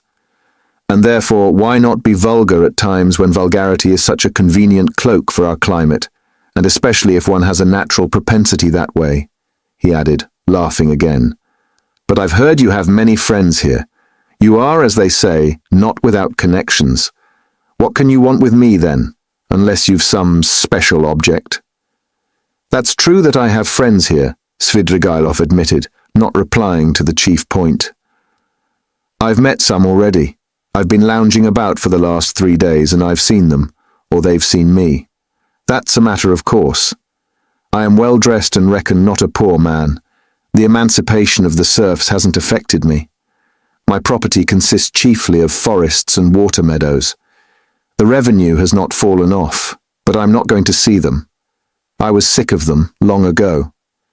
I've been here 3 days and have called on no one. What a town it is! How has it come into existence among us? Tell me that. A town of officials and students of all sorts. Yes, there's a great deal I didn't notice when I was here 8 years ago, kicking up my heels. My only hope now is in anatomy, by Jove, it is. Anatomy? But as for these clubs, Dussault's parades or progress, indeed maybe, well, all that can go on without me," he went on, again without noticing the question. "Besides, who wants to be a card sharper?" "Why, have you been a card sharper then?" "How could I help being? There was a regular set of us, men of the best society, 8 years ago. We had a fine time, and all men of breeding, you know, poets, men of property, and indeed, as a rule in our Russian society, the best manners are found among those who've been thrashed. Have you noticed that? I've deteriorated in the country. But I did get into prison for debt, through a low Greek who came from Nezhin. Then Marfa Petrovna turned up. She bargained with him and bought me off for 30,000 silver pieces. I owed 70,000. We were united in lawful wedlock, and she bore me off into the country like a treasure. You know she was 5 years older than I. She was very fond of me. For 7 years I never left the country. And take note that all my life she held a document over me, the I owe you for 30,000 rubles. So if I were to elect to be restive about anything, I should be trapped at once. And she would have done it. Women find nothing incompatible in that. If it hadn't been for that, would you have given her the slip? I don't know what to say. It was scarcely the document restrained me. I didn't want to go anywhere else. Marfa Petrovna herself invited me to go abroad, seeing I was bored, but I've been abroad before and always felt sick there. For no reason but the sunrise, the Bay of Naples, the sea. You look at them and it makes you sad. What's most revolting is that one is really sad.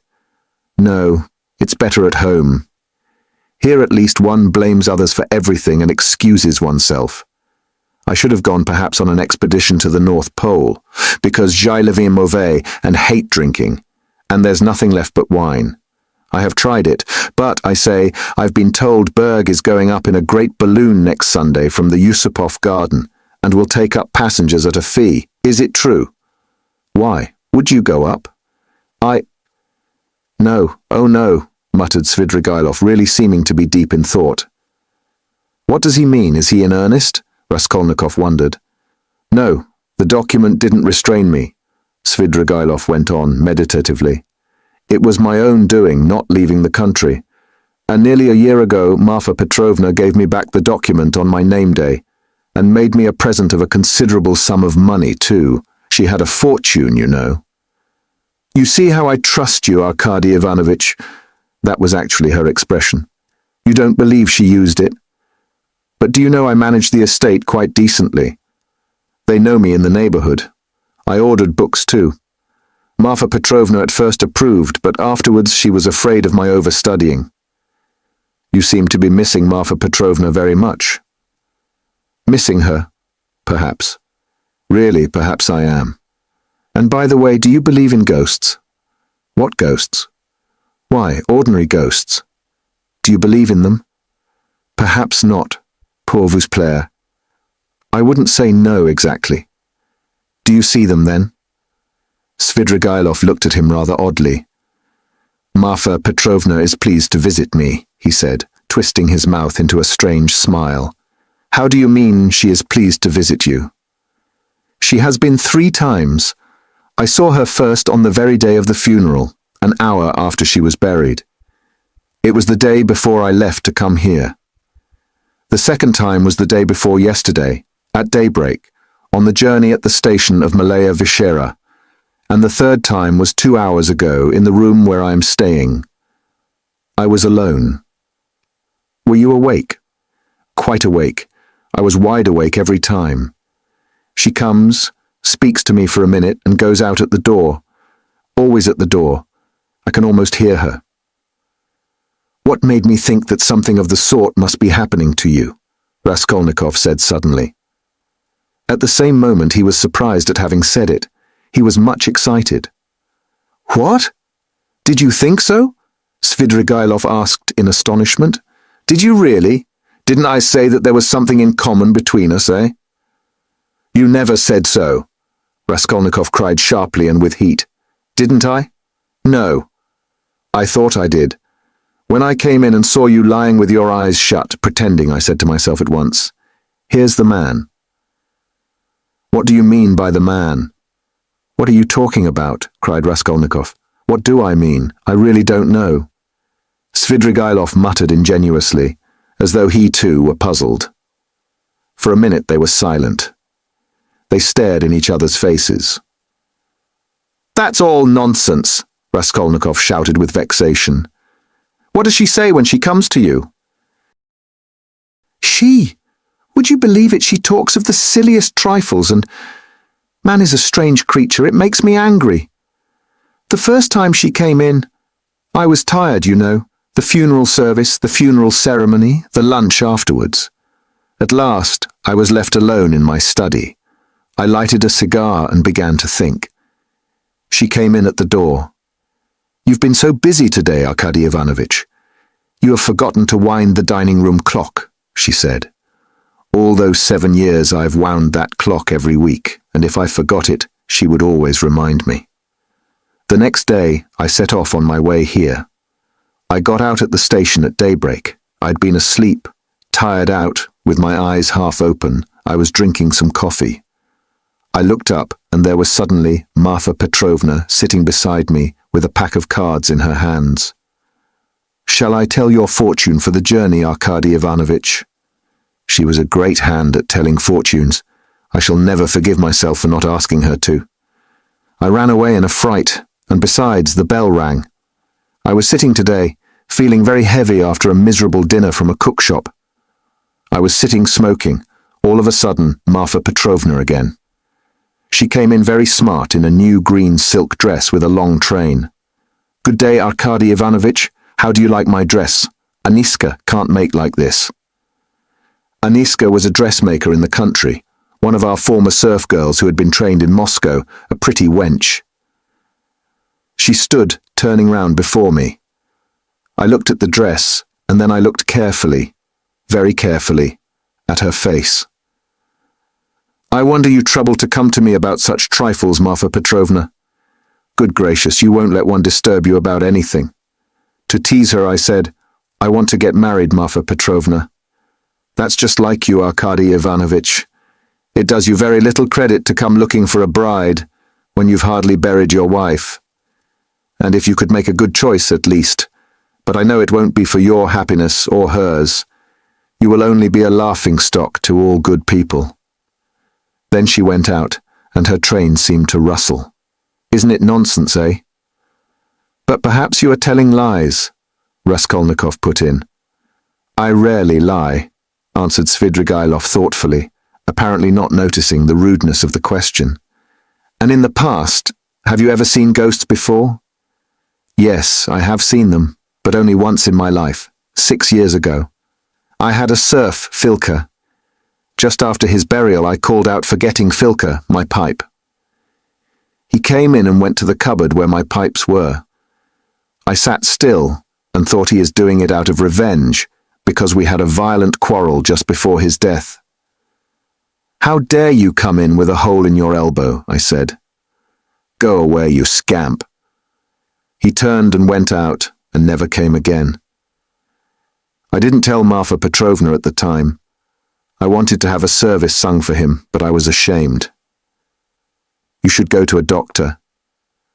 I know I am not well without your telling me, though I don't know what's wrong. I believe I am 5 times as strong as you are. I didn't ask you whether you believe that ghosts are seen, but whether you believe that they exist."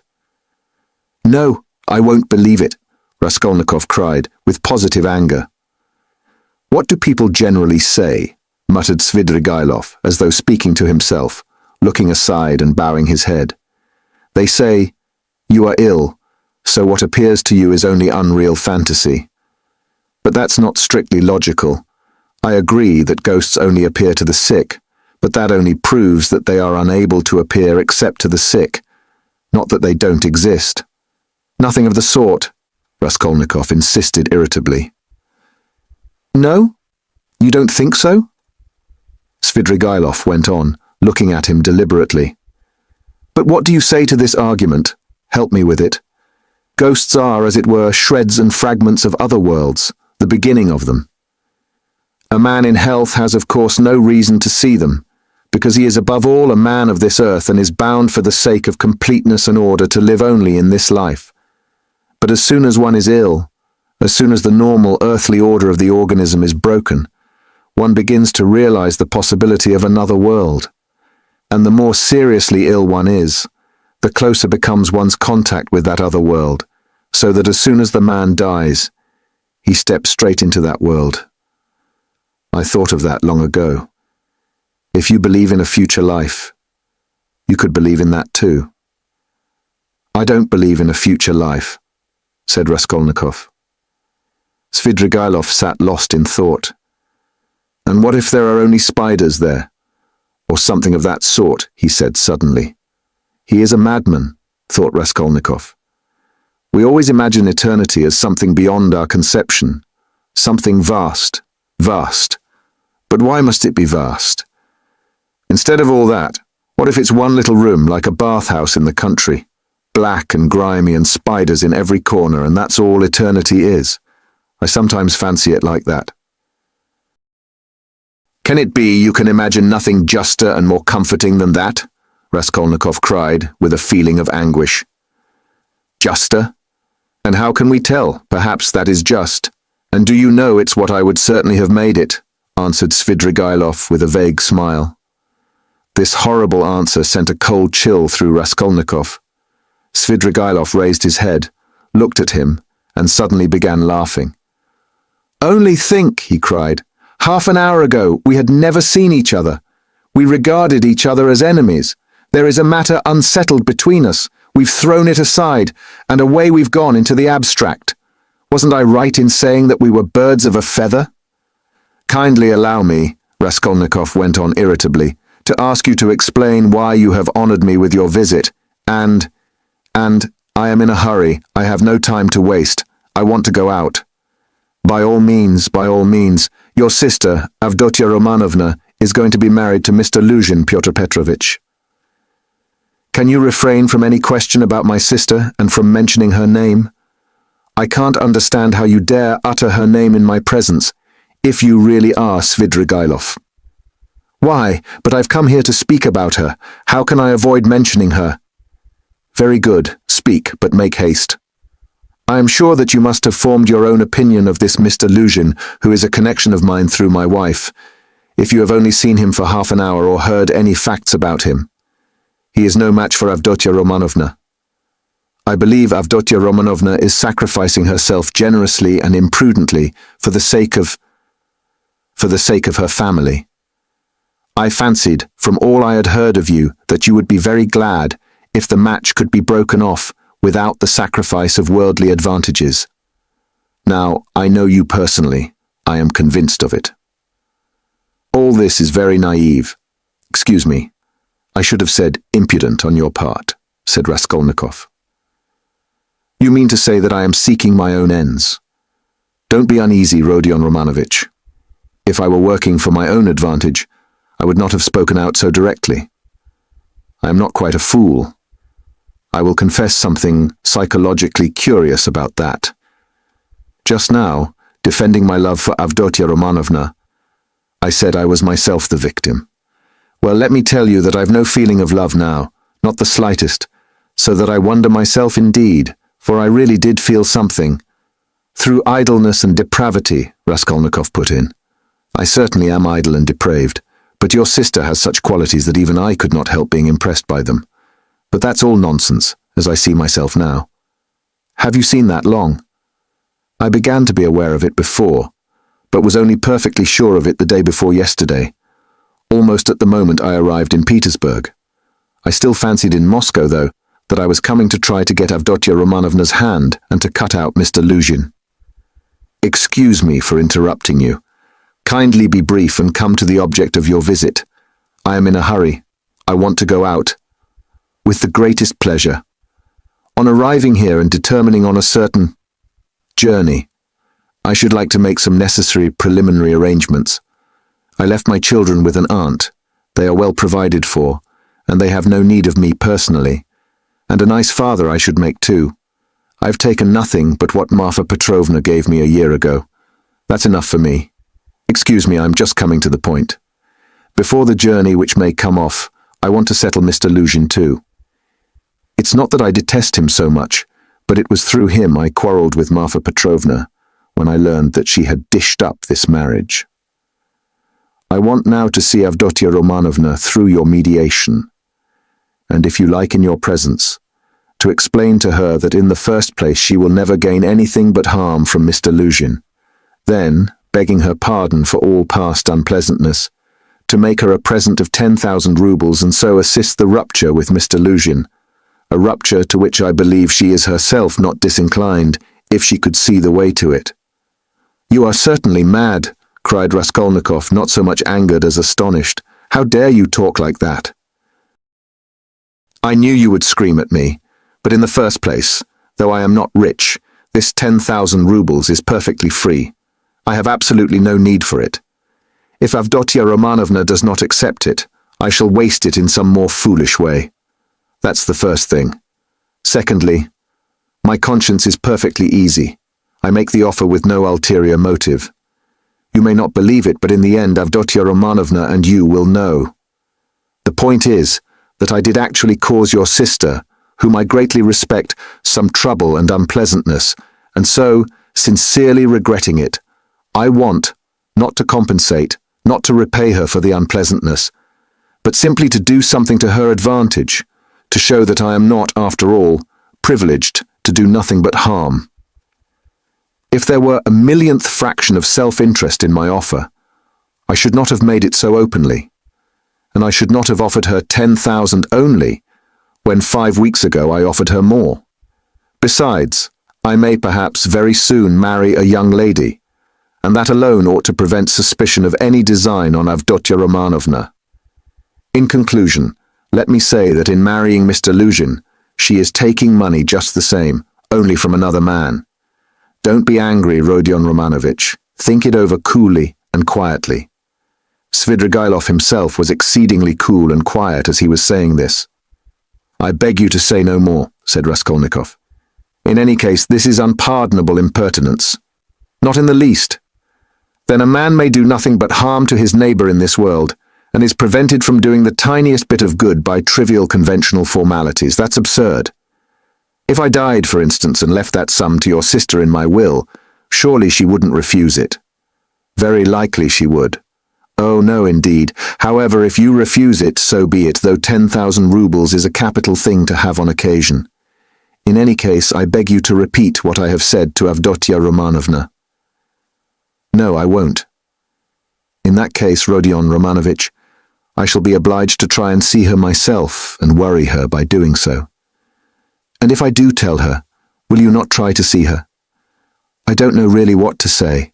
I should like very much to see her once more. Don't hope for it. I'm sorry, but you don't know me. Perhaps we may become better friends. You think we may become friends? And why not? Svidrigailov said, smiling.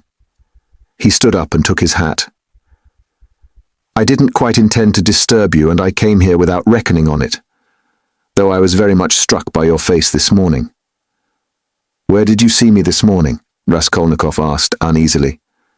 I saw you by chance. I kept fancying there is something about you like me. But don't be uneasy. I am not intrusive. I used to get on all right with card sharpers, and I never bored Prince Severby, a great personage who is a distant relation of mine, and I could write about Raphael's Madonna in Madame Prilukov's album. And I never left Marfa Petrovna's side for 7 years, and I used to stay the night at Vyazemsky's house in the Haymarket in the old days, and I may go up in a balloon with Berg, perhaps. Oh, all right. Are you starting soon on your travels, may I ask? What travels? Why, on that journey. You spoke of it yourself. A journey? Oh, yes, I did speak of a journey. Well, that's a wide subject. If only you knew what you are asking, he added, and gave a sudden, loud, short laugh. Perhaps I'll get married instead of the journey. They're making a match for me. Here? Yes. How have you had time for that? But I am very anxious to see Avdotia Romanovna once. I earnestly beg it. Well, goodbye for the present. Oh yes, I've forgotten something. Tell your sister, Rodion Romanovich, that Marfa Petrovna remembered her in her will and left her 3,000 rubles. That's absolutely certain. Marfa Petrovna arranged it a week before her death, and it was done in my presence. Avdotia Romanovna will be able to receive the money in 2 or 3 weeks. Are you telling the truth? Yes, tell her. Well, your servant. I am staying very near you. As he went out, Svidrigailov ran up against Razumikin in the doorway. Chapter 2. It was nearly 8 o'clock. The 2 young men hurried to Bakalayev's to arrive before Luzhin. Why, who was that? Asked Razumikin, as soon as they were in the street. It was Svidrigailov, that landowner in whose house my sister was insulted when she was their governess. Through his persecuting her with his attentions, she was turned out by his wife, Marfa Petrovna. This Marfa Petrovna begged Dunya's forgiveness afterwards, and she's just died suddenly. It was of her we were talking this morning. I don't know why I'm afraid of that man. He came here at once after his wife's funeral. He is very strange, and is determined on doing something. We must guard Dunya from him. That's what I wanted to tell you, do you hear? Guard her. What can he do to harm Avdotya Romanovna? Thank you, Rodya, for speaking to me like that. We will. We will guard her. Where does he live? I don't know. Why didn't you ask? What a pity. I'll find out, though. Did you see him? Asked Raskolnikov after a pause. Yes, I noticed him. I noticed him well. You did really see him. You saw him clearly, Raskolnikov insisted. Yes, I remember him perfectly. I should know him in 1,000. I have a good memory for faces. They were silent again. That's all right, muttered Raskolnikov. Do you know, I keep thinking that it may have been an hallucination. What do you mean? I don't understand you. Well, you all say, Raskolnikov went on, twisting his mouth into a smile, that I am mad. I thought just now that perhaps I really am mad and have only seen a phantom. What do you mean? Why, who can tell? Perhaps I am really mad, and perhaps everything that happened all these days may be only imagination. Ah, Rodya, you have been upset again. But what did he say? What did he come for? Raskolnikov did not answer. Razumikhin thought a minute. Now let me tell you my story, he began. I came to you. You were asleep. Then we had dinner, and then I went to Porfiry's. Zametov was still with him. I tried to begin, but it was no use. I couldn't speak in the right way. They don't seem to understand and can't understand, but are not a bit ashamed. I drew Porfiry to the window and began talking to him, but it was still no use. He looked away and I looked away. At last I shook my fist in his ugly face and told him as a cousin I'd brain him. He merely looked at me. I cursed and came away. That was all. It was very stupid. To Zametov I didn't say a word.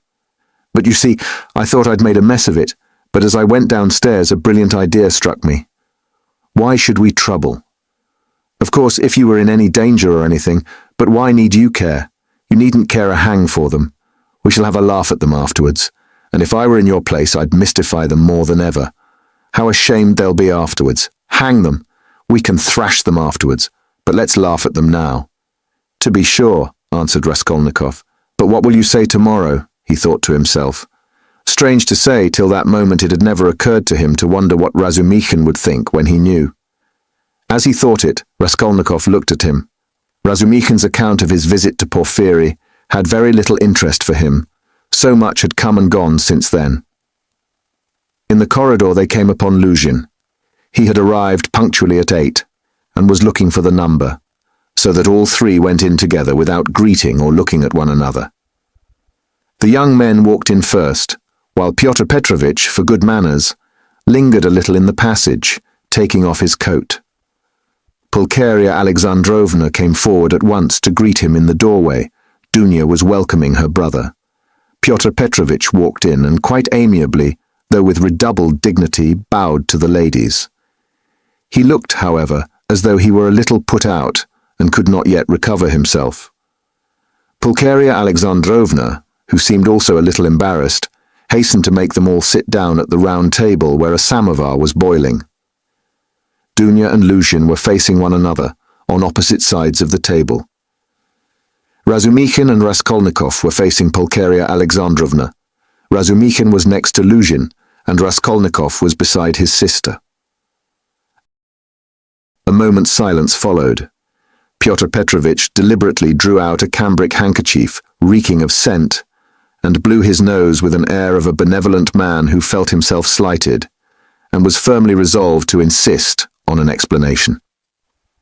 In the passage, the idea had occurred to him to keep on his overcoat and walk away, and so give the two ladies a sharp and emphatic lesson and make them feel the gravity of the position.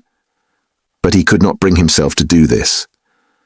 Besides, he could not endure uncertainty, and he wanted an explanation.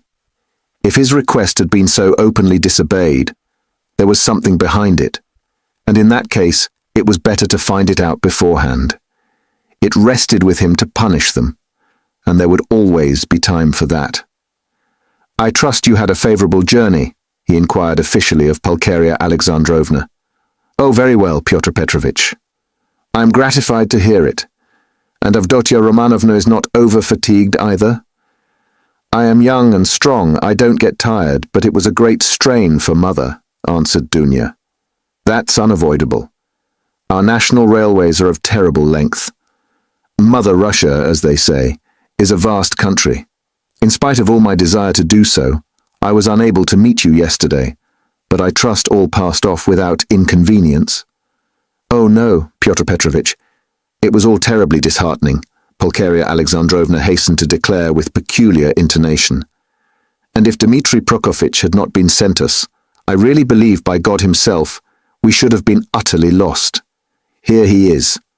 Dmitri Prokofitch Razumichin, she added, introducing him to Luzhin. I had the pleasure yesterday, muttered Pyotr Petrovitch with a hostile glance sidelong at Razumichin. Then he scowled and was signs given that the child had been cruelly outraged by Svidrigailov. It is true, this was not clearly established. The information was given by another German woman of loose character whose word could not be trusted. No statement was actually made to the police, thanks to Marfa Petrovna's money and exertions. It did not get beyond gossip. And yet the story is a very significant one. You heard, no doubt, Avdotia Romanovna, when you were with them, the story of the servant Philip, who died of ill treatment he received 6 years ago, before the abolition of serfdom. I heard, on the contrary, that this Philip hanged himself. Quite so. But what drove him, or rather, perhaps disposed him, to suicide was the systematic persecution and severity of Mr. Svidrigailov. I don't know that, answered Dunya dryly. I only heard a queer story that Philip was a sort of hypochondriac, a sort of domestic philosopher, the servants used to say. He read himself silly, and that he hanged himself partly on account of Mr. Svidrigailov's mockery of him, and not his blows. When I was there, he behaved well to the servants, and they were actually fond of him, though they certainly did blame him for Philip's death. I perceive, Avdotia Romanovna, that you seem disposed to undertake his defense all of a sudden, Luzhin observed, twisting his lips into an ambiguous smile. There's no doubt that he is an astute man, and insinuating where ladies are concerned, of which Marfa Petrovna, who has died so strangely, is a terrible instance. My only desire has been to be of service to you and your mother with my advice, in view of the renewed efforts which may certainly be anticipated from him. For my part, it's my firm conviction that he will end in a debtor's prison again. Marfa Petrovna had not the slightest intention of settling anything substantial on him, having regard for his children's interests, and if she left him anything, it would only be the merest sufficiency, something insignificant and ephemeral, which would not last a year for a man of his habits. Pyotr Petrovitch, I beg you, said Dunya, say no more of Mr. Svidrigailov. It makes me miserable. He has just been to see me, said Raskolnikov, breaking his silence for the first time. There were exclamations from all, and they all turned to him. Even Pyotr Petrovitch was roused. An hour and a half ago, he came in when I was asleep, waked me, and introduced himself, Raskolnikov continued. He was fairly cheerful and at ease, and quite hopes that we shall become friends. He is particularly anxious, by the way, Dunya, for an interview with you, at which he asked me to assist. He has a proposition to make to you, and he told me about it. He told me, too, that a week before her death, Marfa Petrovna left you 3,000 rubles in her will, Dunya, and that you can receive the money very shortly. Thank God, cried Pulcheria Alexandrovna, crossing herself. Pray for her soul, Dunya. It's a fact, broke from Luzhin. Tell us, what more? Dunya urged Raskolnikov. Then he said that he wasn't rich, and all the estate was left to his children, who are now with an aunt.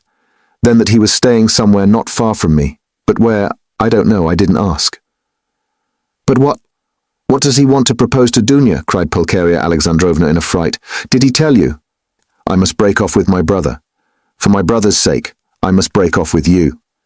I can find out for certain now whether he is a brother to me, and I want to know it, and of you, whether I am dear to you, whether you esteem me, whether you are the husband for me."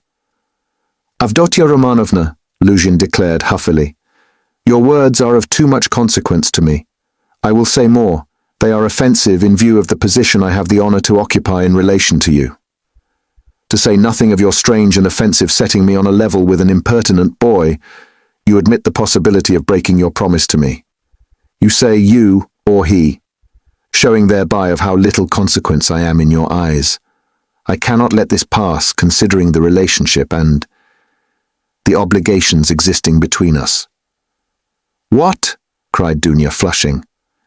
"I set your interest beside all that has hitherto been most precious in my life, what has made up the whole of my life. And here you are offended at my making too little account of you." Raskolnikov smiled sarcastically. Razumikin fidgeted. But Pyotr Petrovitch did not accept the reproof. On the contrary, at every word, he became more persistent and irritable, as though he relished it. "Love for the future partner of your life, for your husband, ought to outweigh your love for your brother," he pronounced sententiously. "And in any case, I cannot be put on the same level, although I said so emphatically that I would not speak openly in your brother's presence. Nevertheless, I intend now to ask your honored mother for a necessary explanation on a point of great importance, closely affecting my dignity. Your son," he turned to Pulcheria Alexandrovna, "yesterday, in the presence of Mr. Radzudkin, or I think that's it. Excuse me, I have forgotten your surname." He bowed politely to Razumikin. "Insulted me by misrepresenting the idea I expressed to you in a private conversation, drinking coffee, that is.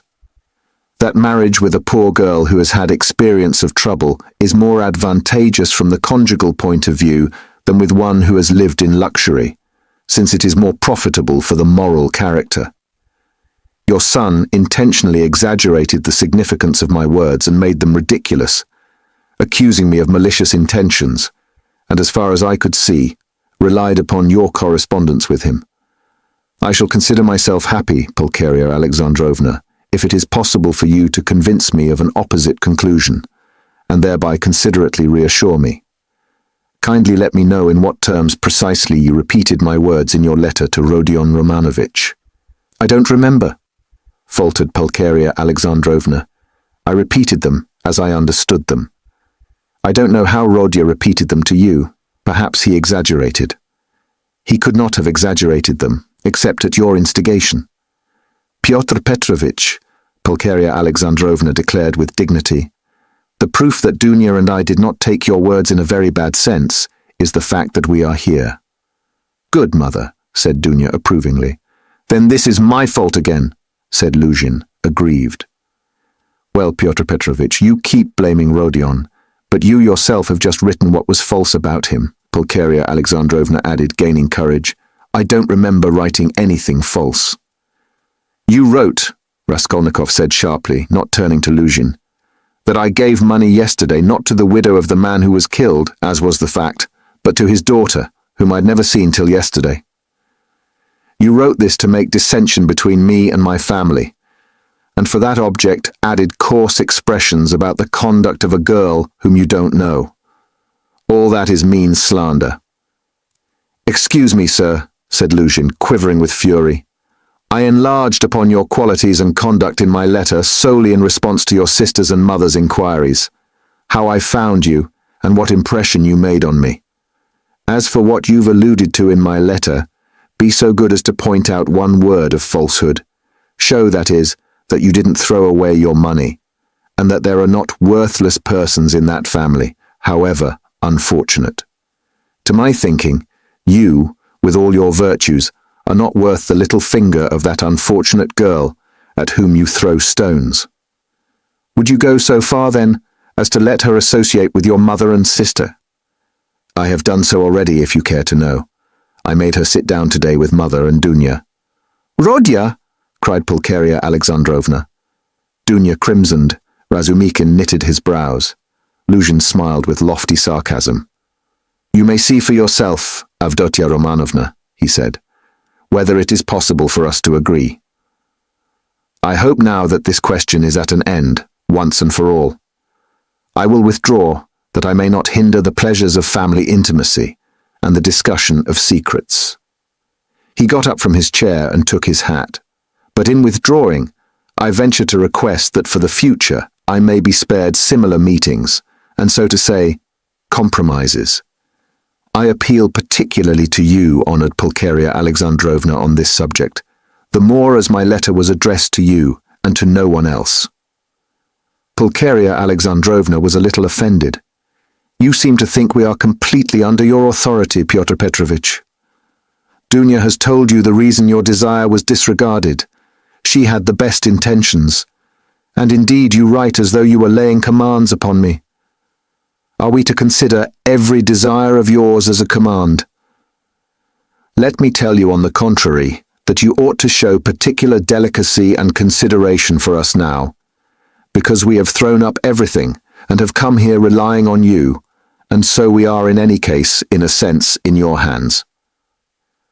"That is not quite true, Pulcheria Alexandrovna, especially at the present moment, when the news has come of Marfa Petrovna's legacy, which seems indeed very apropos, judging from the new tone you take to me," he added sarcastically. "Judging from that remark, we may certainly presume that you were reckoning on our helplessness," Dunya observed irritably. "But now in any case, I cannot reckon on it, and I particularly desire not to hinder your discussion of the secret proposals of Arkady Ivanovich Svidrigailov, which he has entrusted to your brother, and which have, I perceive, a great and possibly a very agreeable interest for you." "Good heavens!" cried Pulcheria Alexandrovna. Razumikin could not sit still on his chair. "Aren't you ashamed now, sister?" asked Raskolnikov. "I am ashamed, Rodya," said Dunya. "Pyotr Petrovitch, go away!" She turned to him, white with anger. Pyotr Petrovitch had apparently not at all expected such a conclusion. He had too much confidence in himself, in his power, and in the helplessness of his victims. He could not believe it even now. He turned pale and his lips quivered. "Avdotya Romanovna, if I go out of this door now, after such a dismissal, then you may reckon on it. I will never come back. Consider what you are doing. My word is not to be shaken." "What insolence!" cried Dunya, springing up from her seat. "I don't want you to come back again." "What? So that's how it stands," cried Luzhin, utterly unable to the last moment to believe in the rupture, and so completely thrown out of his reckoning now. "So that's how it stands. But do you know, Avdotya Romanovna, that I might protest?" "What right have you to speak to her like that?" Pulcheria Alexandrovna intervened hotly. "And what can you protest about? What rights have you? Am I to give my Dunya to a man like you? Go away, leave us altogether. We are to blame for having agreed to a wrong action, and I, above all. But you have bound me, Pulcheria Alexandrovna," Luzhin stormed in a frenzy, "by your promise, and now you deny it, and, besides, I have been led on account of that into expenses." This last complaint was so characteristic of Pyotr Petrovitch that Raskolnikov, pale with anger, and with the effort of restraining it, could not help breaking into laughter. But Pulcheria Alexandrovna was furious. "Expenses? What expenses? Are you speaking of our trunk? But the conductor brought it for nothing for you. Mercy on us, we have bound you. What are you thinking about, Pyotr Petrovitch? It was you who bound us, hand and foot, not we." "Enough, mother, no more, please," Avdotya Romanovna implored. "Pyotr Petrovitch, do be kind and go." "I am going, but one last word," he said, quite unable to control himself. "Your mamma seems to have entirely forgotten that I made up my mind to take you, so to speak, after the gossip of the town had spread all over the district in regard to your reputation.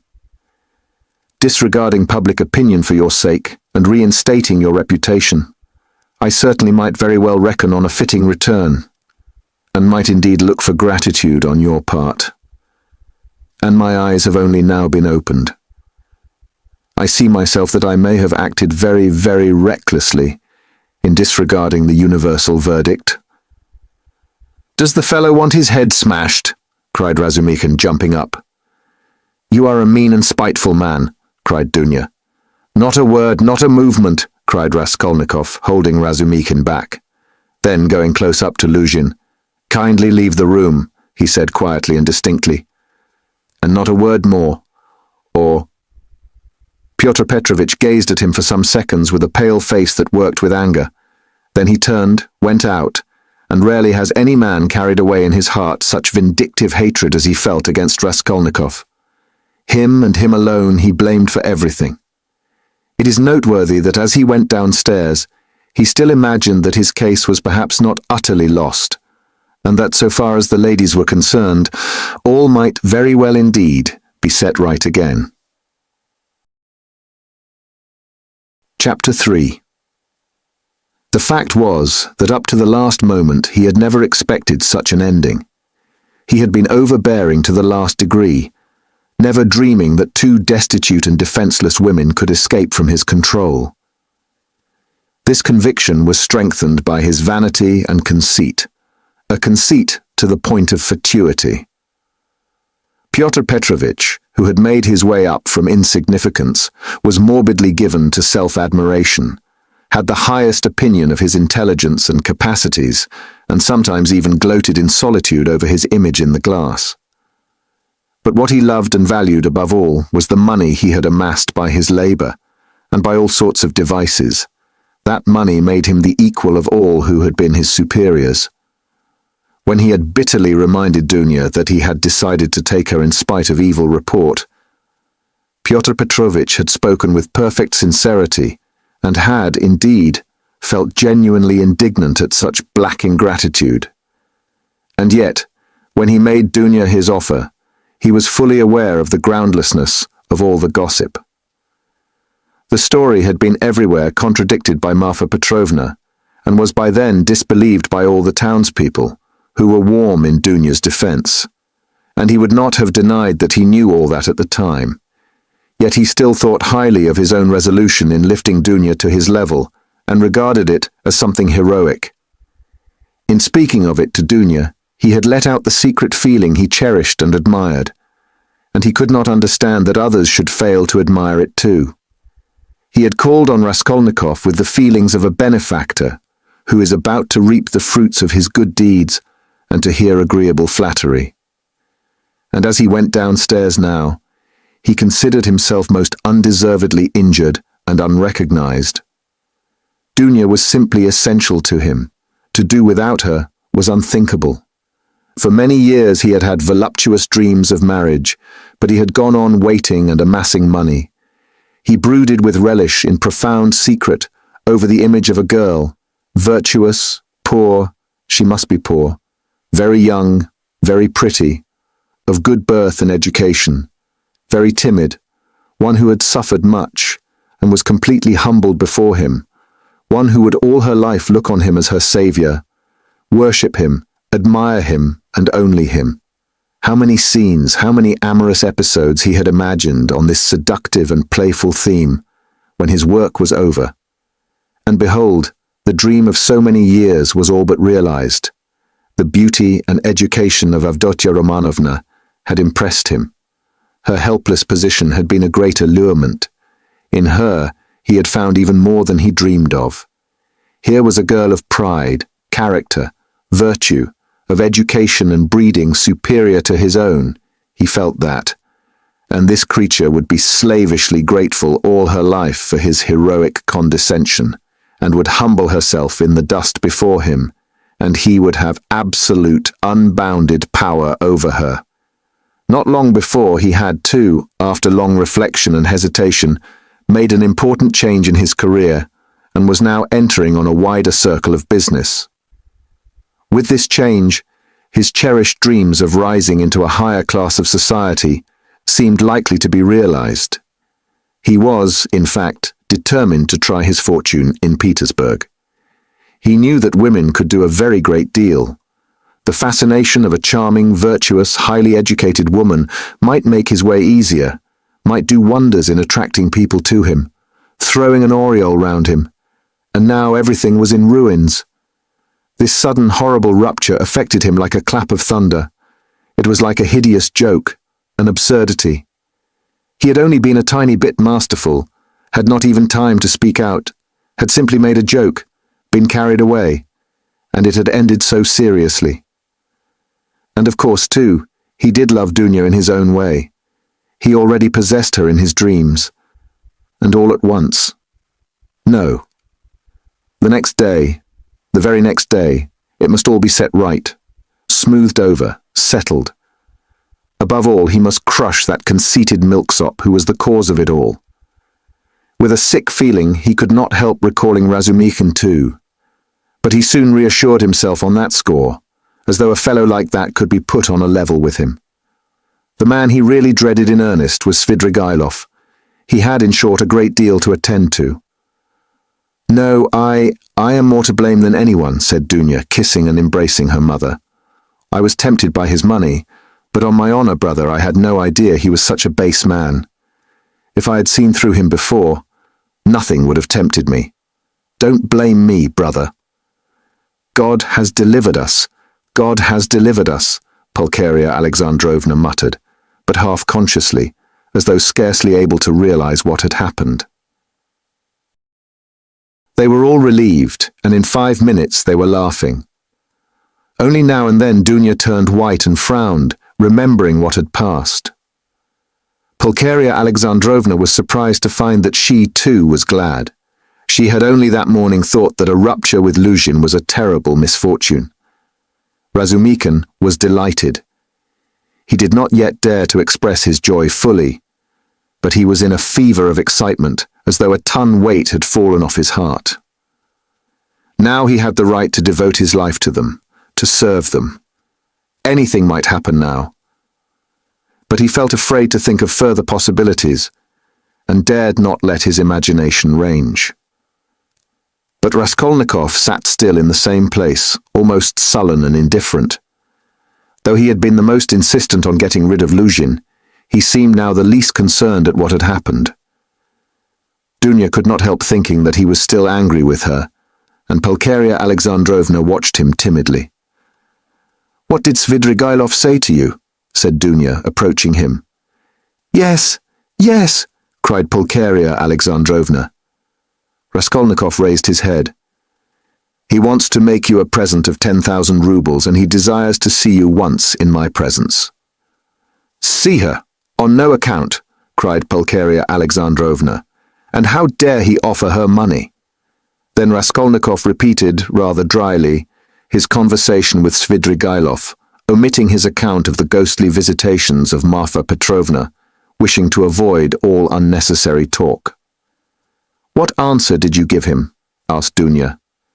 "At first I said I would not take any message to you.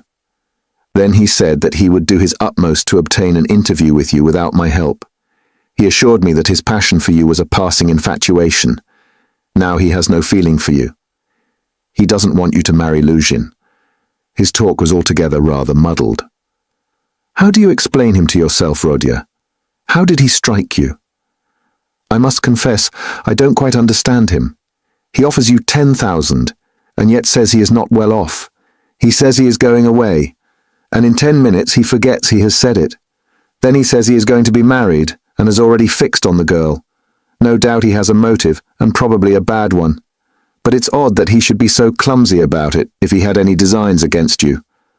Of course I refused this money on your account, once for all. Altogether, I thought him very strange. One might almost think he was mad. But I may be mistaken. That may only be the part he assumes. The death of Marfa Petrovna seems to have made a great impression on him." "God rest her soul," exclaimed Pulcheria Alexandrovna. "I shall always pray for her. Where should we be now, Dunya, without this 3,000? It's as though it had fallen from heaven. Why, Rodya, this morning we had only 3 rubles in our pocket, and Dunya and I were just planning to pawn her watch, so as to avoid borrowing from that man until he offered help." Dunya seemed strangely impressed by Svidrigailov's offer. She still stood meditating. "He has got some terrible plan," she said in a half-whisper to herself, almost shuddering. Raskolnikov noticed this disproportionate terror. "I fancy I shall have to see him more than once again," he said to Dunya. We will watch him. I will track him out, cried Razumikhin vigorously. I won't lose sight of him. Rodya has given me leave. He said to me himself just now, take care of my sister. Will you give me leave too, Avdotia Romanovna? Dunya smiled and held out her hand, but the look of anxiety did not leave her face. Pulcheria Alexandrovna gazed at her timidly, but the 3,000 rubles had obviously a soothing effect on her. A quarter of an hour later, they were all engaged in a lively conversation. Even Raskolnikov listened attentively for some time, though he did not talk. Razumikhin was the speaker. And why should you go away? He flowed on ecstatically. And what are you to do in a little town? The great thing is, you are all here together and you need one another. You do need one another, believe me. For a time, anyway. Take me into partnership and I assure you we'll plan a capital enterprise. Listen, I'll explain it all in detail to you, the whole project. It all flashed into my head this morning, before anything had happened. I tell you what, I have an uncle. I must introduce him to you. A most accommodating and respectable old man. This uncle has got a capital of 1,000 rubles, and he lives on his pension and has no need of that money. For the last 2 years he has been bothering me to borrow it from him and pay him 6% interest. I know what that means. He simply wants to help me. Last year I had no need of it, but this year I resolved to borrow it as soon as he arrived. Then you lend me another 1,000 of your 3, and we have enough for a start, so we'll go into partnership. And what are we going to do? Then Razumikhin began to unfold his project, and he explained at length that almost all our publishers and booksellers know nothing at all of what they are selling, and for that reason they are usually bad publishers, and that any decent publications pay as a rule and give a profit, sometimes a considerable one. Razumikhin had indeed been dreaming of setting up as a publisher.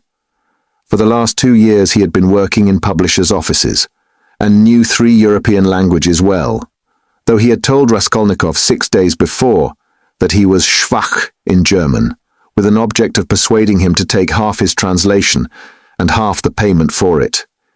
He had told a lie then, and Raskolnikov knew he was lying. Why should we let our chance slip when we have one of the chief means of success? Money of our own, cried Razumikhin warmly. Of course there will be a lot of work, but we will work. You, Avdotia Romanovna. I, Rodion. You get a splendid profit on some books nowadays. And the great point of the business is that we shall know just what wants translating. And we shall be translating, publishing, learning all at once.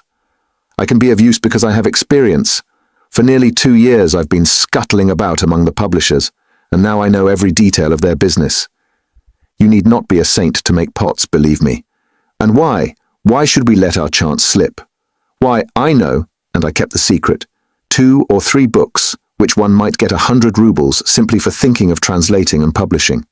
Indeed, and I would not take 500 for the very idea of one of them. And what do you think? If I were to tell a publisher, I dare say he'd hesitate. They are such blockheads. And as for the business side, printing, paper, selling, you trust to me, I know my way about. We'll begin in a small way and go on to a large. In any case, it will get us our living and we shall get back our capital. Dunya's eyes shone. I like what you are saying, Dmitri Prokofitch, she said. I know nothing about it, of course, put in Pulcheria Alexandrovna. It may be a good idea, but again, God knows. It's new and untried. Of course, we must remain here at least for a time. She looked at Rodya. What do you think, brother? Said Dunya. I think he's got a very good idea, he answered. Of course, it's too soon to dream of a publishing firm, but we certainly might bring out 5 or 6 books and be sure of success. I know of one book myself, which would be sure to go well. And as for his being able to manage it, there's no doubt about that either. He knows the business. But we can talk it over later. Hurrah! Cried Razumikhin. Now stay. There's a flat here in this house, belonging to the same owner. It's a special flat apart, not communicating with these lodgings. It's furnished, rent moderate, 3 rooms. Suppose you take them to begin with. I'll pawn your watch tomorrow and bring you the money, and everything can be arranged then. You can all three live together, and Rodya will be with you. But where are you off to, Rodya?" "What, Rodya? You are going already?" Pulcheria Alexandrovna asked in dismay. "At such a minute!" cried Razumikhin. Dunya looked at her brother with incredulous wonder. He held his cap in his hand. He was preparing to leave them. "One would think you were burying me or saying goodbye forever," he said somewhat oddly. He attempted to smile, but it did not turn out a smile. "But who knows, perhaps it is the last time we shall see each other," he let slip accidentally. It was what he was thinking, and it somehow was uttered aloud. "What is the matter with you?" cried his mother. "Where are you going, Rodya?" asked Dunya rather strangely.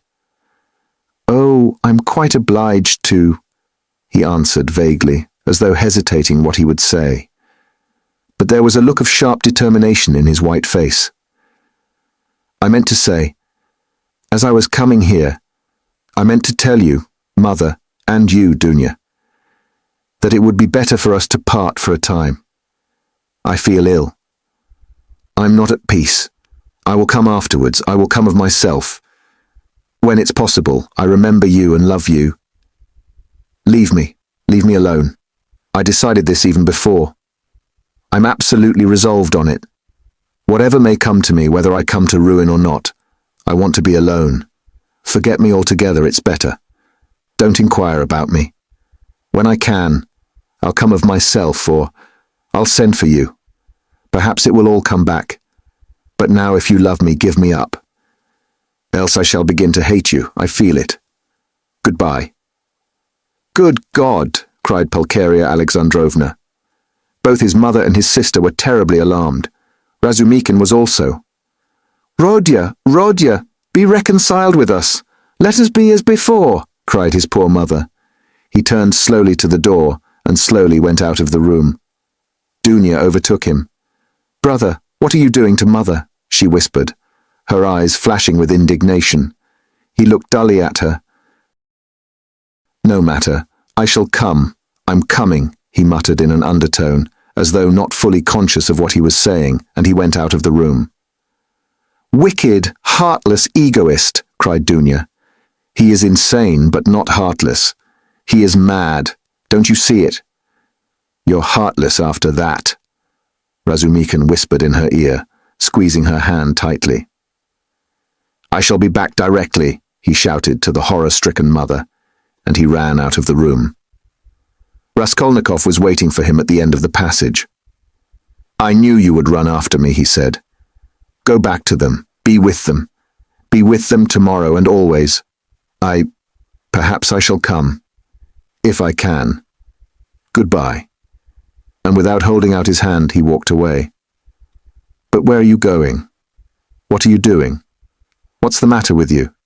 How can you go on like this?" Razumikhin muttered, at his wit's end. Raskolnikov stopped once more. "Once for all, never ask me about anything. I have nothing to tell you. Don't come to see me. Maybe I'll come here. Leave me, but don't leave them. Do you understand me?" It was dark in the corridor. They were standing near the lamp. For a minute, they were looking at one another in silence. Razumikhin remembered that minute all his life. Raskolnikov's burning and intent eyes grew more penetrating every moment, piercing into his soul, into his consciousness. Suddenly Razumikhin started.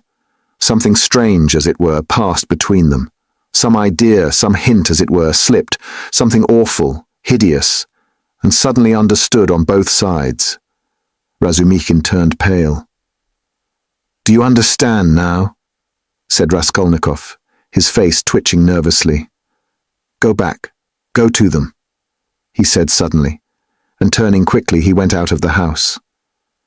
I will not attempt to describe how Razumikhin went back to the ladies, how he soothed them, how he protested that Rodya needed rest in his illness, protested that Rodya was sure to come, that he would come every day, that he was very, very much upset, that he must not be irritated, that he, Razumikhin, would watch over him, would get him a doctor, the best doctor, a consultation. In fact, from that evening, Razumikhin took his place with them as a son and a brother. Chapter 4. Raskolnikov went straight to the house on the canal bank where Sonia lived. It was an old green house of 3 stories. He found the porter and obtained from him vague directions as to the whereabouts of Kapernaumov, the tailor. Having found in the corner of the courtyard the entrance to the dark and narrow staircase, he mounted to the 2nd floor and came out into a gallery that ran round the whole 2nd story over the yard. While he was wandering in the darkness, uncertain where to turn for Kapernaumov's door, a door opened 3 paces from him. He mechanically took hold of it. "Who is there?" a woman's voice asked uneasily. "It's I." "Come to see you," answered Raskolnikov, and he walked into the tiny entry. On a broken chair stood a candle in a battered copper candlestick. "It's you! Good heavens!" cried Sonia weakly, and she stood rooted to the spot. "Which is your room? This way?" And Raskolnikov, trying not to look at her, hastened in. A minute later, Sonia too came in with the candle, set down the candlestick, and completely disconcerted, stood before him inexpressibly agitated, and apparently frightened by his unexpected visit. The colour rushed suddenly to her pale face, and tears came into her eyes. She felt sick and ashamed, and happy too. Raskolnikov turned away quickly and sat on a chair by the table. He scanned the room in a rapid glance. It was a large but exceedingly low-pitched room, the only one let by the Kapernaumovs, to whose rooms a closed door led in the wall on the left. In the opposite side on the right-hand wall was another door, always kept locked. That led to the next flat, which formed a separate lodging. Sonia's room looked like a barn. It was a very irregular quadrangle, and this gave it a grotesque appearance. A wall with 3 windows looking out onto the canal ran aslant so that one corner formed a very acute angle, and it was difficult to see in it without very strong light. The other corner was disproportionately obtuse. There was scarcely any furniture in the big room. In the corner on the right was a bedstead, beside it, nearest the door, a chair. A plain deal table covered by a blue cloth stood against the same wall, close to the door into the other flat. 2 rush-bottom chairs stood by the table. On the opposite wall, near the acute angle, stood a small, plain wooden chest of drawers, looking, as it were, lost in a desert. That was all there was in the room. The yellow, scratched and shabby wallpaper was black in the corners. It must have been damp and full of fumes in the winter. There was every sign of poverty. Even the bedstead had no curtain. Sonia looked in silence at her visitor, who was so attentively and unceremoniously scrutinizing her room, and even began at last to tremble with terror, as though she was standing before her judge and the arbiter of her destinies. "I'm late. It's 11, isn't it?" he asked, still not lifting his eyes. "Yes," muttered Sonia. "Oh yes, it is," she added hastily, as though in that lay her means of escape. "My landlady's clock has just struck. I heard it myself." "I've come to you for the last time," Raskolnikov went on gloomily, although this was the first time. "I may perhaps not see you again. Are you going away?" "I don't know. Tomorrow." "Then you are not coming to Katerina Ivanovna tomorrow?" Sonia's voice shook. "I don't know. I shall know tomorrow morning. Never mind that. I've come to say one word." He raised his brooding eyes to her and suddenly noticed that he was sitting down, while she was all the while standing before him. "Why are you standing?" "Sit down," he said in a changed voice, gentle and friendly. She sat down. He looked kindly and almost compassionately at her. "How thin you are! What a hand! Quite transparent, like a dead hand." He took her hand. Sonia smiled faintly. "I've always been like that," she said. "Even when you lived at home?" "Yes." "Of course you were," he added abruptly, and the expression of his face and the sound of his voice changed again suddenly. He looked round him once more. "You rent this room from the Kapernaumovs?" "Yes." They live there, through that door? Yes. They have another room like this. All in one room? Yes. I should be afraid in your room at night, he observed gloomily. They are very good people, very kind, answered Sonia, who still seemed bewildered. And all the furniture, everything is theirs. And they are very kind, and the children too often come to see me.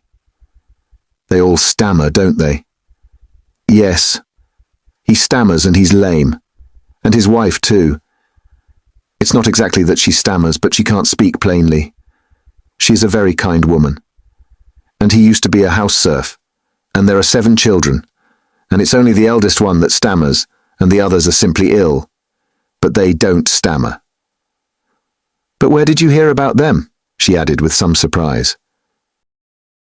Your father told me then. He told me all about you, and how you went out at 6 o'clock and came back at 9, and how Katerina Ivanovna knelt down by your bed. Sonia was confused. I fancied I saw him today, she whispered hesitatingly. Whom? Father. I was walking in the street, out there at the corner about 10 o'clock, and he seemed to be walking in front. It looked just like him. I wanted to go to Katerina Ivanovna. You were walking in the streets? Yes, Sonia whispered abruptly, again overcome with confusion and looking down. Katerina Ivanovna used to beat you, I dare say. Oh no, what are you saying? No. Sonia looked at him almost with dismay. You love her then? Love her? Of course, said Sonia with plaintive emphasis, and she clasped her hands in distress. Ah, you don't. If you only knew. You see, she is quite like a child.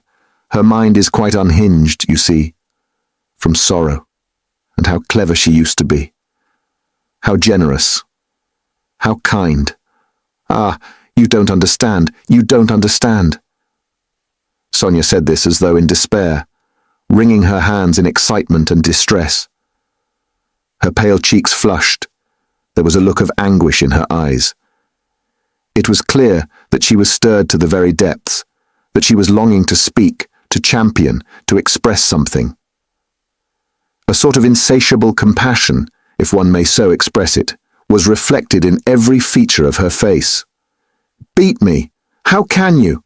Good heavens, beat me! And if she did beat me, what then? What of it? You know nothing, nothing about it. She is so unhappy. Ah, how unhappy. And ill. She is seeking righteousness, she is pure.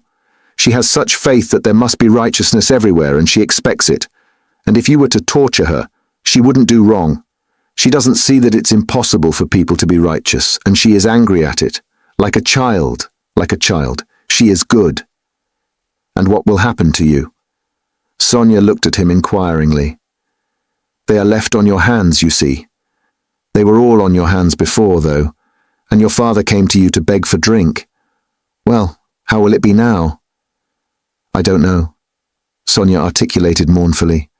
Will they stay there? I don't know. They're in debt for the lodging, but the landlady, I hear, said today that she wanted to get rid of them. And Katerina Ivanovna says that she won't stay another minute. How is it she is so bold? She relies upon you. Oh, no, don't talk like that. We are one. We live like one. Sonia was agitated again and even angry, as though a canary or some other little bird were to be angry. And what could she do? What could she do? She persisted, getting hot and excited. And how she cried today! Her mind is unhinged. Haven't you noticed it? At 1 minute she is worrying like a child that everything should be right tomorrow, the lunch and all that. Then she is wringing her hands, spitting blood, weeping, and all at once she will begin knocking her head against the wall in despair. Then she will be comforted again. She builds all her hopes on you. She says that you will help her now and that she will borrow a little money somewhere and go to her native town with me and set up a boarding school for the daughters of gentlemen and take me to superintend it, and we will begin a new, splendid life. And she kisses and hugs me, comforts me, and you know she has such faith in her fancies. One can't contradict her, and all the day long she has been washing, cleaning, mending. She dragged the washtub into the room with her feeble hands and sank on the bed, gasping for breath. We went this morning to the shops to buy shoes for Polenka, and Lida, for theirs are quite worn out. Only the money we'd reckoned wasn't enough, not nearly enough. And she picked out such dear little boots, for she has taste you don't know. And there in the shop she burst out crying before the shopman because she hadn't enough. Ah, it was sad to see her. Well, after that I can understand your living like this, Raskolnikov said with a bitter smile. And aren't you sorry for them? Aren't you sorry? Sonia flew at him again. Why, I know, you gave your last penny yourself, though you'd seen nothing of it. And if you'd seen everything, oh dear, and how often I've brought her to tears. Only last week, yes, only a week before his death. I was cruel, and how often I've done it. Ah, I've been wretched at the thought of it all day. Sonia wrung her hands as she spoke at the pain of remembering it. You were cruel. Yes, I went to see them, she went on, weeping, and father said, read me something, Sonia, my head aches, read to me. Here's a book. He had a book he had got from Andrei Semyonovich Lebedziatnikov. He lives there. He always used to get hold of such funny books. And I said, I can't stay, as I didn't want to read, and I'd gone in chiefly to show Katerina Ivanovna some collars.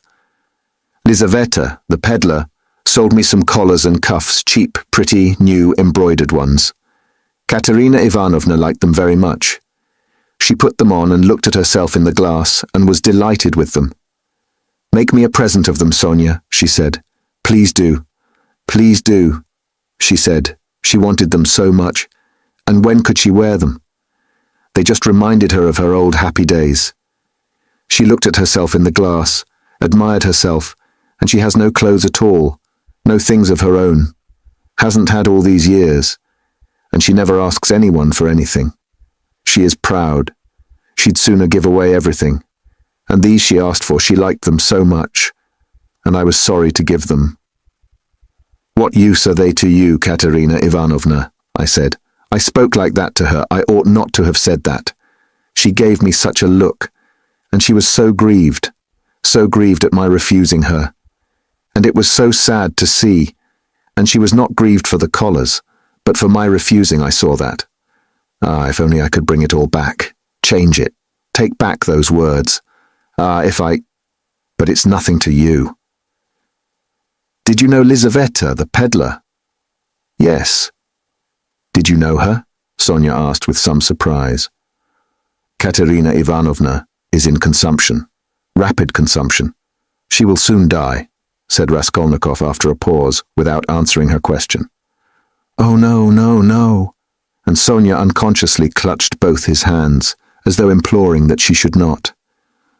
But it will be better if she does die. No, not better. Not at all better, Sonia unconsciously repeated in dismay. And the children? What can you do except take them to live with you? Oh, I don't know, cried Sonia almost in despair, and she put her hands to her head. It was evident that that idea had very often occurred to her before, and he had only roused it again. And what, if even now, while Katerina Ivanovna is alive, you get ill and are taken to the hospital, what will happen then? He persisted pitilessly. How can you? That cannot be. And Sonia's face worked with awful terror. Cannot be? Raskolnikov went on with a harsh smile. You are not insured against it, are you? What will happen to them then? They will be in the street, all of them. She will cough and beg and knock her head against some wall as she did today, and the children will cry. Then she will fall down, be taken to the police station and to the hospital. She will die, and the children. Oh no. God will not let it be, broke at last from Sonia's overburdened bosom. She listened, looking imploringly at him, clasping her hands in dumb entreaty, as though it all depended upon him. Raskolnikov got up and began to walk about the room. A minute passed. Sonia was standing with her hands and her head hanging in terrible dejection. And can't you save, put by for a rainy day? He asked, stopping suddenly before her. No, whispered Sonia. Of course not. Have you tried? He added, almost ironically. Yes. And it didn't come off. Of course not. No need to ask. And again he paced the room. Another minute passed. You don't get money every day. Sonia was more confused than ever, and colour rushed into her face again. No, she whispered, with a painful effort. It will be the same with Polenka, no doubt, he said suddenly. No, it can't be, no, Sonia cried aloud in desperation, as though she had been stabbed. God would not allow anything so awful. He lets others come to it. No, God will protect her, God, she repeated beside herself. But perhaps there is no God at all, Raskolnikov answered with a sort of malignance, laughed and looked at her. Sonia's face suddenly changed. A tremor passed over it. She looked at him with unutterable reproach, tried to say something, but could not speak, and broke into bitter sobs, hiding her face in her hands. You say Katerina Ivanovna's mind is unhinged. Your own mind is unhinged, he said after a brief silence. 5 minutes passed. He still paced up and down the room in silence, not looking at her. At last he went up to her. His eyes glittered. He put his 2 hands on her shoulders and looked straight into her tearful face. His eyes were hard, feverish and piercing. His lips were twitching. All at once he bent down quickly and, dropping to the ground, kissed her foot. Sonia drew back from him as from a madman, and certainly he looked like a madman. What are you doing to me? She muttered, turning pale, and a sudden anguish clutched at her heart. He stood up at once. I did not bow down to you, I bowed down to all the suffering of humanity, he said wildly and walked away to the window. Listen, he added, turning to her a minute later. I said just now to an insolent man that he was not worth your little finger, and that I did my sister honour, making her sit beside you.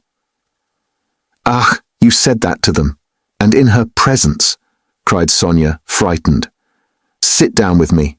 An honour? Why, I'm dishonourable. Ah, why did you say that? It was not because of your dishonour and your sin I said that of you, but because of your great suffering. But you are a great sinner, that's true, he added almost solemnly. And your worst sin is that you have destroyed and betrayed yourself for nothing. Isn't that fearful? Isn't it fearful that you are living in this filth which you loathe so, and at the same time you know yourself, you've only to open your eyes, that you are not helping anyone by it, not saving anyone from anything? Tell me, he went on almost in a frenzy, how this shame and degradation can exist in you side by side with other, opposite holy feelings. It would be better, 1,000 times better and wiser to leap into the water and end it all. But what would become of them? Sonia asked faintly, gazing at him with eyes of anguish, but not seeming surprised at his suggestion. Raskolnikov looked strangely at her. He read it all in her face, so she must have had that thought already, perhaps many times, and earnestly she had thought out in her despair how to end it, and so earnestly that now she scarcely wondered at his suggestion. She had not even noticed the cruelty of his words. The significance of his reproaches and his peculiar attitude to her shame, she had of course not noticed either, and that too was clear to him. But he saw how monstrously the thought of her disgraceful, shameful position was torturing her, and had long tortured her. What, he thought, could hitherto have hindered her from putting an end to it? Only then he realized what those poor little orphan children, and that pitiful half-crazy Katerina Ivanovna, knocking her head against the wall in her consumption, meant for Sonia. But nevertheless, it was clear to him again that with her character and the amount of education she had after all received, she could not in any case remain so. He was still confronted by the question, how could she have remained so long in that position without going out of her mind, since she could not bring herself to jump into the water? Of course he knew that Sonia's position was an exceptional case, though unhappily not unique and not infrequent indeed, but that very exceptionalness, her tinge of education, Her previous life might, one would have thought, have killed her at the first step on that revolting path. What held her up? Surely not depravity. All that infamy had obviously only touched her mechanically. Not one drop of real depravity had penetrated to her heart. He saw that. He saw through her as she stood before him. There are 3 ways before her, he thought, the canal, the madhouse, or, at last, to sink into depravity which obscures the mind and turns the heart to stone. The last idea was the most revolting, but he was a skeptic. He was young, abstract, and therefore cruel, and so he could not help believing that the last end was the most likely. But can that be true? He cried to himself. Can that creature who has still preserved the purity of her spirit be consciously drawn at last into that sink of filth and iniquity? Can the process already have begun? Can it be that she has only been able to bear it till now, because vice has begun to be less loathsome to her? No, no, that cannot be, he cried, as Sonia had just before. No, what has kept her from the canal till now is the idea of sin, and they, the children. And if she has not gone out of her mind, but who says she has not gone out of her mind? Is she in her senses? Can one talk, can one reason as she does? How can she sit on the edge of the abyss of loathsomeness into which she is slipping and refuse to listen when she is told of danger? Does she expect a miracle? No doubt she does. Doesn't that all mean madness? He stayed obstinately at that thought. He liked that explanation indeed better than any other. He began looking more intently at her. So you pray to God a great deal, Sonia? He asked her. Sonia did not speak. He stood beside her, waiting for an answer. What should I be without God? She whispered rapidly, forcibly, glancing at him with suddenly flashing eyes and squeezing his hand. Ah, so that is it, he thought. And what does God do for you? He asked, probing her further.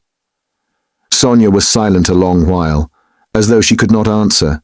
Her weak chest kept heaving with emotion. Be silent! Don't ask! You don't deserve! She cried suddenly, looking sternly and wrathfully at him. That's it! That's it! He repeated to himself. He does everything, she whispered quickly, looking down again. That's the way out. That's the explanation, he decided, scrutinizing her with eager curiosity, with a new, strange, almost morbid feeling. He gazed at that pale, thin, irregular, angular little face, those soft blue eyes, which could flash with such fire, such stern energy, that little body still shaking with indignation and anger, and it all seemed to him more and more strange, almost impossible.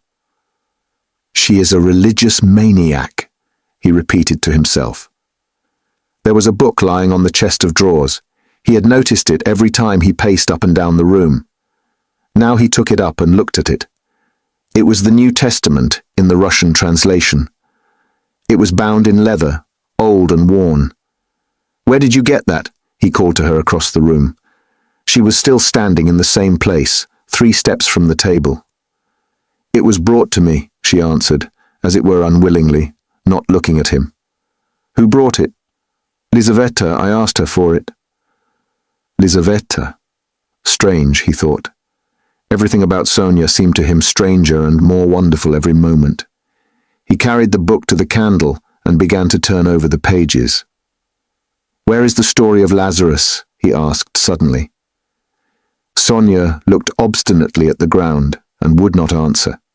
She was standing sideways to the table. Where is the raising of Lazarus? Find it for me, Sonia. She stole a glance at him. You are not looking in the right place. It's in the 4th Gospel, she whispered sternly without looking at him.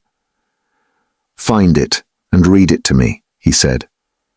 He sat down with his elbow on the table, leaned his head on his hand and looked away sullenly, prepared to listen. In 3 weeks' time, they'll welcome me in the madhouse. I shall be there if I am not in a worse place, he muttered to himself.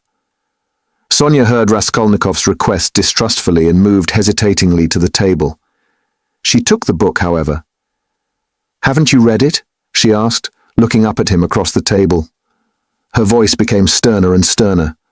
"Long ago, when I was at school. Read. And haven't you heard it in church?" "I haven't been. Do you often go?" No, whispered Sonia. Raskolnikov smiled. "I understand. And you won't go to your father's funeral tomorrow?" "Yes, I shall. I was at church last week too. I had a requiem service." "For whom?" "For Lizaveta. She was killed with an axe." His nerves were more and more strained. His head began to go round. "Were you friends with Lizaveta?" "Yes. She was good. She used to come. Not often. She couldn't. We used to read together and talk. She will see God." The last phrase sounded strange in his ears. And here was something new again. The mysterious meetings with Lizaveta, and both of them, religious maniacs. "I shall be a religious maniac myself soon. It's infectious." "Read," he cried irritably and insistently. Sonia still hesitated. Her heart was throbbing. She hardly dared to read to him. He looked almost with exasperation at the unhappy lunatic. "What for? You don't believe?" She whispered softly and as it were breathlessly. "Read. I want you to," he persisted. "You used to read to Lizaveta." Sonia opened the book and found the place. Her hands were shaking. Her voice failed her. Twice she tried to begin and could not bring out the first syllable. "Now, a certain man was sick, named Lazarus of Bethany." She forced herself at last to read, but at the third word her voice broke like an overstrained string. There was a catch in her breath. Raskolnikov saw in part why Sonia could not bring herself to read to him, and the more he saw this, the more roughly and irritably he insisted on her doing so. He understood only too well how painful it was for her to betray and unveil all that was her own. He understood that these feelings really were her secret treasure, which she had kept perhaps for years, perhaps from childhood, while she lived with an unhappy father and a distracted stepmother crazed by grief, in the midst of starving children and unseemly abuse and reproaches.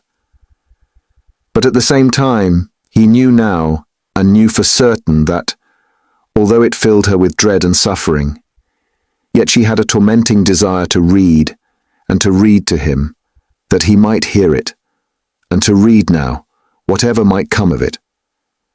He read this in her eyes. He could see it in her intense emotion. She mastered herself, controlled the spasm in her throat, and went on reading the 11th chapter of St. John. She went on to the 19th verse. "And many of the Jews came to Martha and Mary to, and he, too, is blinded and unbelieving. He, too, will hear. He, too, will believe. Yes, at once now," was what she was dreaming, and she was quivering with happy anticipation. "Jesus, therefore, again groaning in himself, cometh to the grave. It was a cave, and a stone lay upon it. Jesus said, Take ye away the stone. Martha, the sister of him that was dead, saith unto him, Lord, by this time he stinketh, for he hath been dead 4 days. She laid emphasis on the word 4. Jesus saith unto her, Said I not unto thee that if thou wouldest believe, thou shouldest see the glory of God? Then they took away the stone from the place where the dead was laid. And Jesus lifted up his eyes and said, Father, I thank thee that thou hast heard me. And I knew that thou hearest me always. But because of the people which stand by, I said it, that they may believe that thou hast sent me. And when he thus had spoken, he cried with a loud voice, Lazarus, come forth. And he that was dead came forth. She read loudly, cold and trembling with ecstasy, as though she were seeing it before her eyes. Bound hand and foot with grave clothes, and his face was bound about with a napkin, Jesus saith unto them, Loose him, and let him go. Then many of the Jews which came to Mary, and had seen the things which Jesus did, believed on him. She could read no more, closed the book, and got up from her chair quickly. "That is all about the raising of Lazarus," she whispered severely and abruptly, and turning away she stood motionless, not daring to raise her eyes to him. She still trembled feverishly. The candle end was flickering out in the battered candlestick, dimly lighting up in the poverty-stricken room the murderer and the harlot who had so strangely been reading together the eternal book. 5 minutes or more passed. "I came to speak of something," Raskolnikov said aloud, frowning. He got up and went to Sonia. She lifted her eyes to him in silence. His face was particularly stern, and there was a sort of savage determination in it. "I have abandoned my family today," he said. "My mother and sister. I am not going to see them. I've broken with them completely." His study was a room neither large nor small, furnished with a large writing table that stood before a sofa, upholstered in checked material, a bureau, a bookcase in the corner, and several chairs, all government furniture, of polished yellow wood. In the further wall there was a closed door. Beyond it there were no doubt other rooms. On Raskolnikov's entrance, Porfiri Petrovitch had at once closed the door by which he had come in, and they remained alone. He met his visitor with an apparently genial and good-tempered air, and it was only after a few minutes that Raskolnikov saw signs of a certain awkwardness in him, as though he had been thrown out of his reckoning or caught in something very secret. "Ah, my dear fellow, here you are, in our domain," began Porfiri, holding out both hands to him. "Come, sit down, old man. Or perhaps you don't like to be called my dear fellow and old man. Tout court, please don't think it too familiar. Here, on the sofa." Raskolnikov sat down, keeping his eyes fixed on him. In our domain, the apologies for familiarity, the French phrase tout court, were all characteristic signs. He held out both hands to me, but he did not give me one. He drew it back in time, struck him suspiciously. Both were watching each other, but when their eyes met, quick as lightning, they looked away. "I brought you this paper, about the watch. Here it is. Is it all right, or shall I copy it again?" "What? A paper?" Yes, don't be uneasy. It's all right," Porfiri Petrovitch said as though in haste, and after he had said it, he took the paper and looked at it. "Yes, it's all right. Nothing more is needed," he declared with the same rapidity, and he laid the paper on the table. A minute later, when he was talking of something else, he took it from the table and put it on his bureau. "I believe you said yesterday you would like to question me, formally, about my acquaintance with the murdered woman." Raskolnikov was beginning again. Why did I put in, "I believe," passed through his mind in a flash. Why am I so uneasy at having put in that I believe, came in a second flash. And he suddenly felt that his uneasiness at the mere contact with Porfiri, at the first words, at the first looks, had grown in an instant to monstrous proportions, and that this was fearfully dangerous. His nerves were quivering. His emotion was increasing. It's bad, I shall say too much again." Yes, there's no hurry, muttered Porfiri Petrovitch, moving to and fro about the table without any apparent aim, as it were making dashes towards the window, the bureau and the table, at one moment avoiding Raskolnikov's suspicious glance, then again standing still and looking him straight in the face. His fat, round little figure looked very strange, like a ball rolling from one side to the other and rebounding back. "We've plenty of time. Do you smoke? Do you have your own?" "Here, a cigarette," he went on, offering his visitor a cigarette. "You know I'm receiving you here, but my own quarters are through there, you know. My government quarters. But I am living outside for the time. I had to have some repairs done here. It's almost finished now. Government quarters, you know, are a capital thing. Eh? What do you think?" "Yes, a capital thing," answered Raskolnikov, looking at him, almost ironically. "A capital thing, repeated Porfiri Petrovitch, as though he had just thought of something quite different. "Yes, a capital thing," he almost shouted at last. suddenly staring at Raskolnikov and stopping short 2 steps from him. This stupid repetition was too incongruous in its ineptitude with the serious, brooding, and enigmatic glance he turned upon his visitor. But this stirred Raskolnikov's spleen more than ever, and he could not resist an ironical and rather incautious challenge. "Tell me, please," he asked suddenly, looking almost insolently at him, and taking a kind of pleasure in his own insolence. "I believe it's a matter of Porfiry Petrovitch. Does he really want to distract my attention with his silly babble? I can't offer you coffee here, but why not spend 5 minutes with a friend?" Porfiry pattered on. "And you know all these official duties. Please don't mind my running up and down. Excuse it, my dear fellow. I'm very much afraid of offending you. But exercise is absolutely indispensable for me. I'm always sitting and so glad to be moving about for 5 minutes. I suffer from my sedentary life. I always intend to join a gymnasium. They say that officials of all ranks, even privy councillors, may be seen skipping gaily there. There you have it, modern science. Yes. But as for my duties here, inquiries and all such formalities, you mentioned inquiries yourself just now. I assure you these interrogations are sometimes more embarrassing for the interrogator than for the interrogated. You made the observation yourself just now, very aptly and wittily." Raskolnikov had made no observation of the kind. "One gets into a muddle, a regular muddle. One keeps harping on the same note, like a drum. There is to be a reform, and we shall be called by a different name at least, he. And as for our legal tradition, as you so wittily called it, I thoroughly agree with you. Every prisoner on trial, even the rudest peasant, knows that they begin by disarming him with irrelevant questions, as you so happily put it, and then deal him a knockdown blow, he. Your felicitous comparison, he. So you really imagined that I meant by government quarters, he. You are an ironical person. Come, I won't go on. Ah, by the way, yes, one word leads to another. You spoke of formality just now, apropos of the inquiry, you know. But what's the use of formality? In many cases it's nonsense. Sometimes one has a friendly chat and gets a good deal more out of it. One can always fall back on formality, allow me to assure you. And after all, what does it amount to?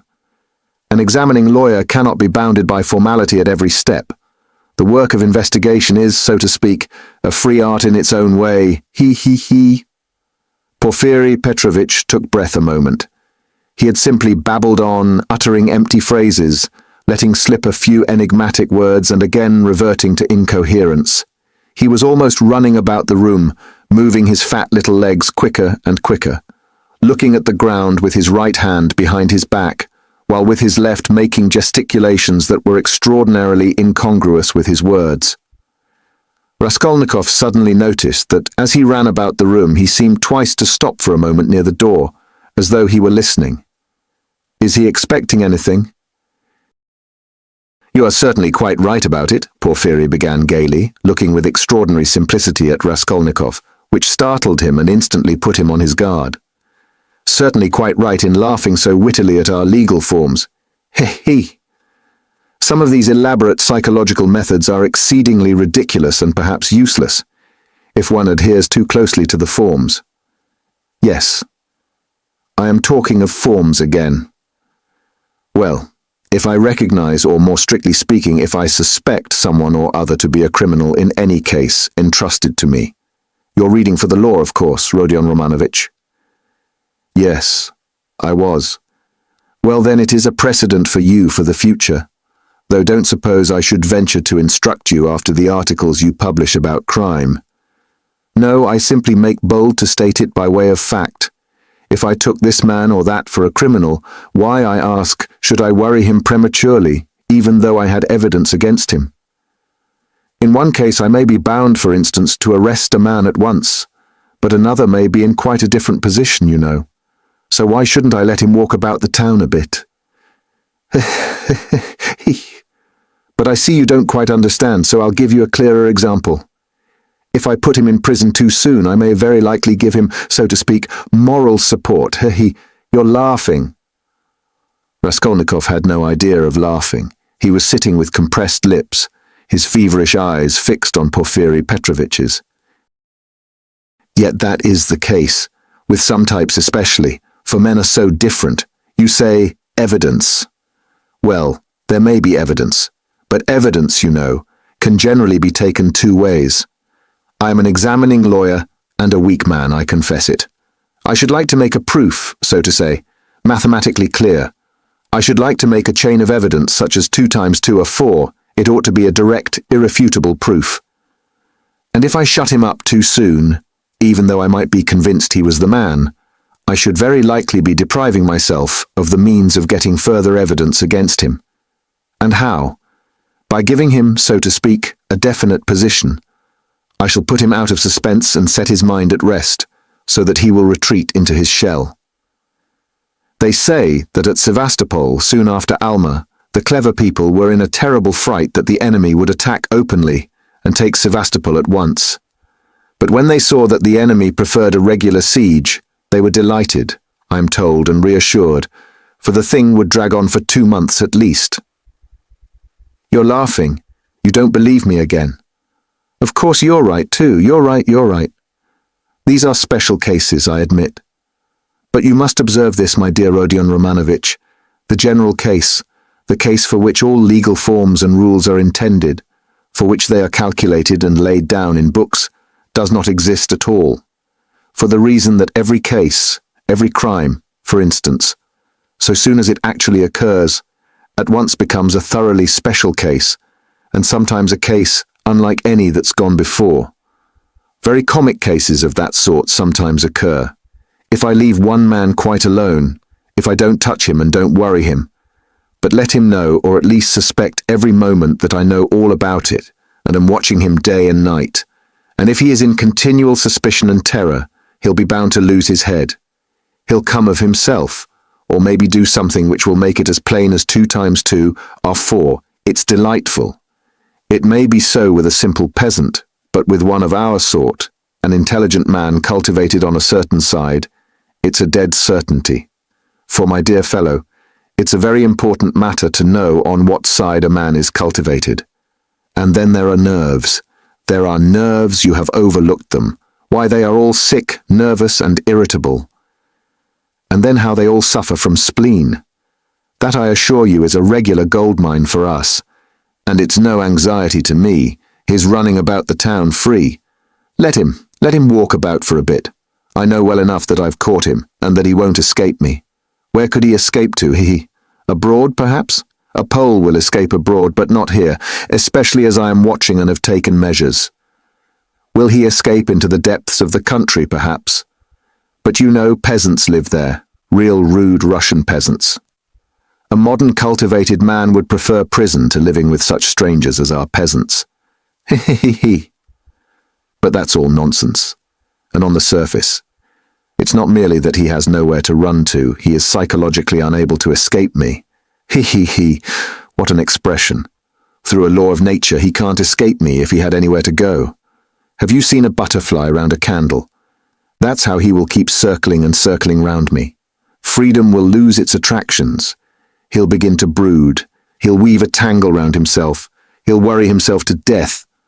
What's more, he will provide me with a mathematical proof, if I only give him long enough interval. And he'll keep circling round me, getting nearer, and then, flop!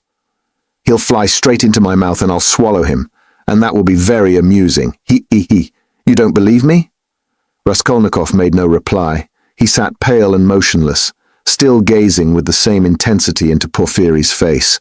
It's a lesson, he thought, turning cold. This is beyond the cat playing with a mouse like yesterday. He can't be showing off his power with no motive, prompting me. He's far too clever for that. He must have another object. What is it? It's all nonsense, my friend. You are pretending to scare me. You've no proofs, and the man I saw had no real existence. You simply want to make me lose my head, to work me up beforehand and so to crush me. But you are wrong, you won't do it. But why give me such a hint? Is he reckoning on my shattered nerves? No, my friend, you are wrong. You won't do it even though you have some trap for me. Let us see what you have in store for me. and he braced himself to face a terrible and unknown ordeal. At times he longed to fall on Porfiry and strangle him. This anger was what he dreaded from the beginning. He felt that his parched lips were flecked with foam. His heart was throbbing. But he was still determined not to speak till the right moment. He realized that this was the best policy in his position, because instead of saying too much, he would be irritating his enemy by his silence and provoking him into speaking too freely. Anyhow, this was what he hoped for. "No, I see you don't believe me. You think I'm playing a harmless joke on you," Porfiry began again, getting more and more lively, chuckling at every instant, and again pacing round the room. "And to be sure you're right. God has given me a figure that can awaken none but comic ideas in other people, a buffoon. But let me tell you, and I repeat it, excuse an old man, my dear Rodion Romanovich. You are a man still young, so to say, in your first youth, and so you put intellect above everything, like all young people. Playful wit and abstract arguments fascinate you. And that's for all the world like the old Austrian Hofkriegsrath, as far as I can judge of military matters, that is. On paper they'd beaten Napoleon and taken him prisoner, and there in their study they worked it all out in the cleverest fashion, but look you, General Mack surrendered with all his army, I see, Rodion Romanovich, you are laughing at a civilian like me, taking examples out of military history. But I can't help it, it's my weakness. I am fond of military science, and I'm ever so fond of reading all military histories. I've certainly missed my proper career. I ought to have been in the army, upon my word I ought. I shouldn't have been a Napoleon, but I might have been a major, Well, I'll tell you the whole truth, my dear fellow, about this special case. I mean actual fact, and a man's temperament, my dear sir, are weighty matters, and it's astonishing how they sometimes deceive the sharpest calculation. Listen to an old man. Am speaking seriously, Rodion Romanovich. As he said this, Porfiry Petrovitch, who was scarcely 35, actually seemed to have grown old. Even his voice changed, and he seemed to shrink together. Moreover, I'm a candid man. Am I a candid man or not? What do you say? I fancy I really am. I tell you these things for nothing and don't even expect a reward for it, he. Well, to proceed, wit, in my opinion, is a splendid thing. It is, so to say, an adornment of nature and a consolation of life, and what tricks it can play. So that it sometimes is hard for a poor examining lawyer to know where he is, especially when he's liable to be carried away by his own fancy too. For you know he is a man after all. But the poor fellow is saved by the criminal's temperament, worse luck for him.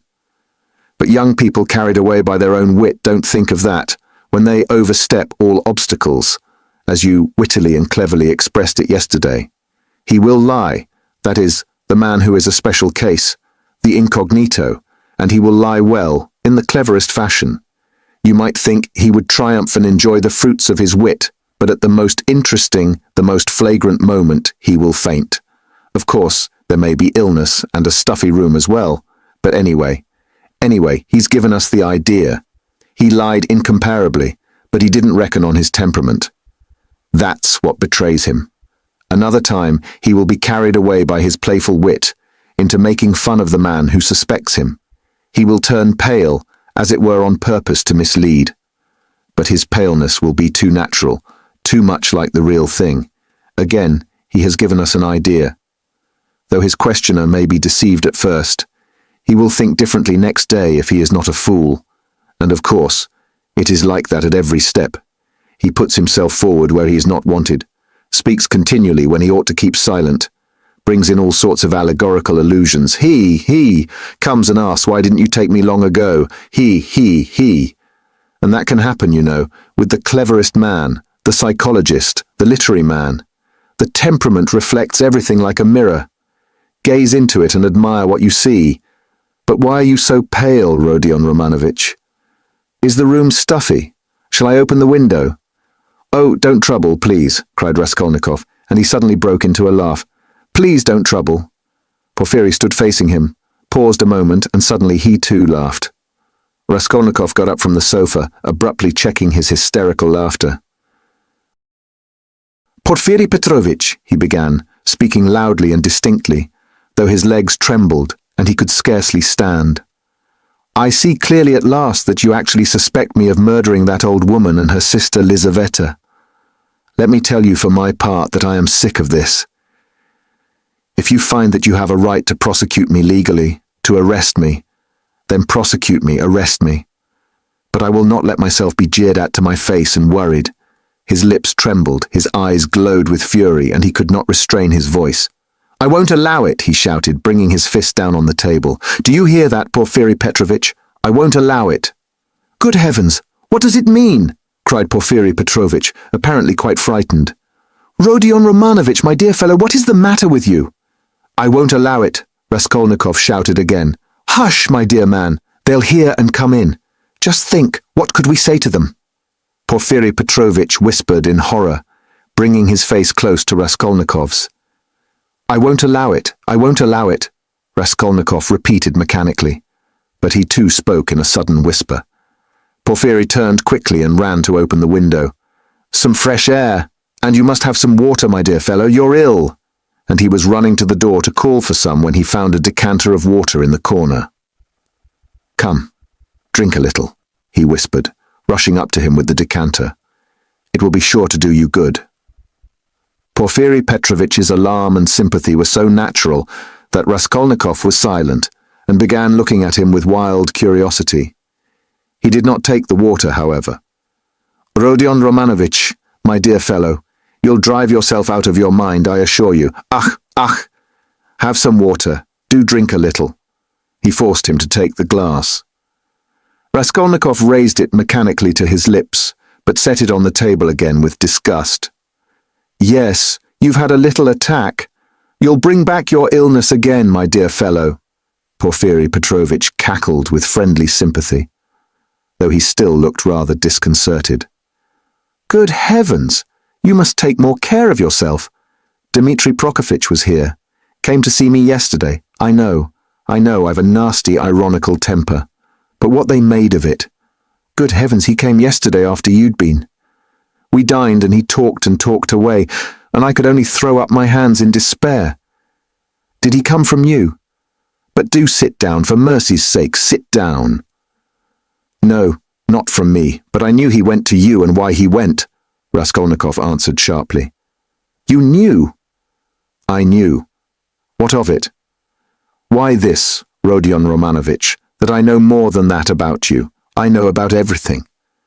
I know how you went to take a flat at night, when it was dark, and how you rang the bell and asked about the blood, so that the workman and the porter did not know what to make of it. Yes, I understand your state of mind at that time, but you'll drive yourself mad like that, upon my word. You'll lose your head. You're full of generous indignation at the wrongs you've received, first from destiny, and then from the police officers, and so you rush from one thing to another to force them to speak out and make an end of it all, because you're sick of all this suspicion and foolishness. That's so, isn't it? I've guessed how you feel, haven't I? Only in that way you'll lose your head and Razumikin's too. He's too good a man for such a position, you must know that.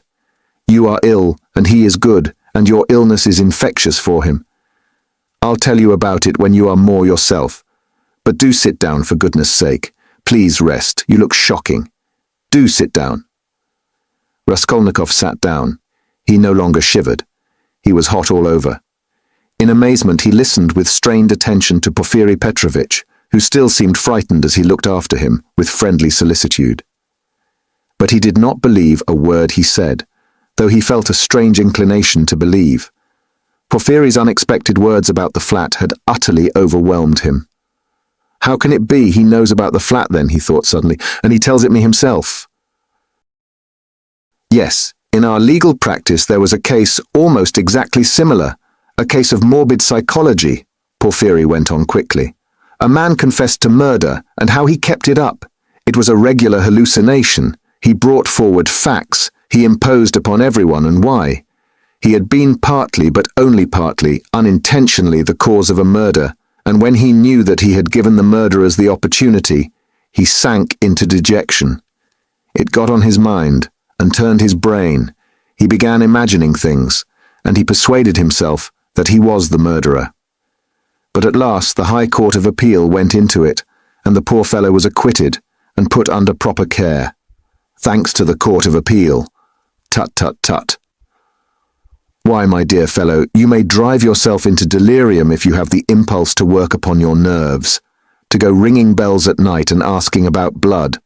I've studied all this morbid psychology in my practice. A man is sometimes tempted to jump out of a window or from a belfry.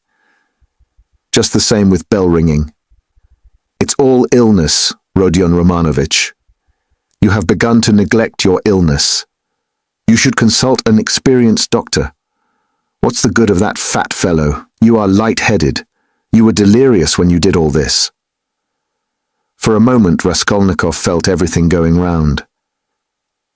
Is it possible? Is it possible, flashed through his mind, that he is still lying? He can't be. He can't be. He rejected that idea, feeling to what a degree of fury it might drive him, feeling that that fury might drive him mad. I was not delirious. I knew what I was doing, he cried, straining every faculty to penetrate Porfiry's game. I was quite myself. Do you hear? Yes, I hear and understand. You said yesterday you were not delirious. You were particularly emphatic about it. I understand all you can tell me. Listen, Rodion Romanovich. My dear fellow, if you were actually a criminal, or were somehow mixed up in this damnable business, would you insist that you were not delirious but in full possession of your faculties? And so emphatically and persistently? Would it be possible? Quite impossible to my thinking. If you had anything on your conscience, you certainly ought to insist that you were delirious. That's so, isn't it? There was a note of slyness in this inquiry. Raskolnikov drew back on the sofa as Porfiry bent over him and stared in silent perplexity at him. Another thing about Razumikhin. You certainly ought to have said that he came of his own accord, to have concealed your part in it. But you don't conceal it. You lay stress on his coming at your instigation. Raskolnikov had not done so. A chill went down his back. You keep telling lies, he said slowly and weakly, twisting his lips into a sickly smile.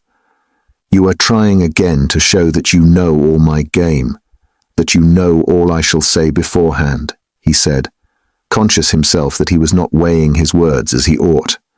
You want to frighten me, or you are simply laughing at me. He still stared at him as he said this, and again there was a light of intense hatred in his eyes. You keep lying, he said.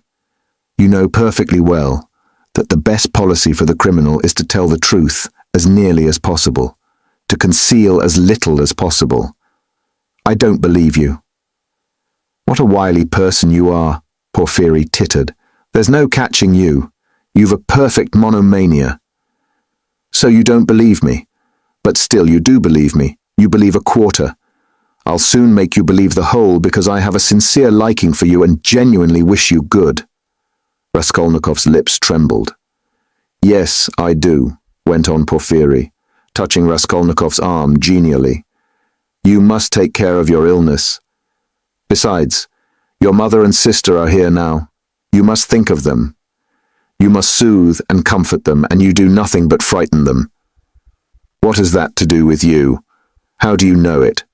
What concern is it of yours? You are keeping watch on me and want to let me know it. Good heavens! Why, I learnt it all from you yourself. You don't notice that in your excitement you tell me and others everything. From Razumikhin, too, I learnt a number of interesting details yesterday. No, you interrupted me, but I must tell you that, for all your wit, your suspiciousness makes you lose the common-sense view of things. To return to bell-ringing, for instance. I, an examining lawyer, have betrayed a precious thing like that, a real fact, for it is a fact worth having, and you see nothing in it. Why, if I had the slightest suspicion of you, should I have acted like that? No, I should first have disarmed your suspicions, and not let you see I knew of that fact, should have diverted your attention and suddenly have dealt you a knockdown blow, your expression, saying, "And what were you doing, sir, pray, at 10 or nearly 11 at the murdered woman's flat? And why did you ring the bell? And why did you ask about blood? And why did you invite the porters to go with you to the police station, to the lieutenant?" That's how I ought to have acted if I had a grain of suspicion of you. I ought to have taken your evidence in due form, searched your lodging, and perhaps have arrested you too. So I have no suspicion of you, since I have not done that, but you can't look at it normally and you see nothing, I say again. Raskolnikov started so that Porfiry Petrovitch could not fail to perceive it. You are lying all the while, he cried. I don't know your object, but you are lying. You did not speak like that just now, and I cannot be mistaken. I am lying, Porfiry repeated, apparently incensed, but preserving a good-humoured and ironical face, as though he were not in the least concerned at Raskolnikov's opinion of him. I am lying.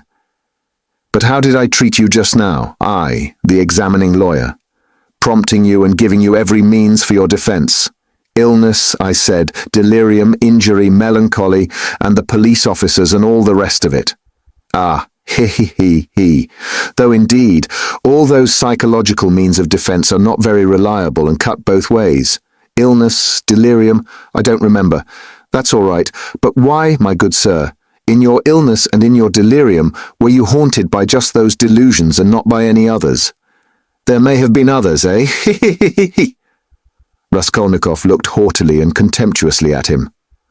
Briefly, he said loudly and imperiously, rising to his feet and in so doing pushing Porfiry back a little.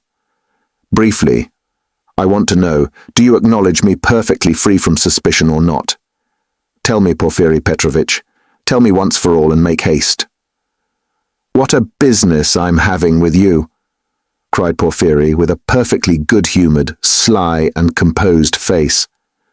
And why do you want to know?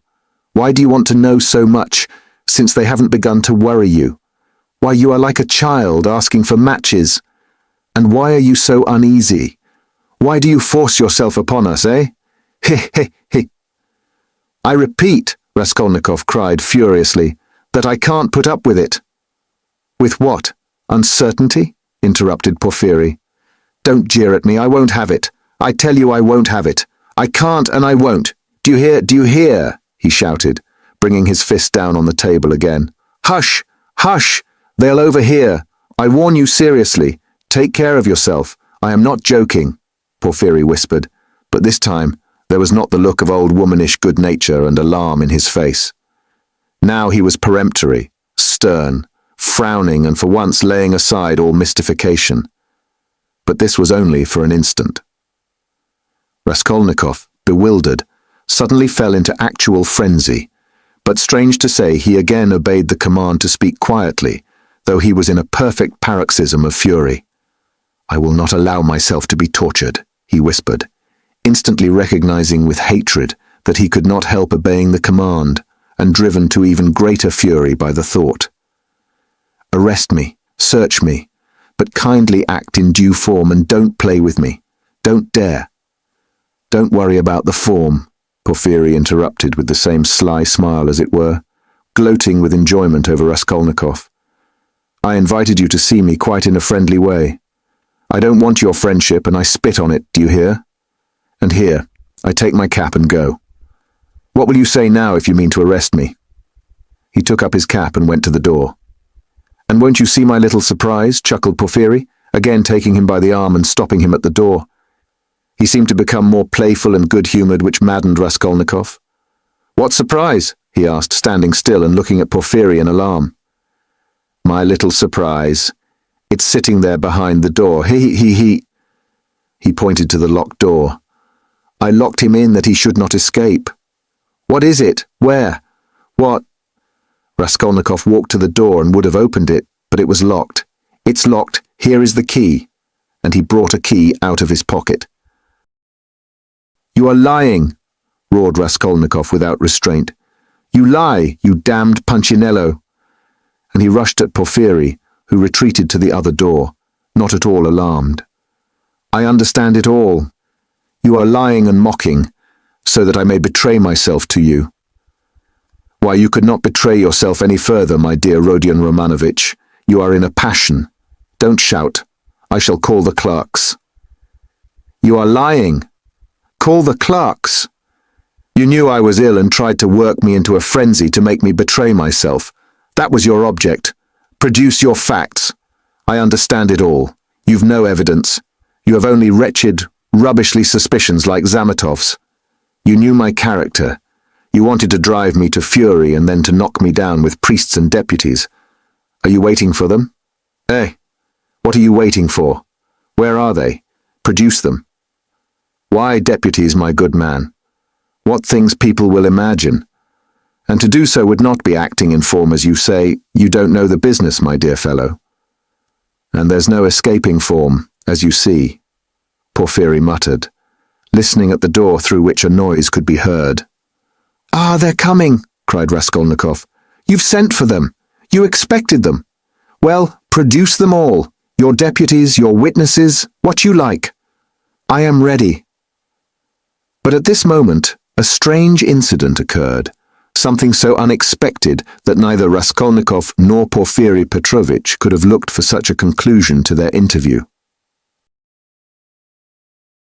Chapter 6. When he remembered the scene afterwards, this is how Raskolnikov saw it. The noise behind the door increased, and suddenly the door was opened a little.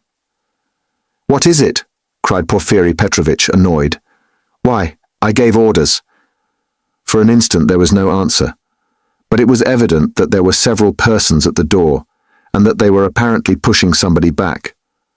What is it? Porfiry Petrovitch repeated uneasily. The prisoner Nikolai has been brought, someone answered. He is not wanted. Take him away. Let him wait. What's he doing here? How irregular, cried Porfiry, rushing to the door. But he, began the same voice, and suddenly ceased. 2 seconds, not more, were spent in actual struggle. Then someone gave a violent shove, and then a man, very pale, strode into the room. This man's appearance was at first sight very strange.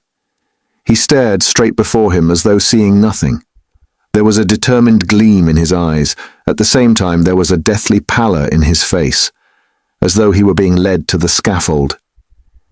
His white lips were faintly twitching. He was dressed like a workman, and was of medium height, very young, slim, his hair cut in round crop, with thin spare features. The man whom he had thrust back followed him into the room, and succeeded in seizing him by the shoulder. He was a warder, but Nikolai pulled his arm away. Several persons crowded inquisitively into the doorway. Some of them tried to get in. All this took place almost instantaneously. Go away, it's too soon. Wait till you are sent for. Why have you brought him so soon? Porfiry Petrovitch muttered, extremely annoyed, and as it were thrown out of his reckoning. But Nikolai suddenly knelt down. What's the matter? Cried Porfiry, surprised. I am guilty. Mine is the sin. I am the murderer, Nikolai articulated suddenly, rather breathless but speaking fairly loudly. For 10 seconds there was silence, as though all had been struck dumb. Even the warder stepped back, mechanically retreated to the door, and stood immovable. What is it? Cried Porfiry Petrovitch, recovering from his momentary stupefaction. I am the murderer, repeated Nikolai after a brief pause. What? You? What? Whom did you kill? Porfiry Petrovitch was obviously bewildered. Nikolai again was silent for a moment. Alyona Ivanovna and her sister Lizaveta Ivanovna. I killed with an axe. Darkness came over me, he added suddenly, and was again silent. He still remained on his knees.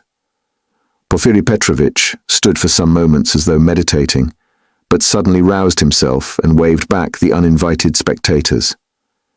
They instantly vanished and closed the door. Then he looked towards Raskolnikov, who was standing in the corner, staring wildly at Nikolai, and moved towards him, but stopped short, looked from Nikolai to Raskolnikov, and then again at Nikolai, and seeming unable to restrain himself, darted at the latter. You're in too great a hurry, he shouted at him, almost angrily. I didn't ask you what came over you. Speak, did you kill them? I am the murderer. I want to give evidence, Nikolai pronounced. Ach! What did you kill them with? An axe. I had it ready. He is in a hurry. Alone? Nikolai did not understand the question. Did you do it alone? Yes, alone. And Mitka is not guilty and had no share in it. Don't be in a hurry about Mitka. Ach! How was it you ran downstairs like that at the time? The porters met you both. It was to put them off the scent. I ran after Mitka. Nikolai replied hurriedly, as though he had prepared the answer.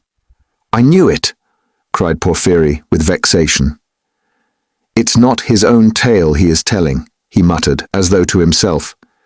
And suddenly his eyes rested on Raskolnikov again. He was apparently so taken up with Nikolai that for a moment he had forgotten Raskolnikov.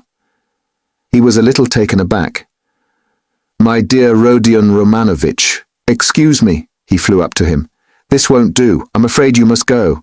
It's no good your staying. I will... You see, what a surprise. Goodbye. And taking him by the arm, he showed him to the door. I suppose you didn't expect it, said Raskolnikov, who, though he had not yet fully grasped the situation, had regained his courage. You did not expect it either, my friend. See how your hand is trembling. Hey! You're trembling too, Porfiry Petrovitch. Yes, I am. I didn't expect it. They were already at the door. Porfiry was impatient for Raskolnikov to be gone. And your little surprise, aren't you going to show it to me? Raskolnikov said sarcastically. Why, his teeth are chattering as he asks, He, you are an ironical person. Come, till we meet. I believe we can say goodbye. That's in God's hands, muttered Porfiry with an unnatural smile. As he walked through the office, Raskolnikov noticed that many people were looking at him. Among them, he saw the two porters from the house, whom he had invited that night to the police station. They stood there waiting. But he was no sooner on the stairs than he heard the voice of Porfiry Petrovitch behind him. Turning round, he saw the latter running after him, out of breath. One word, Rodion Romanovich. As to all the rest, it's in God's hands. But as a matter of form, there are some questions I shall have to ask you. So, we shall meet again, shan't we? And Porfiry stood still, facing him with a smile. Shan't we? He added again. He seemed to want to say something more, but could not speak out. You must forgive me, Porfiry Petrovitch, for what has just passed. I lost my temper, began Raskolnikov, who had so far regained his courage that he felt irresistibly inclined to display his coolness. Don't mention it, Porfiry replied, almost gleefully. I myself, too, I have a wicked temper, I admit it. But we shall meet again. If it's God's will, we may see a great deal of one another. And we'll get to know each other through and through, added Raskolnikov. Yes, know each other through and through, assented Porfiry Petrovitch, and he screwed up his eyes, looking earnestly at Raskolnikov. Now you're going to a birthday party. To a funeral. Of course, the funeral. Take care of yourself, and get well. I don't know what to wish you, said Raskolnikov, who had begun to descend the stairs, but looked back again. I should like to wish you success, but your office is such a comical one. Why comical? Porfiry Petrovitch had turned to go, but he seemed to prick up his ears at this.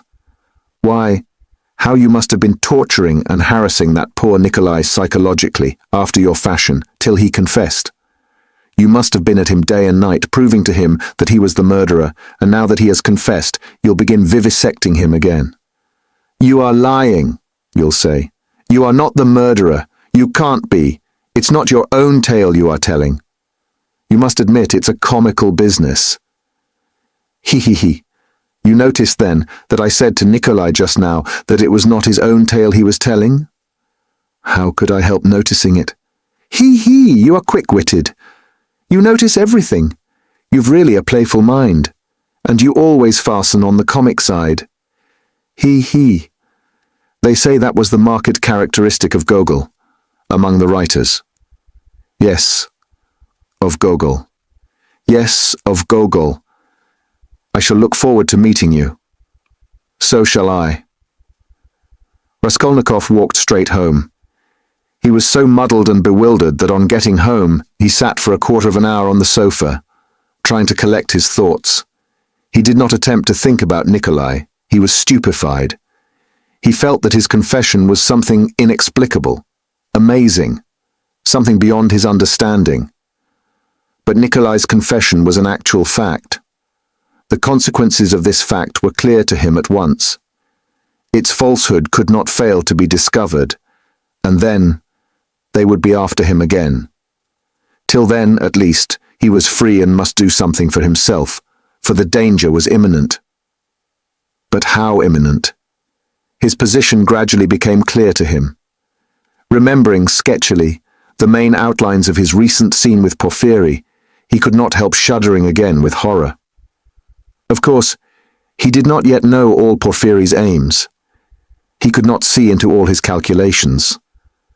But he had already partly shown his hand, and no one knew better than Raskolnikov how terrible Porfiry's lead had been for him. A little more, and he might have given himself away completely, circumstantially. Knowing his nervous temperament, and from the first glance seeing through him, Porfiry, though playing a bold game, was bound to win.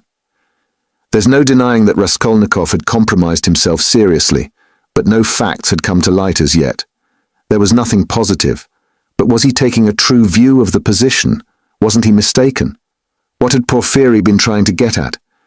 Had he really some surprise prepared for him? And what was it? Had he really been expecting something or not?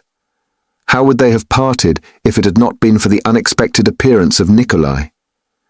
Porfiry had shown almost all his cards. Of course, he had risked something in showing them.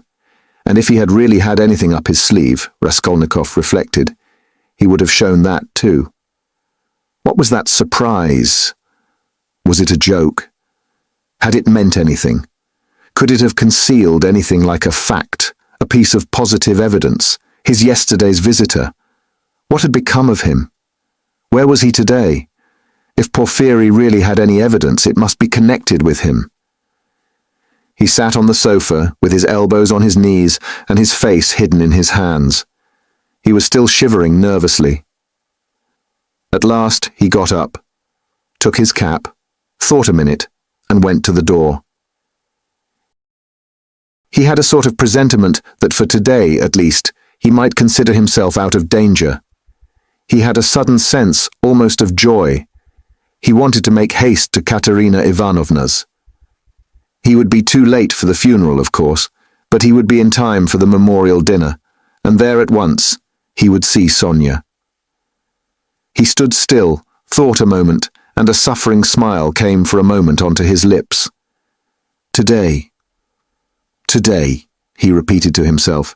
Yes, today. So it must be. But as he was about to open the door, it began opening of itself. He started and moved back. The door opened gently and slowly, and there suddenly appeared a figure, yesterday's visitor from underground. The man stood in the doorway, looked at Raskolnikov without speaking, and took a step forward into the room. He was exactly the same as yesterday, the same figure, the same dress, but there was a great change in his face. He looked dejected and sighed deeply. If he had only put his hand up to his cheek and leaned his head on one side, he would have looked exactly like a peasant woman. "What do you want?" asked Raskolnikov, numb with terror. The man was still silent, but suddenly he bowed down almost to the ground, touching it with his finger. "What is it?" cried Raskolnikov. "I have sinned," the man articulated softly. "How?" "By evil thoughts." They looked at one another. "I was vexed. When you came, perhaps in drink, and bade the porters go to the police station and asked about the blood, I was vexed that they let you go and took you for drunken. I was so vexed that I lost my sleep. And remembering the address we came here yesterday and asked for you—" "Who came?" Raskolnikov interrupted, instantly beginning to recollect. "I did. I've wronged you." "Then, you come from that house?" "I was standing at the gate with them. Don't you remember? We have carried on our trade in that house for years past. We cure and prepare hides. We take work home. Most of all, I was vexed. And the whole scene of the day before yesterday in the gateway came clearly before Raskolnikov's mind. He recollected that there had been several people there besides the porters, women among them. He remembered one voice had suggested taking him straight to the police station. He could not recall the face of the speaker, and even now he did not recognize it, but he remembered that he had turned round and made him some answer. So this was the solution of yesterday's horror. The most awful thought was that he had been actually almost lost, had almost done for himself on account of such a trivial circumstance. So this man could tell nothing, except his asking about the flat and the bloodstains. So Porphyry, too, had nothing but that delirium. No facts but this psychology which cuts both ways, nothing positive. So if no more facts come to light, and they must not, then what can they do to him? How can they convict him, even if they arrest him? And Porphyry then had only just heard about the flat, and had not known about it before. Was it you who told Porphyry that I'd been there? He cried, struck by a sudden idea. What Porphyry? The head of the detective department. Yes. The porters did not go there, but I went. Today? I got there 2 minutes before you, and I heard it all, how he worried you. Where? What? When? Why, in the next room. I was sitting there all the time. What? Why, then you were the surprise? But how could it happen? Upon my word. I saw that the porters did not want to do what I said, began the man. For it's too late, said they, and maybe he'll be angry that we did not come at the time. I was vexed and I lost my sleep, and I began making inquiries, and finding out yesterday where to go, I went today. The first time I went, he wasn't there. When I came, an hour later, he couldn't see me. I went the third time, and they showed me in. I informed him of everything, just as it happened, and he began skipping about the room and punching himself on the chest. What do you scoundrels mean by it? If I'd known about it, I should have arrested him. Then he ran out, called somebody and began talking to him in the corner. Then he turned to me, scolding and questioning me. He scolded me a great deal, and I told him everything. And I told him that you didn't dare to say a word in answer to me yesterday and that you didn't recognize me. And he fell to running about again and kept hitting himself on the chest and getting angry and running about. And when you were announced, he told me to go into the next room. Sit there a bit, he said. Don't move, whatever you may hear. And he set a chair there for me and locked me in. Perhaps, he said, I may call you. And when Nikolay had been brought, he let me out as soon as you were gone. I shall send for you again and question you, he said. And did he question Nikolay while you were there? He got rid of me as he did of you before he spoke to Nikolay. The man stood still and again suddenly bowed down, touching the ground with his finger. Forgive me for my evil thoughts and my slander. May God forgive you, answered Raskolnikov. And as he said this, the man bowed down again, but not to the ground, turned slowly, and went out of the room. It all cuts both ways now, it all cuts both ways, repeated Raskolnikov, and he went out more confident than ever. Now we will make a fight for it, he said with a malicious smile, as he went down the stairs. His malice was aimed at himself. With shame and contempt, he recollected his cowardice. Part 5. Chapter 1.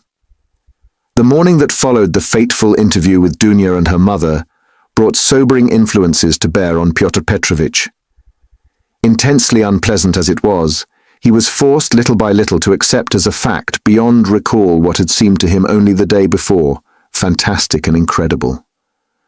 The black snake of wounded vanity had been gnawing at his heart all night. When he got out of bed, Pyotr Petrovitch immediately looked in the looking-glass. He was afraid that he had jaundice. However, his health seemed unimpaired so far, and looking at his noble, clear-skinned countenance, which had grown fattish of late, Pyotr Petrovitch for an instant was positively comforted in the conviction that he would find another bride and perhaps even a better one.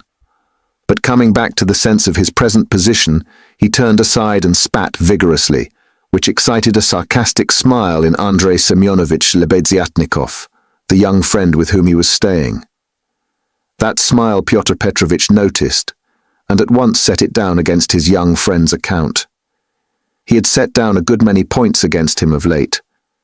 His anger was redoubled when he reflected that he ought not to have told Andrei Semyonovich about the result of yesterday's interview. That was the second mistake he had made in temper, through impulsiveness and irritability. Moreover, all that morning, one unpleasantness followed another. He even found a hitch awaiting him in his legal case in the Senate. He was particularly irritated by the owner of the flat which had been taken in view of his approaching marriage and was being redecorated at his own expense.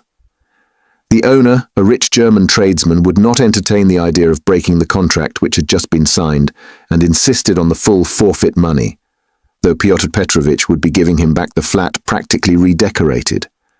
In the same way, the upholsterers refused to return a single ruble of the installment paid for the furniture purchased, but not yet removed to the flat. Am I to get married simply for the sake of the furniture? Pyotr Petrovitch ground his teeth, and at the same time, once more he had a gleam of desperate hope. Can all that be really so irrevocably over? Is it no use to make another effort? The thought of Dunya sent a voluptuous pang through his heart. He endured anguish at that moment, and if it had been possible to slay Raskolnikov instantly by wishing it, Pyotr Petrovitch would promptly have uttered the wish. It was my mistake too not to have given them money, he thought as he returned dejectedly to Lebeziatnikov's room. And why on earth was I such a Jew? It was false economy. I meant to keep them without a penny, so that they should turn to me as their providence and look at them. Fool! If I'd spent some 1,500 rubles on them for the trousseau and presents, on knickknacks, dressing cases, jewellery, materials, and all that sort of trash from Knopp's and the English shop, my position would have been better and stronger. They could not have refused me so easily. They are the sort of people that would feel bound to return money and presents if they broke it off, and they would find it hard to do it, and their conscience would prick them. How can we dismiss a man who has hitherto been so generous and delicate? I've made a blunder. And grinding his teeth again, Pyotr Petrovitch called himself a fool, but not aloud, of course. He returned home, twice as irritated and angry as before. The preparations for the funeral dinner at Katerina Ivanovna's excited his curiosity as he passed. He had heard about it the day before. He fancied indeed that he had been invited, but absorbed in his own cares he had paid no attention. Inquiring of Madame Lipovetsel, who was busy laying the table while Katerina Ivanovna was away at the cemetery, he heard that the entertainment was to be a great affair, that all the lodgers had been invited, among them some who had not known the dead man, that even Andrei Semyonovich Lebeziatnikov was invited in spite of his previous quarrel with Katerina Ivanovna, that he, Pyotr Petrovitch, was not only invited, but was eagerly expected, as he was the most important of the lodgers.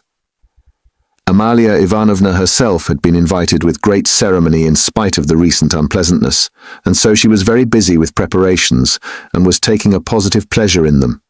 She was, moreover, dressed up to the nines, all in new black silk, and she was proud of it. All this suggested an idea to Pyotr Petrovitch, and he went into his room, or rather Lebeziatnikov's, somewhat thoughtful. He had learnt that Raskolnikov was to be one of the guests. Andrei Semyonovich had been at home all the morning. The attitude of Pyotr Petrovitch to this gentleman was strange, though perhaps natural. Pyotr Petrovitch had despised and hated him from the day he came to stay with him, and at the same time he seemed somewhat afraid of him. He had not come to stay with him on his arrival in Petersburg simply from parsimony, though that had been perhaps his chief object. He had heard of Andrei Semyonovich, who had once been his ward, as a leading young progressive who was taking an important part in certain interesting circles, the doings of which were a legend in the provinces. It had impressed Pyotr Petrovitch. These powerful, omniscient circles who despised everyone and showed everyone up had long inspired in him a peculiar but quite vague alarm. He had not, of course, been able to form even an approximate notion of what they meant. He, like everyone, had heard that there were, especially in Petersburg, progressives of some sort, nihilists and so on. And like many people, he exaggerated and distorted the significance of those words to an absurd degree. What for many years past he had feared more than anything was being shown up, and this was the chief ground for his continual uneasiness at the thought of transferring his business to Petersburg. He was afraid of this, as little children are sometimes panic-stricken. Some years before, when he was just entering on his own career, he had come upon 2 cases in which rather important personages in the province, patrons of his, had been cruelly shown up. One instance had ended in great scandal for the person attacked, and the other had very nearly ended in serious trouble. For this reason, Pyotr Petrovitch intended to go into the subject as soon as he reached Petersburg, and if necessary, to anticipate contingencies by seeking the favor of our younger generation. He relied on Andrei Semyonovitch for this, and before his visit to Raskolnikov, he had succeeded in picking up some current phrases. He soon discovered that Andrei Semyonovitch was a commonplace simpleton, but that by no means reassured Pyotr Petrovitch. Even if he had been certain that all the progressives were fools like him, it would not have allayed his uneasiness. All the doctrines, the ideas, the systems with which Andrei Semyonovitch pestered him had no interest for him. He had his own object. He simply wanted to find out at once what was happening here. Had these people any power or not? Had he anything to fear from them? Would they expose any enterprise of his? And what precisely was now the object of their attacks? Could he somehow make up to them and get round them if they really were powerful? Was this the thing to do or not? Couldn't he gain something through them? In fact, hundreds of questions presented themselves. Andrei Semyonovitch was an anemic, scrofulous little man, with strangely flaxen mutton-chop whiskers, of which he was very proud. He was a clerk, and had almost always something wrong with his eyes. He was rather soft-hearted, but self-confident, and sometimes extremely conceited in speech, which had an absurd effect, incongruous with his little figure. He was one of the lodgers most respected by Amalia Ivanovna, for he did not get drunk and paid regularly for his lodgings. Andrei Semyonovitch really was rather stupid. He attached himself to the cause of progress and our younger generation from enthusiasm. He was one of the numerous and varied legion of dullards, of half-animate abortions, conceited, half-educated coxcombs, who attach themselves to the idea most in fashion, only to vulgarize it, and who caricature every cause they serve, however sincerely. Though Lebeziatnikov was so good-natured, he too was beginning to dislike Pyotr Petrovitch. This happened on both sides unconsciously. However simple Andrei Semyonovitch might be, he began to see that Pyotr Petrovitch was duping him and secretly despising him, and that he was not the right sort of man. He had tried expounding to him the system of Fourier and the Darwinian theory, but of late Pyotr Petrovitch began to listen too sarcastically and even to be rude. The fact was, he had begun instinctively to guess that Lebeziatnikov was not merely a commonplace simpleton, but perhaps a liar too, and that he had no connections of any consequence even in his own circle, but had simply picked things up third hand, and that very likely he did not even know much about his own work of propaganda, for he was in too great a muddle. A fine person he would be to show anyone up. It must be noted, by the way, that Pyotr Petrovitch had during those 10 days eagerly accepted the strangest praise from Andrei Semyonovitch. He had not protested, for instance, when Andrei Semyonovitch belauded him for being ready to contribute to the establishment of the new commune, or to abstain from christening his future children, or to acquiesce if Dunya were to take a lover a month after marriage, and so on. Pyotr Petrovitch so enjoyed hearing his own praises that he did not disdain even such virtues when they were attributed to him. Pyotr Petrovitch had had occasion that morning to realize some 5% bonds, and now he sat down to the table and counted over bundles of notes. Andrei Semyonovitch, who hardly ever had any money, walked about the room pretending to himself to look at all those banknotes with indifference and even contempt. Nothing would have convinced Pyotr Petrovitch that Andrei Semyonovitch could really look on the money unmoved, and the latter, on his side, kept thinking bitterly that Pyotr Petrovitch was capable of entertaining such an idea about him, and was, perhaps, glad of the opportunity of teasing his young friend by reminding him of his inferiority and the great difference between them. He found him incredibly inattentive and irritable, though he, Andrei Semyonovitch, began enlarging on his favorite subject, the foundation of a new special commune. The brief remarks that dropped from Pyotr Petrovitch between the clicking of the beads on the reckoning frame betrayed unmistakable and discourteous irony. But the humane Andrei Semyonovitch ascribed Pyotr Petrovitch's ill humor to his recent breach with Dunya, and he was burning with impatience to discourse on that theme. He had something progressive to say on the subject which might console his worthy friend, and could not fail to promote his development.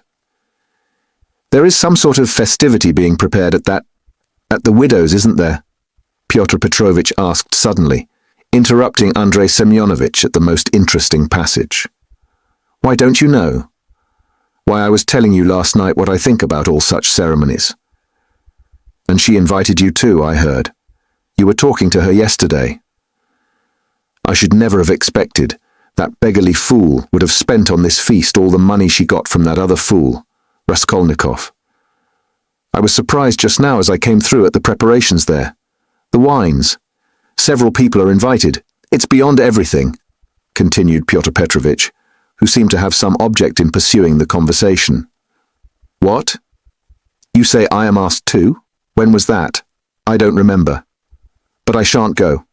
Why should I? I only said a word to her in passing yesterday of the possibility of her obtaining a year's salary as a destitute widow of a government clerk. I suppose she has invited me on that account, hasn't she? He, he, he! "I don't intend to go either," said Lebeziatnikov. "I should think not, after giving her a thrashing. You might well hesitate, he. "Who thrashed? Whom?" cried Lebeziatnikov, flustered and blushing. "Why, you thrashed Katerina Ivanovna a month ago. I heard so yesterday. So that's what your convictions amount to. And the woman question, too, wasn't quite sound, he. And Pyotr Petrovitch, as though comforted, went back to clicking his beads. "It's all slander and nonsense," cried Lebeziatnikov, who was always afraid of allusions to the subject. "It was not like that at all. It was quite different. You've heard it wrong. It's a libel. I was simply defending myself. She rushed at me first with her nails. She pulled out all my whiskers. It's permissible for anyone, I should hope, to defend himself, and I never allow anyone to use violence to me on principle, for it's an act of despotism. What was I to do? I simply pushed her back. He, Luzhin went on laughing maliciously. "You keep on like that because you are out of humor yourself. But that's nonsense, and it has nothing whatever to do with the woman question. You don't understand. I used to think, indeed, that if women are equal to men in all respects, even in strength, as is maintained now, there ought to be equality in that too. Of course, I reflected afterwards that such a question ought not really to arise, for there ought not to be fighting, and in the future society fighting is unthinkable, and that it would be a queer thing to seek for equality in fighting. I am not so stupid, though of course there is fighting. There won't be later, but at present there is. Confound it, how muddled one gets with you. It's not on that account that I am not going. I am not going on principle, not to take part in the revolting convention of memorial dinners, that's why. Though of course one might go to laugh at it. I'm sorry there won't be any priests at it. I should certainly go if there were. Then you would sit down at another man's table and insult it, and those who invited you. Eh? Certainly not insult, but protest. I should do it with a good object. I might indirectly assist the cause of enlightenment and propaganda. It's a duty of every man to work for enlightenment and propaganda, and the more harshly, perhaps, the better. I might drop a seed, an idea, and something might grow up from that seed. How should I be insulting them? They might be offended at first, but afterwards they'd see I'd done them a service. You know, Terebieva, who is in the community now, was blamed because when she left her family and devoted herself, she wrote to her father and mother that she wouldn't go on living conventionally and was entering on a free marriage, and it was said that that was too harsh, that she might have spared them and have written more kindly. I think that's all nonsense and there's no need of softness. On the contrary, what's wanted is protest. Varents had been married 7 years. She abandoned her 2 children.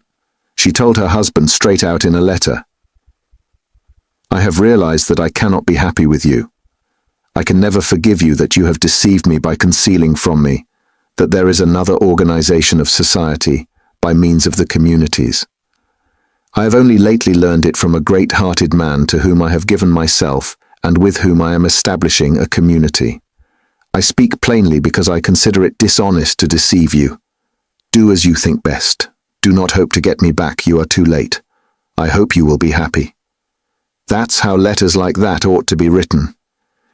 Is that Terebieva the one you said had made a 3rd free marriage? No, it's only the 2nd, really. But what if it were the 4th? What if it were the 15th? That's all nonsense. And if ever I regretted the death of my father and mother, it is now. And I sometimes think if my parents were living, what a protest I would have aimed at them. I would have done something on purpose. I would have shown them. I would have astonished them. I am really sorry there is no one. To surprise. He. Well, be that as you will, Pyotr Petrovitch interrupted. But tell me this. Do you know the dead man's daughter, the delicate-looking little thing? It's true what they say about her, isn't it? What of it? I think it is my own personal conviction that this is the normal condition of women. Why not? I mean, distinct ones. In our present society, it is not altogether normal because it is compulsory. But in the future society, it will be perfectly normal because it will be voluntary. Even as it is, she was quite right. She was suffering, and that was her asset, so to speak, her capital, which she had a perfect right to dispose of. Of course, in the future society, there will be no need of assets, but her part will have another significance, rational and in harmony with her environment. As to Sofya Semyonovna personally, I regard her action as a vigorous protest against the organization of society, and I respect her deeply for it. I rejoice indeed when I look at her. I was told that you got her turned out of these lodgings. Lebeziatnikov was enraged. That's another slander, he yelled. It was not so at all. That was all Katerina Ivanovna's invention, for she did not understand. And I never made love to Sofya Semyonovna. I was simply developing her entirely disinterestedly, trying to rouse her to protest. All I wanted was her protest, and Sofya Semyonovna could not have remained here anyway.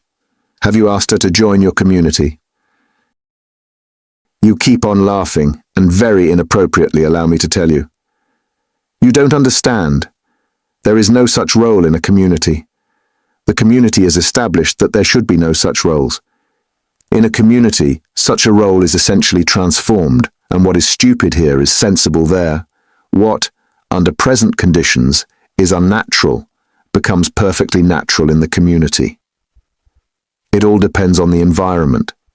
It's all the